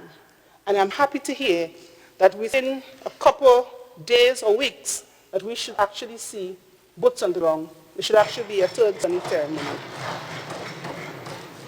Mr. Speaker, also presently under construction is our OEC building, or NADMA building in Bel Air, Carriacou. This is something, again, Mr. Speaker, we're extremely excited about and cannot wait to see the finished project. All in all, Mr. Speaker, we continue to work with all stakeholders, all sectors, to ensure that we remain vigilant, we remain clear of COVID-19. I thank you, Mr. Speaker, for your time and your attention. Thank you kindly, Honourable Minister. Honourable Minister, you're not switching on?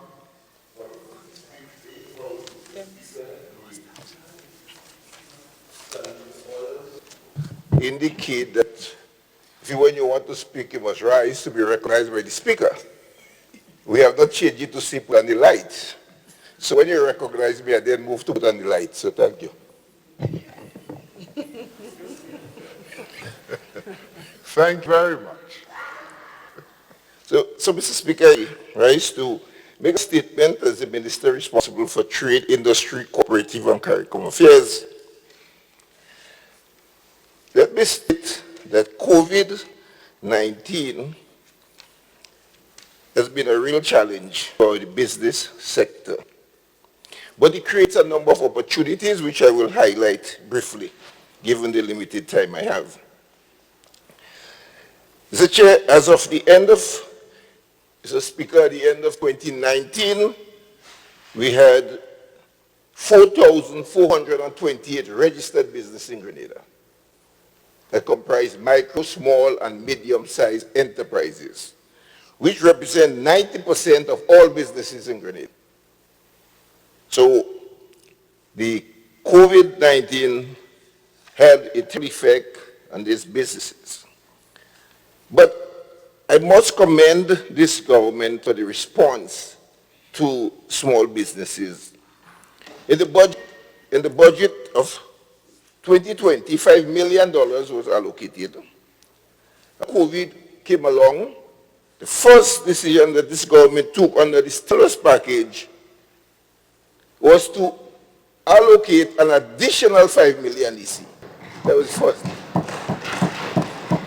Given the role it created by small business, the number of jobs that it created, economic activities in all various sectors, because these 4,428 businesses, Mr. Speaker, comes from 15 different sectors. And the Small Business Development Fund has become necessary over the years because these small businesses cannot access finances from the traditional financial institutions, like the banks and the credit unions, who are risk averse. They do not want to give a loan of 10,000, 25,000, and these things to small businesses, so therefore the government had to step in and say, we will make these finances available to you so that you can carry your businesses. And that has created a lot of jobs and led to improvement and led to a lot of people getting involved in businesses now that would not have happened because of the lack of access. And you may find that very contradictory because the banks are very liquid. So you could be so liquid and yet you are not lending to small businesses. And the government must turn and make these funds available to small businesses. The conditions for the small businesses are also reviewed. Unsecured loans now under the Small Business Development Fund have moved from 7,000 to 10,000 unsecured. The maximum amount increased from 25,000 to 40,000. And the interest, most importantly, moved from 6% to 3%. That is this new condition as a result of COVID-19. And in order to stimulate economic activities and to put these small businesses back on track with finances, the interest rate has dropped from 6% to 3%. And a moratorium have also been granted 6 months to existing loans from the Small Business Development Fund. That is a fund, Mr. Speaker, that had tremendous impact and will continue to have impact because the number of applications we've seen has increased exponentially from the start of this fund in 2014 to now. You've seen a lot of interest and a lot of small businesses all over the place. Mr. Speaker, I wish to look at some trade figures and draw the population attention to some very critical things that we can do. I mentioned in the last sitting of Parliament that our trade deficit is 1.05 billion DC dollars, means that we imported 1.05 billion more than we exported. And when you look at the food input bill, it stands at $350 million, food input bill.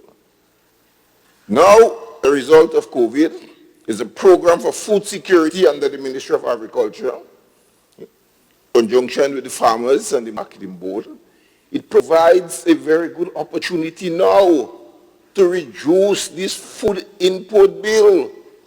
Every year, the Ministry of Trade embarks on a program to promote local production, say, eat local, grow what you eat. And every year, Mr. Speaker, we see an increase in the food input bill, you know, despite the fact that we try to encourage people to eat local. What has happened in COVID now? Closed down. You are forced now to look internally, to support our farmers, to eat what we grow, all healthy fruits and vegetables that we produce. Imagine the white potatoes, Mr. Speaker, that you refer to as Irish potato. But we're not getting it from Ireland now, we get it from Holland. but the category is not whether it's Irish or Dutch potato, white potatoes. Millions of dollars worth, you know. And the Food and Nutrition Council have said, put out a report, saying that sweet potato is far more healthier. You could make sweet potato pie, you could make all that things sweet potato. Yet, millions of dollars worth of white potatoes imported. Is it true? Poultry imports, $35 million, Mr. Speaker.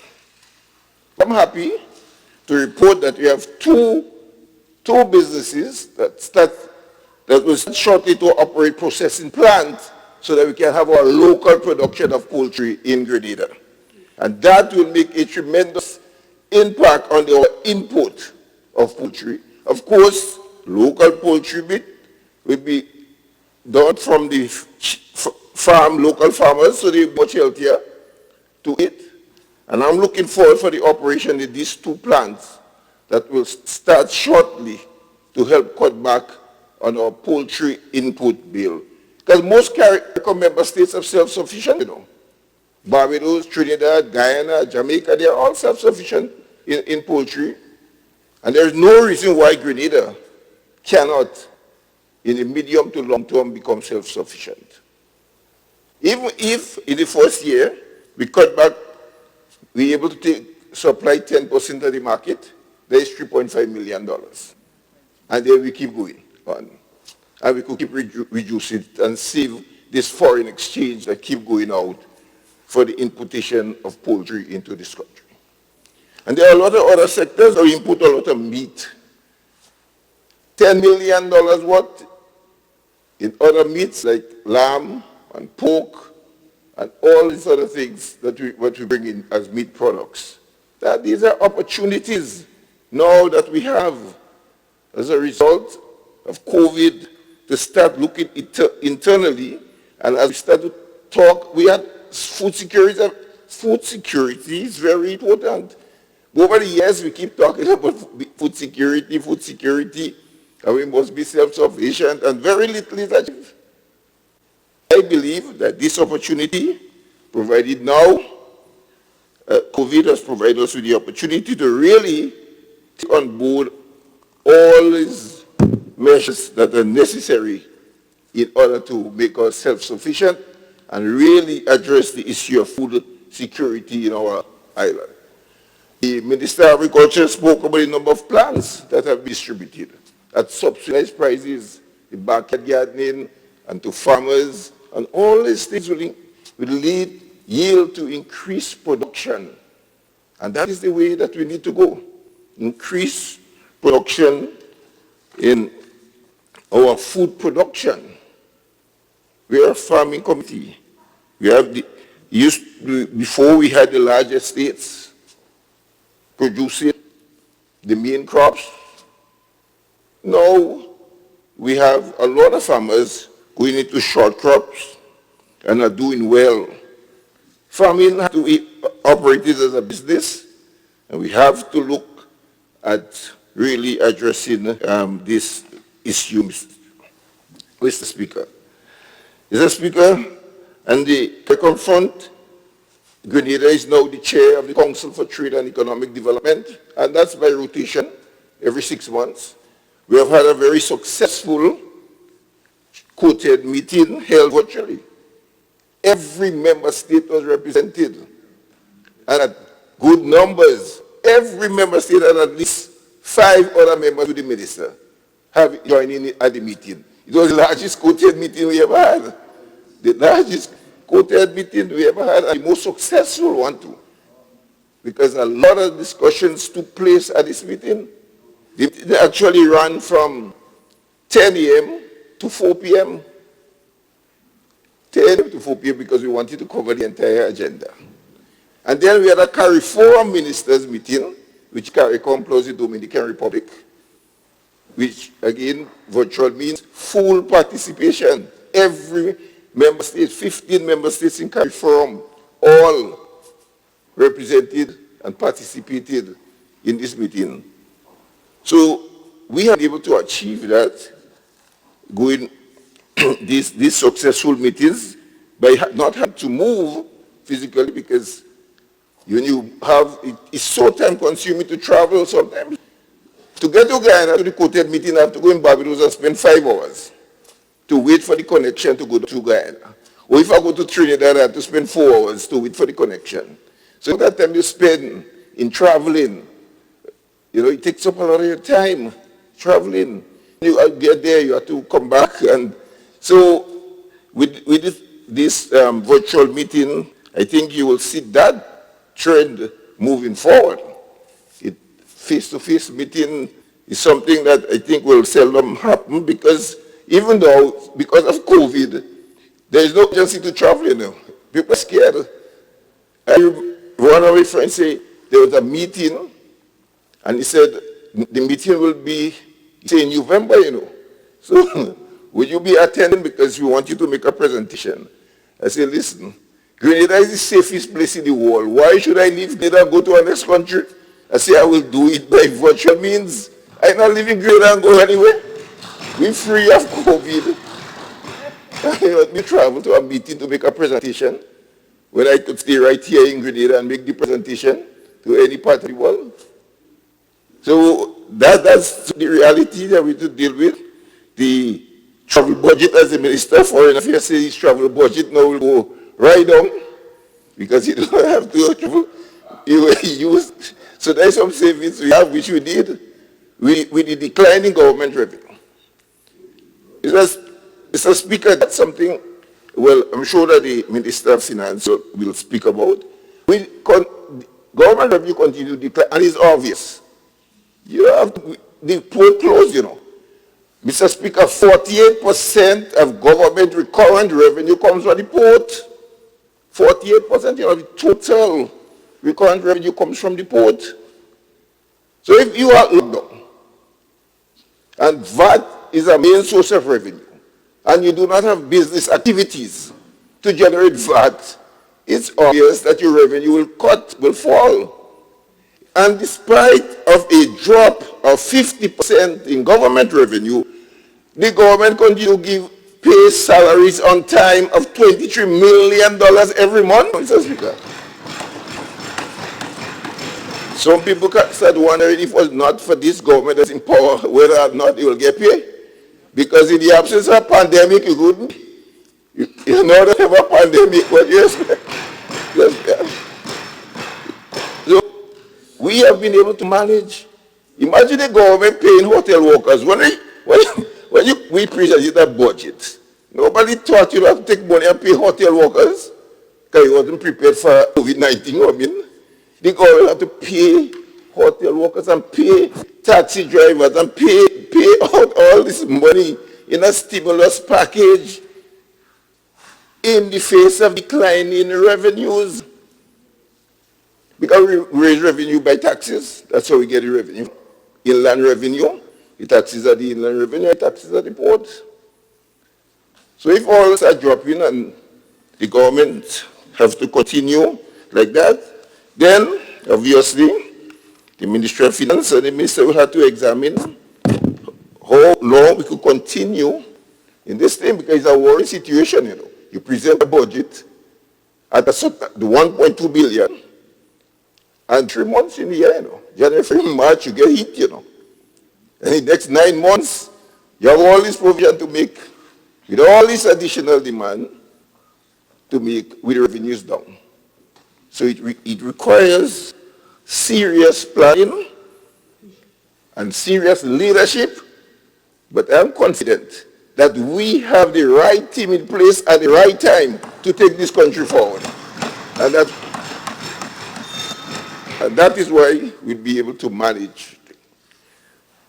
Mr. Speaker, just 2 minutes and I'll wrap up. In the area of cooperatives, this is also opportunity. We are embarking on the formation of cooperatives to bring people together so that they can take the opportunities to start provided, getting into light manufacturing, getting into different areas to help create business opportunities. And we think that cooperatives is one way, so the cooperative department is actively going around, even during this time, meeting with groups, encouraging them to form cooperative, letting them know the conditions under which the cooperatives can be formed. And we are confident that during this period, as a means of ensuring economic stability, we will see some more cooperative being established. That is the non-financial cooperative. As you know, we have the financial cooperative with the credit unions and the non-financial cooperative. So we are placing emphasis on the non-financial cooperative. But it's a period where everybody will have to make sacrifice. Businesses, government, and the population will recognize that this period calls for sacrifice so that together we will come through this period successfully. I thank you, Mr. Speaker. Thank you, Honorable Minister for Economic Affairs. Honorable members, it is now 1 o'clock. And I was hoping that we may have lunch at 1, but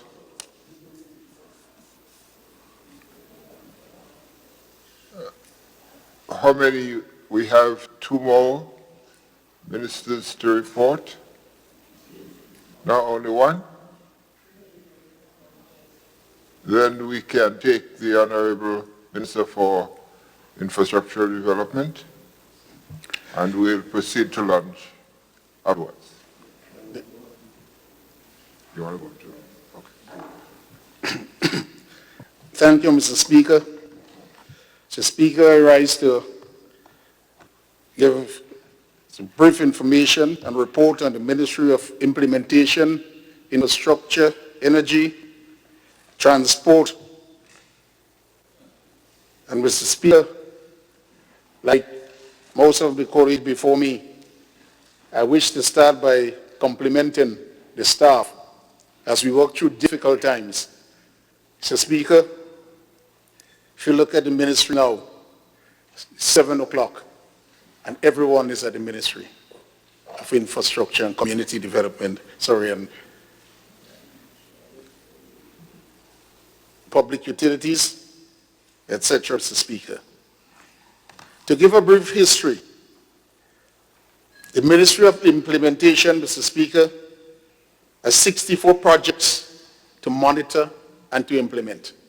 Not all the projects are in the ministry. They're spread throughout the government, ministries, but the Ministry of Implementation is responsible for this, Mr. Speaker.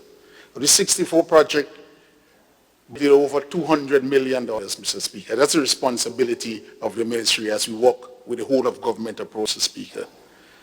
But I want to start with the Department of Energy, Mr. Speaker, and 5 Cs, the Caribbean Community Climate Change Center, and the Energy for Sustainable Development. I want to compliment, Mr. Speaker, all of those who saved this project. 5 Cs gave us 5 days, Mr. Speaker, after COVID, and we lost over 3 months. Yes, there were other reasons, but then they gave us 5 days without any notice, or we lose the following sub-projects, Mr. Speaker. Grant.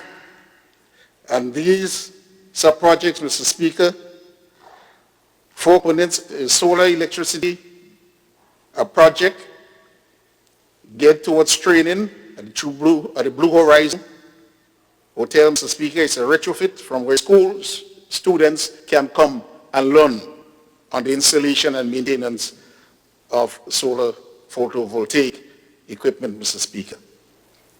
$10,000. At the St. Rose Modern Secondary School, $90,000, those are US dollars, Mr. Speaker. Equipment and design for energy, solar panel, again, Mr. Speaker, $90,000 US dollars. And for the Bureau of Standards, equipment for measuring energy data in buildings, $9,593,000. And Mr. Speaker, the biggest component is $400,000 US dollars for the Grenada Development Bank to on-lend to citizens, both corporate and natural citizens, so that they can invest in renewable energy and energy efficiency, Mr. Speaker. And I want to thank those not only in the ministry, but you have other persons that are referred to as Grenadian. Now those others who see it only to destroy or to bring down. But these people, and Mr. Speaker, what is great? We know that some of them do not have any political affiliation and may even be against the party. When I say against, they don't support. But they came out, Mr. Speaker, because Grenada was losing $510,000 US dollars, and they decided that it is their duty as Grenadians to safeguard this, Mr. Speaker. So I want to compliment these people as well as the people in the ministry who work day and night for 5 days to save this thing, Mr. Speaker. I want to go on record as complimenting them, Mr. Speaker. On the energy, we have the geothermal project, and we are assisted by the government of New Zealand and Japan, and we are at the stage to drill him hole, Mr. Speaker, in order to effect 15 megawatts of electrical power, renewable power. In Dominica, Mr. Speaker, their project was 7 megawatts. And because they were able to attract, primarily because they had a lot of state backing, in fact, they're a state-owned enterprise, they were able to attract financing for this project. And the price of 1 kilowatt hour of electricity there, when it's under production, will be 4 US cents, Mr. Speaker. Now Grenada is at the stage where we should be able to follow their footsteps, Mr. Speaker, and imagine 15 megawatts of a peak load of 33 megawatts. And we sell now between 30 and 40 US cents. But if you could get 15 megawatts at 4 US cents, Mr. Speaker, you can imagine what that will do for the price of energy and for the economy in Grenada, Mr. Speaker.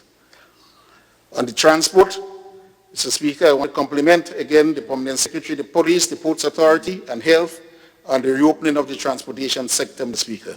We knew we had some hiccup there with certain demands that were made, but I'm happy to say that all parties, the bus associations, the bus operators, the police, and everyone have been working together, Mr. Speaker, as we move forward.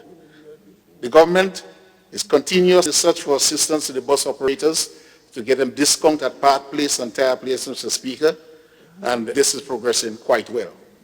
Mr. Speaker, I want to refer to the traffic lights and the traffic light refurbishment. Because since the GCF Smart City project, and you note that they indicated that we should do a study in order to coordinate the location of the lights. At the roundabout, Mr. Speaker, it was built for small traffic, and all over the world you have this. If you go down to Grandance, you see you coming out from a certain sector from the airport, you can't enter traffic.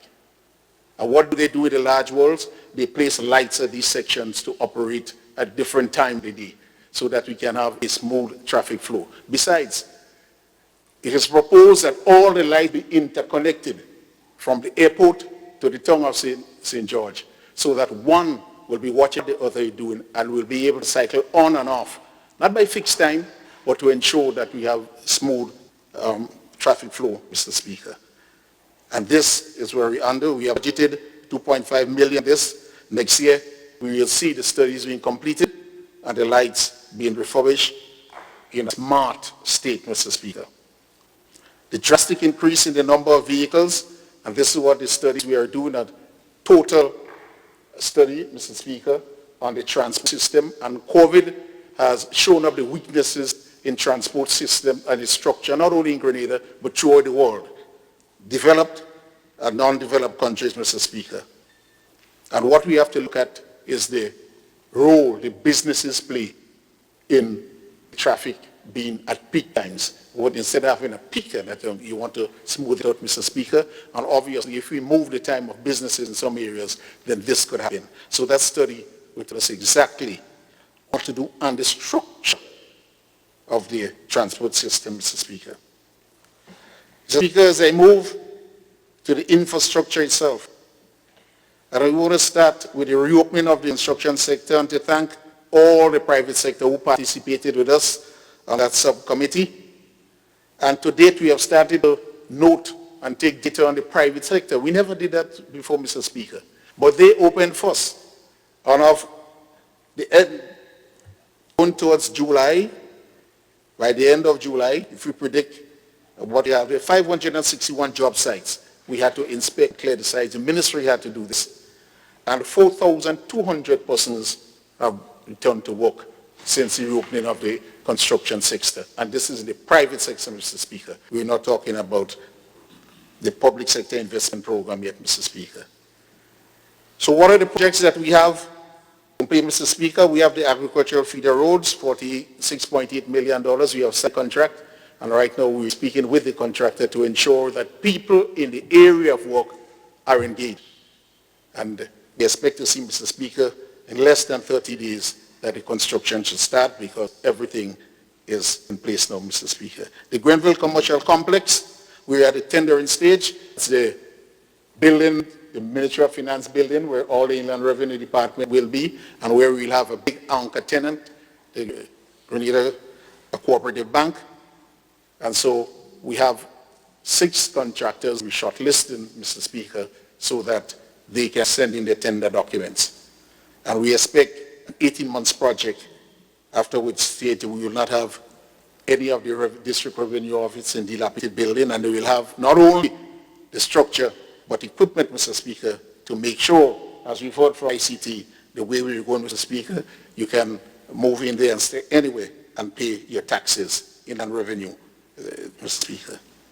The St. George Market Square, we have been following, and we know the concerns that were raised there.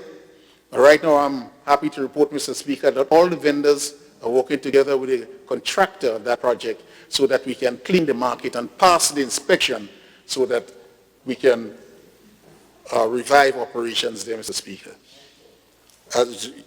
If we look, Mr. Speaker, the cleanliness of that place is returning.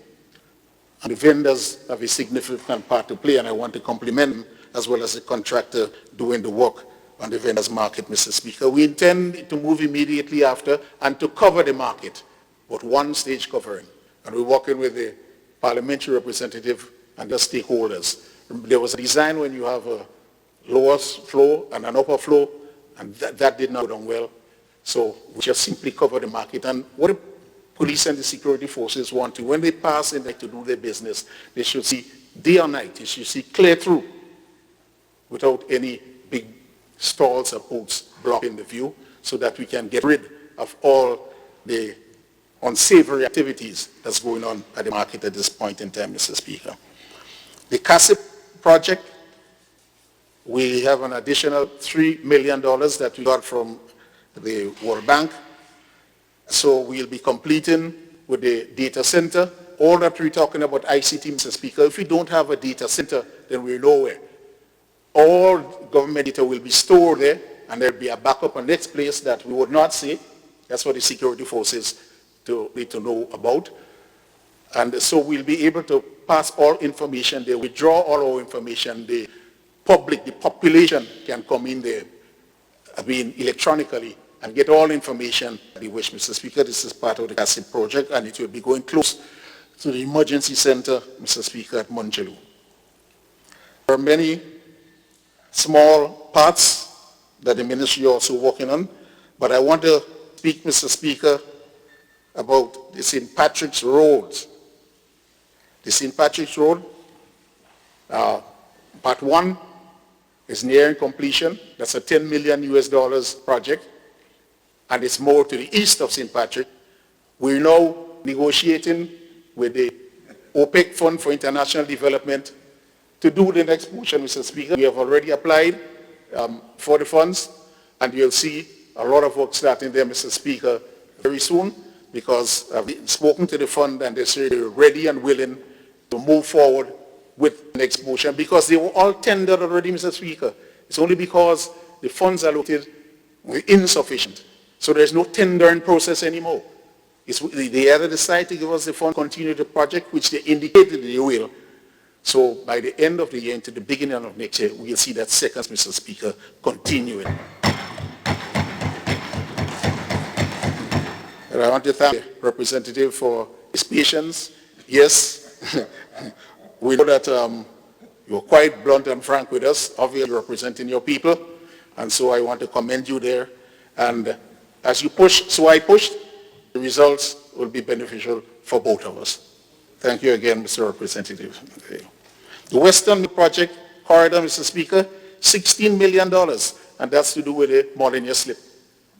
$8 million given by Britain, $12 million to Nawassa to do the sewer in the St. George's area, not to refresh it, but to bring it up to standard with processing plant. But $16 million for the Western Main Road. At the point we are talking, Mr. Speaker, from Sotes to St. George, $16 million will end in Molyneux, and the state will have to put another $12 million, Mr. Speaker, to do this. The consultants, we're waiting on no objection just from CDB for them to get onto the job. But from what we see, Mr. Speaker, it will be a significant expenditure, Mr. Speaker. The RDVRP, the Regional Disaster Vulnerability Reduction Project, under the Ministry of Finance. It's an infrastructure project, $13 million to be spent on buildings. And so we have divided it into lots. And there again, we want to use a lot of the local contractors in the local area, Mr. Speaker, to do works on these schools. $13 million thereabout for it. And then, Mr. Speaker, asphalt plant. Now, the asphalt plant was put up months ago. COVID overtook it, so the people to commission the plant could not come into Grenada. So we proposed to them, Mr. Speaker, and we accepted because of the same CASIP and other projects, going way back, Mr. Speaker, to 2000 to the liberalization of the telecommunication company. Now we are commissioning the plant by virtual means because we have the bandwidth now so that we can stay here with a camera and show the technicians, the manufacturers, exactly what we're doing, and they can give guidelines. And so we have been doing this for over 1 week now. We have for a week. And after 2 weeks, we will be commissioning, Mr. Speaker, the plant by virtual means. We have to commission the plant, the data center again, but we're asking the people to do it by virtual means. Otherwise, Mr. Speaker, when we open the market, and where are they coming from? Did he call it the red zone? They're coming from Florida, Mr. Speaker. So they will not take a flight to come into Grenada. They may charter a plane, but they would not go into 14 days quarantine. They made it abundantly clear. That means they'll never get here until we open that border completely. When is that, Mr. Speaker? But then that project is finishing. The World Bank says they would not allow us to go past December 31st because they're already given us the extension for COVID. So I'm hoping, Mr. Speaker, that I can persuade them as well to do this. Otherwise, we could be in serious trouble, Mr. Speaker. All the other expenses would fall on the state. Speaker. So here, Mr. Speaker, just to go to the public utilities, the GCF $125 million, the water project, is progressing quite well. We're there with the German GIZ as the implementing agency, and a lot of storage will be put in place, and many areas that suffered during the dry season and many dry seasons before will find relief, Mr. Speaker, when this project is commissioned, maybe in 2 to 3 years thereafter. So, Mr. Speaker, this is what I have to report. I hope, and you and I have spoken on many occasions on the ministerial statement, and I have heard you giving a signal today. So I hope that I have achieved within the 10 minutes and put out information that is necessary. And I want to close again by thanking everyone in the ministry, all the public servants who participated, Mr. Speaker, to ensure we are at this stage. And we know that the area for the revival of the economy must come from construction. It must come from construction. That is why we are pushing institutions, Mr. Speaker. And today, we are not too happy with one of our own institutions because of the time frame that they take to do things. These rule-based organizations that says between the time the consultant gets the request for proposal, there must be a minimum time. So if it's 30 days, even though he finishes in 10 days, Mr. Speaker, it's 30 days. And as you're well aware, Mr. Speaker, you have great knowledge from that ministry. And that is what, if we were able to do things, Mr. Speaker, a lot of projects will be upstream already. But every day we're calling, at times it has to reach the Prime Minister to call the presidents of institutions to tell them that we're happy with the delay. But we're doing all that we can, Mr. Speaker, so that construction shall be. But when we hit the ground, Mr. Speaker, we will have a lot of projects on stream. And I know that the economy will benefit. Thank you, Honorable Minister. Honorable Prime Minister, Minister for Finance. Mr. Speaker, I know it's a difficult time for all of us. It's rare that I'm getting the opportunity to speak on ministerial statement after 1 o'clock. And I turned to a couple of your staff, our legal staff, and they all said they're hungry like me. And I'm not usually a breakfast man, it's just a little bit of fruits, so you could imagine it's difficult for me, but in these times, we have to adjust accordingly, like everybody else. So, just want to thank you for, and staff in general and my colleagues for being able to withstand this particular lengthy period we have gone through. I want to compliment, obviously, the presentation of all the members, because we, having not been able to meet very often, it is clear that there are lots of information, and sometimes people may not even understand, Mr. Speaker, the extent of work being done in this difficult period by the government as a whole and by public servants and by all those. And what you hear sometimes is only when something doesn't appear to go right, as people perceive, and everybody want to come down and they forget the amount of work that is being done and the sacrifices that are being made by so many people. And some people are just on the sidelines, literally doing nothing sometimes, or not even making their own contribution in this very difficult time. But their voices are very loud, and quite rightly they have the responsibility to do so. But we all must in this period come to terms that this is not normal time, and that none of us are without fault in this process, and that tolerance and patience are extremely important in the whole process. Even meeting today, and the fact that there was this perception of problems of the Parliament, and how the Speaker ruled that nobody can come into Parliament, and he and the clerk took some dictatorial decision, and Keith Mitchell is behind it. You know, everything is Keith Mitchell. I wasn't even aware, so I had to find out what they're saying.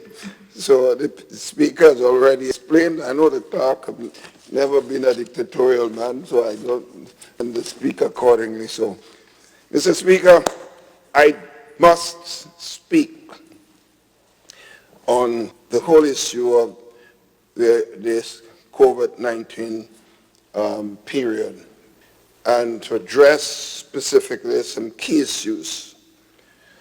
I want you to also be clear, Mr. Speaker, that you notice that we have already announced that the withdrawal of the COVID-19 Act that we are proposing to take here to the Parliament, and therefore addressing some issues and will refer to some aspects of the COVID-19 period. So that's the main area that I'll be touching on this morning. Not have enough time to deal with any aspects of the Ministry of Finance and the Prime Minister's office where so much is taking place, with enormous sacrifice of so many public servants, you know, while some may not have been that occupied, others have been doing tremendous amount of work. Mr. Speaker, it must be known that in March, when COVID-19 struck, we in Grenada understood the seriousness of this COVID-19. And I remember, Mr. Speaker, going to Guyana in late March. And then I got to Guyana with my colleagues, 5 prime ministers, and I will never forget this.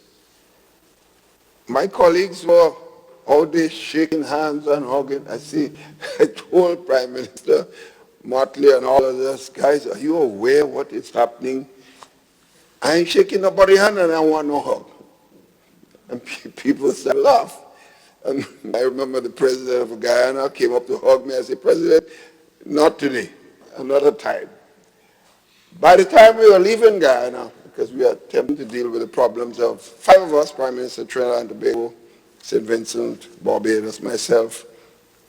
By the time we were, and Mr. Dominica, by the time we were leaving, everybody was just bouncing each other and saying, kids say we mustn't hug. I think afterwards, we all it became clear to us that this thing is not a joke, but this is extremely serious, and that we moved to lock down our country, Mr. Speaker, as you remember. And of course, lots of initiative was taken by the government and the region as a whole, recognizing the problem as we saw. And in fact, we then moved to appoint a cabinet subcommittee led by the Minister of Health, we call it Cabinet COVID Subcommittee, which met literally every day without exception, even on Saturdays and Sundays, and reported to me so that members of the government team, and then on Monday when we meet the cabinet members, would be alerted of some of the decisions that were made. And there were other cabinet members on the team also, with some other public servants and other members that were in fact taken in to help with the, so for example, the CMO and other persons of the Ministry of Health. So that work continued, Mr. Speaker, and I must say, that work provided the basis for what is perceived as the Minister of Tourism pointed out today. The success that we have had so far in protecting our people. And I think this is important. But I want it also to be clear, Mr. Speaker. I get the impression that sometimes we're behaving as if this has ended and we don't have to worry again. We're free now. That's the mindset I'm noticing. When New York was in serious trouble and people had to bring in all kinds of refrigerated trucks for bodies, people died in New York and the family did not know they were buried because that was the seriousness of the situation. Miami thought, and there were elements in Miami who were saying, we are not New York. Today, Miami is the one on the problem. In other words, when they thought they were free, they see now the serious that we know we're not free, yes, Mr. Speaker. And we be understood. And even persons who have issues with the COVID bill, I would hope that while we talk about this, and quite rightly so, we should talk also about the fear and the problems that may emerge if we do not stay the course. I'm worried, because I get the impression that, and you know, there's some persons who may believe that we are being too harsh and dictatorial here in these comments about dictatorship in trying to protect people's lives. Is that what we're talking about? Mr. Speaker, we have to be careful. We deal with issues, yes. If there is an error, let's deal with it and express ourselves. But don't forget the main thing, protection of lives of the people of our country. As I tell my colleagues, if you worry too much, and you should be concerned about any problems outside the talk and the attempt to score something. In some cases, to put you on the defensive. If we have to correct certain things, we do. But do not forget that our duty first and foremost is to protect the people of this country. Mr. Speaker, if we don't, and we fall prey to some little political licks here and there, and we drop our guard, and with the border opening and people start being infected and they die on our watch, with the 5 or 6 ICU beds we have here that cannot cope with more than that, you will not hear the last of it. The same persons who might be down on us today for an attempting to protect this country will be the ones, will be the loudest one. You kill my brother, you kill my sister, you kill my cousin. And that one will be lasting. That one will be a temporary, you know. That will be permanent because people will not forgive us. They will not forgive us. Our number one priority is to protect the lives of the people of this country. And we must never forget this. And I make a call to my brothers and sisters out there who feel aggrieved by what they perceive as the wrongs of a bill or regulations already in place. That is your right, and we have no problem with that. And I am not going to be upset with such persons, because freedom of expression and the will to criticize and to express views correctly or incorrectly is the right of a strong democracy. And this country is a very strong democracy. And we must not be afraid to accept a demonstration here or there. While we're not encouraging it, but if it happens, that is part of the democratic process. We won't be seeing people being hauled in the streets and put away into jails and some of the things we see coming from abroad. We won't see that. People's right to express themselves is their right. While in some cases, some might have ulterior motives, but that's another issue. But the right, Mr. Speaker. So I'm talking about this COVID subcommittee, the work they've done. They brought us here. The work that they did, I want to give a lot of credit to the team, men and women who stood the test of time. And Mr. Speaker, we appointed immediately a COVID subcommittee of public servants, Mr. Speaker. They were all public servants. And we asked them to consult with private sector persons in process of going forward to look at the stimulus package. And initially we thought it was the tourism sector and restaurants and bars. Soon afterwards we found out, joke we're making, there were more problems outside it than we even envisaged, with 50% revenue loss. The pressure on government was becoming enormous, and agreeing to pay all public servants, in most cases, were home. In some cases, public servants who had traveling allowance, also the special allowance who worked, they weren't on traveling, but they paid their traveling allowances during those times.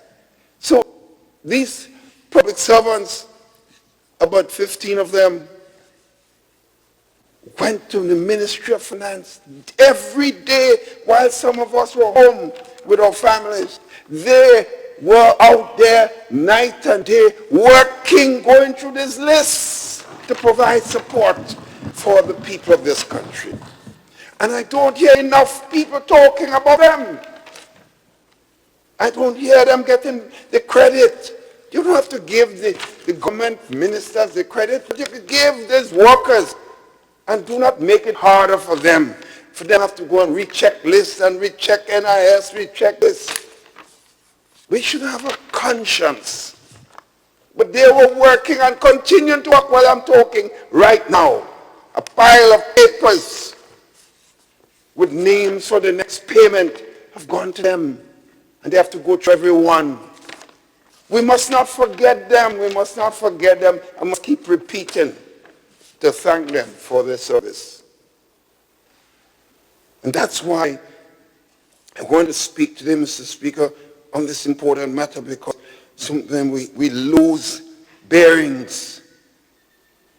We lose bearings, and we talk about one thing, and we forget sometimes the most important thing. Because I make a point. Your carnival bill is coming up.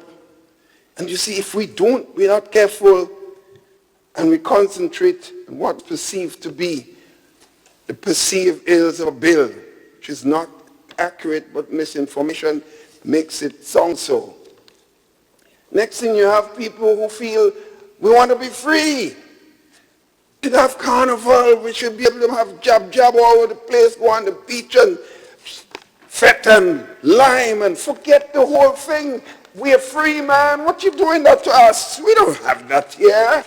I got friends of mine tell me, Doc, what you worrying about? And drink a strong rum, get rid of this thing, man. We don't need this thing. You're too hard on us. So I'm becoming a little dictator as they're trying to, and the government trying to see what they do to protect people. But misinformation can send the wrong message. You see misinformation in the great United States, what's causing? We want that here.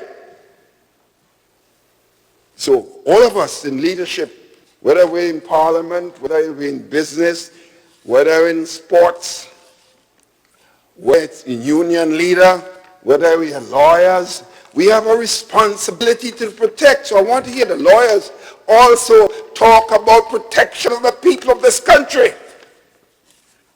All legal brothers and sisters, some of them with well-intentioned, it's not just talk about it. Talk about protection of the people also. What can I do? As John Kennedy said, not just ask what my country can do for you. What can I do for my country? That's the message we need from every single Grenadian, because we are getting a lot of credit for what we have done to protect this country. And people want to come here because of that perceived safety. As the member for St. David said, me going away, I want a meeting here or I'll go in virtual. I say the same thing though, Mr. Speaker. I'm not even interested in living there. Tell all this truth. I'm not an exciting traveler in this period, and not up to my service, but I've become worse now. I know the Minister of Foreign Affairs may have a problem because he's a traveler, and I'm not very good at that. So COVID has kept him here. He's become far more popular as a representative now because he's not traveling much these days. He's able to be in parts of the country because of his presence. COVID-19 has presented opportunities for all of us. Mr. Speaker, I want it to also be understood, the regional meetings every day, whether it's regional meeting of heads, CARICOM, whether it's further, the OECS, whether it's the European Union, whether it's international organization, World Bank, IMF, EU, every day, Mr. Speaker, I'm being asked to be part of a virtual meeting for hours. Sometimes I doubt and disappear. Sometimes when they look for me, they can't see me because I have other things to do. Can't spend 5-6 hours. And you're trying to do all this while you're trying to manage a country. Make sure you have enough money in the Ministry of Finance, and you hear nobody giving credit about this, but then you hear you are a dictator. Dictator. So, Mr. Speaker, so we have all these things, and I listened to all the members of the team, and they've spoken about so many things that are being done in this difficult period. I want to continue to give credit to all of them. And to also say, Mr. Speaker, this is a difficult time for finances. I've listened to my colleagues in the regional level, and OECS and CARICOM. We should feel very fortunate here. Some countries can't pay salaries. Where public servants getting salaries here, some countries can't pay. Some countries giving cash, half bonds to public servants. It's happening in the region right now. Whatever stimulus activity they've given is nothing compared to what we are giving here. Vendors getting, who used to earn a livelihood and they need it. We have had to give them something. Although they weren't part of the original plan, but when the information came, we had to do something. The busmen, hundreds of busmen getting stimulus. Mr. Speaker, hundreds, all levels of persons. Next thing we get requests from union about the net workers. Now we are now working on packages for them. The ASU workers, this airline at the airport, that service airlines, they have not received anything for months. We have now given them I believe they should have received it by now or very soon. And more and more and more. We talked with 3 months about hotel workers. We have to extend it for another 3 months. The Minister of Tourism has just mentioned the fact that she doesn't know what's going to happen after the next 3 months.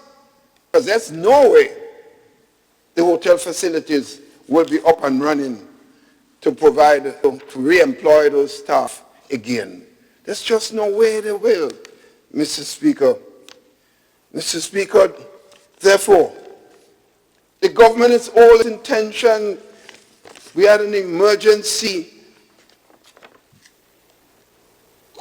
of this country installed when we closed down the country because we had to do something drastic. And therefore we presented regulations in accordance with our constitutional provisions. The Attorney General and the staff and staff of the Ministry of Legal Affairs working night and day. They work with us every week, every 2 weeks they have to do new regulations. Nobody talks about that. But next thing you're getting criticized now for having done something wrong. So tendency was, look, every week you have to do it, every week. So do it in one act. That was the plan. The same regulation, you know. We had an emergency declared in this country under Ivan. All the powers that people talk about, the police now could go in and walk in and just do what they want with people. What, this country? Grenadians have some carry blood, I mean, we all know this. They best behave, but when you hear they turn bad, it could be something else. So everyone, every leader knows this, and every person in Grenada knows this. So police could just go in and people places what they want. That's all the bills on the agency powers that give restrictions for a particular period of time. And if people say that what was existing years ago shouldn't be there were several attorney generals in this country who could have said, look, let's change it. I don't know if that makes sense, but let's change it. But it was there. Nothing is new. So, all right, there were lots of comments. The government accepts the responsibility that it did not do its enough homework. That was an acceptance. And I will say, it's only little boys and little girls who make mistakes and try to be right when you're wrong. Big men admit weaknesses when it appears to be so. The government has accepted that, withdraw the bill and keep the same regulations that we have in place, which give the same powers to the police. Does not change. So we even have to come back if we don't want to. After consultation, that will be determined. But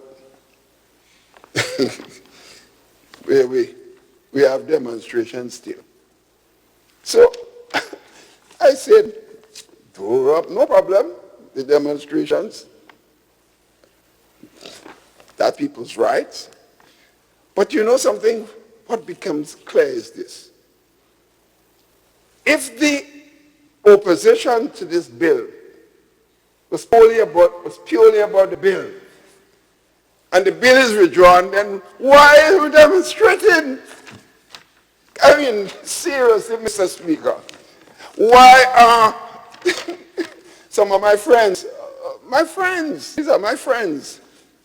Some don't vote for me, but they're still my friends. And that's one thing we must understand in this country. You don't have to vote for somebody to be a friend of the person. Everybody has a right. Everybody can't support one political organization.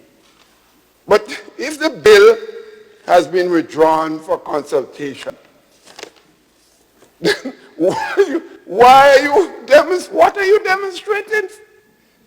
So you could only I'm drawing my own conclusion, and I suppose everybody else can draw their own. it would mean that there must be ulterior motives. It could be one, maybe political. It could be some of us maybe want to satisfy our ego and like to be in the limelight for one reason or the other. And all that is okay.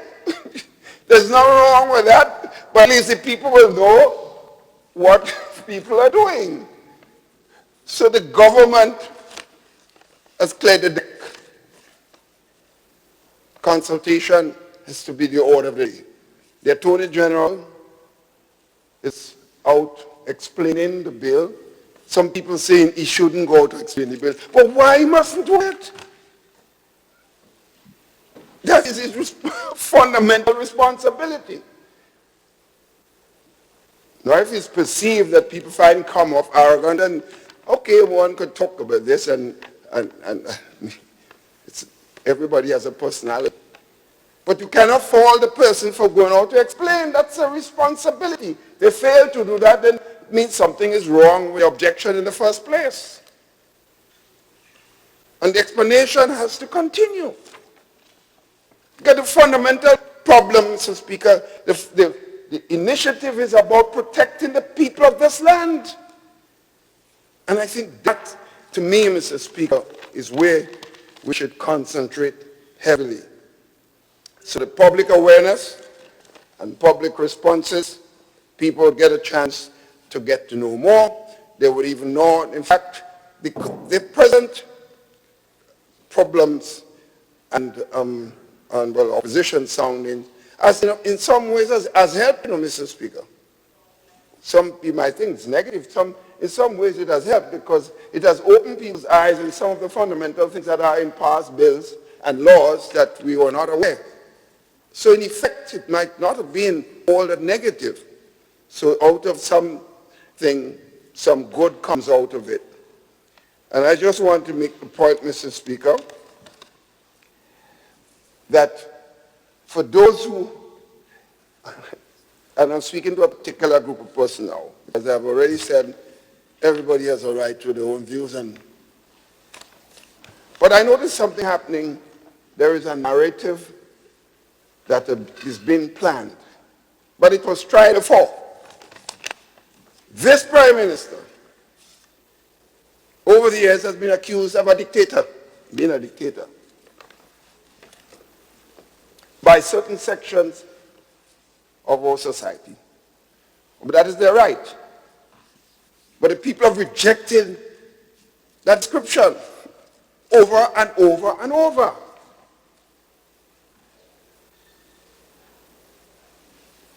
That group of persons cannot go to tell the people that the NNP government is not a working government. They cannot tell the people that the NNP government does not care about people because they've seen it. The people feel it on the ground, Mr. Speaker.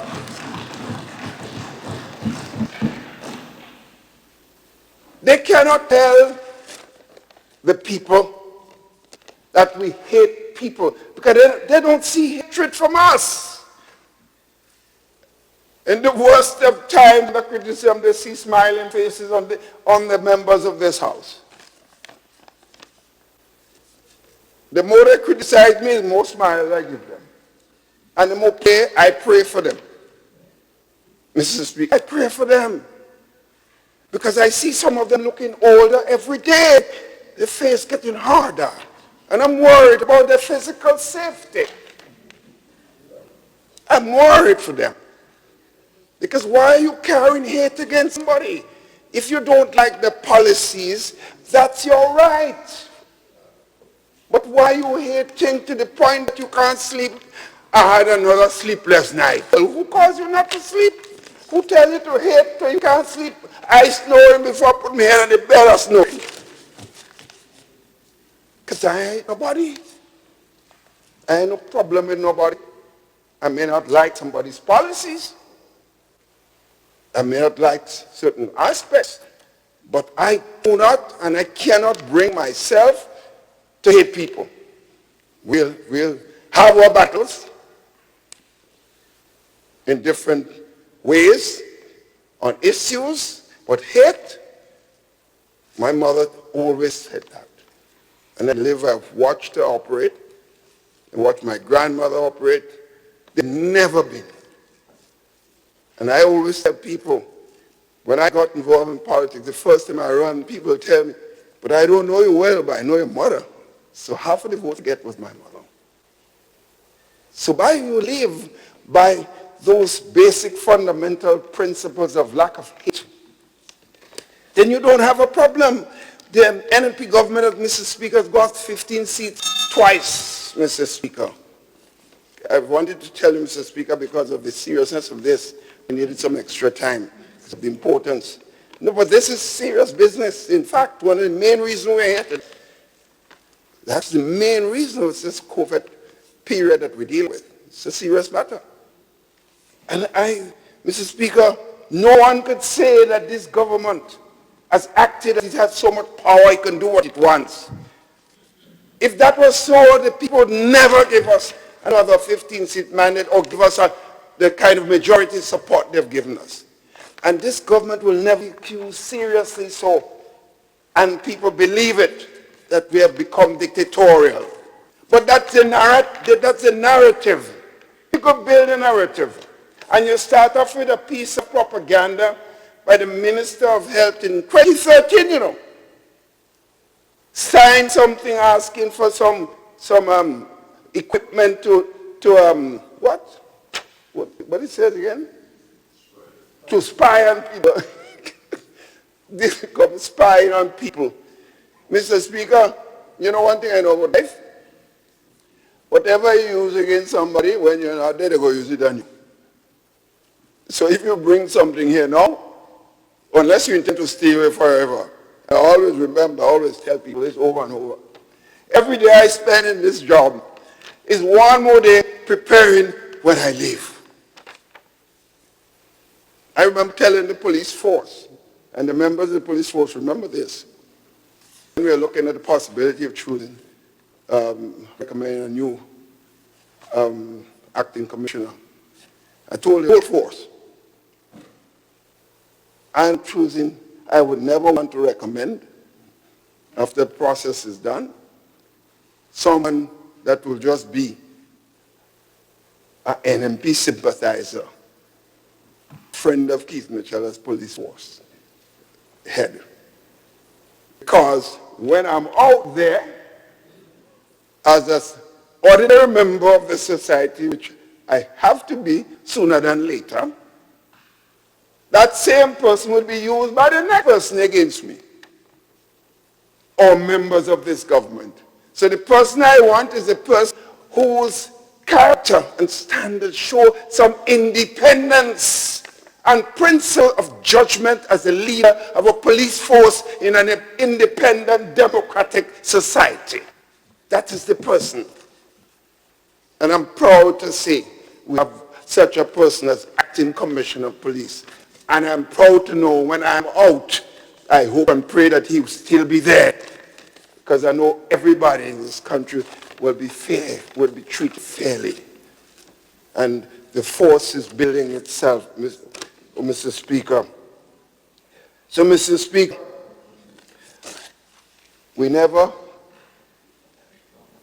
I see some persons in opposition demonstrating. But the same persons were there when the party closed down the parliament for 6 months. All the dictator this government, this person has been, and this government has been, some people want them to believe. We have never closed down parliament to avoid the people speaking. We have never done it, and will never do it under my watch. Mr. Speaker, the most demonstrations you've had in this country against our government has been under the NNP government during its period of service. The most demonstration, sometimes all trade unions were out. No trade union member was ever arrested and put in jail for demonstration. Who did it was the same party that some members are now demonstrating, claiming liberty and freedom and and somebody else being dictator in this country. Mr. Speaker, you know it best. When the teachers' union in the late 1990s, and you were part of, were demonstrated that barbed you and other members of the leadership of the teachers' union, the same government was in power. They must check their history. If you just join that party, check the history of that party before you speak. Because you may find somebody may throw it in your face. But this party has never arrested a union leader, put them in jail. This party in power today, in office today, I like to use the word office, has never barbed the leadership of a trade union organization. Despite the fact that we have had more stronger opposition in the streets against it in government. Never done it. And it will never happen.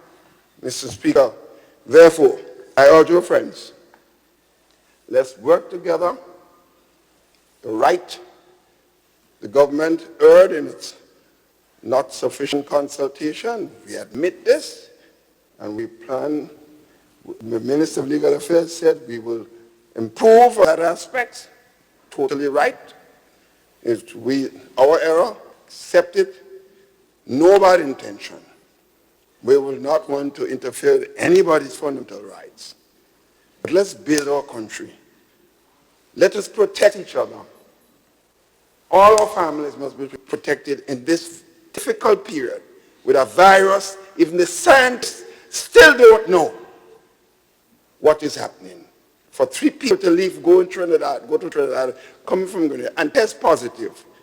And 3 days later, 2 negative tests. It tells you that we still don't understand how this virus operates. So most likely some dead cells are still there. And they may have got it long before they came to Grenada. Mr. Speaker, let's work together. All our people, members of opposition, members of government, trade unions, members of everybody, let's work together. Because if that virus come here, he ain't picking out NNP, you know, and NDC, or Adventist and Catholic and so on. Everybody, tout monde, Mr. Speaker. I thank you for your patience in hearing me this morning.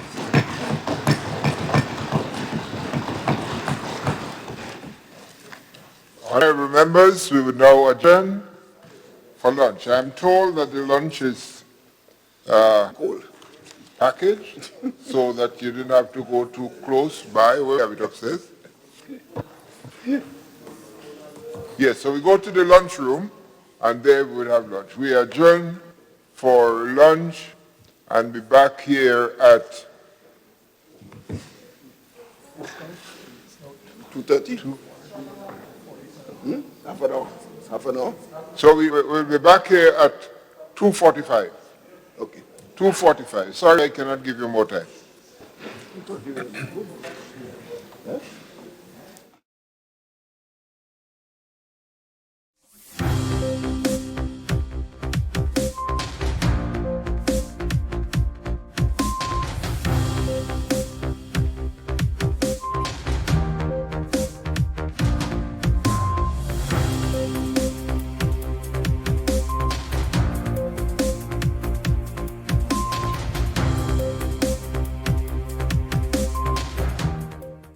Tropical Storm Gonzalo expected to affect the island over the weekend.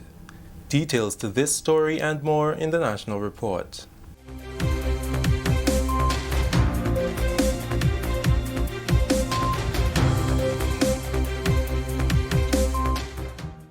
Welcome back. With the details to the news for Friday, July 24th, 2020, I'm Delroy Louison.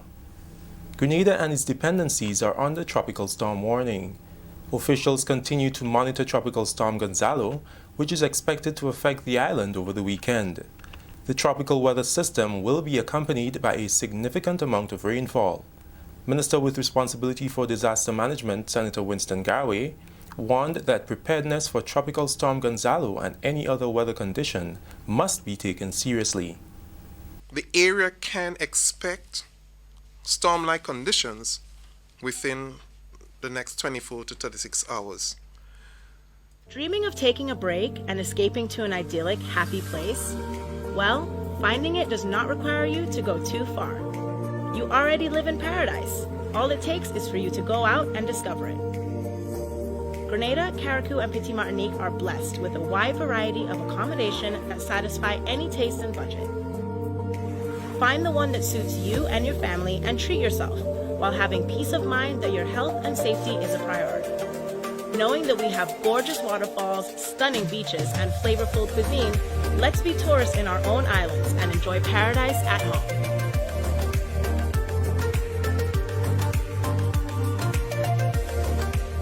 Stay up to date with all that's happening with the new national party, NNP. Send us a message via text or WhatsApp on 405-8683 with your name, email, and constituency. Stay in the know with NNP. Get updated.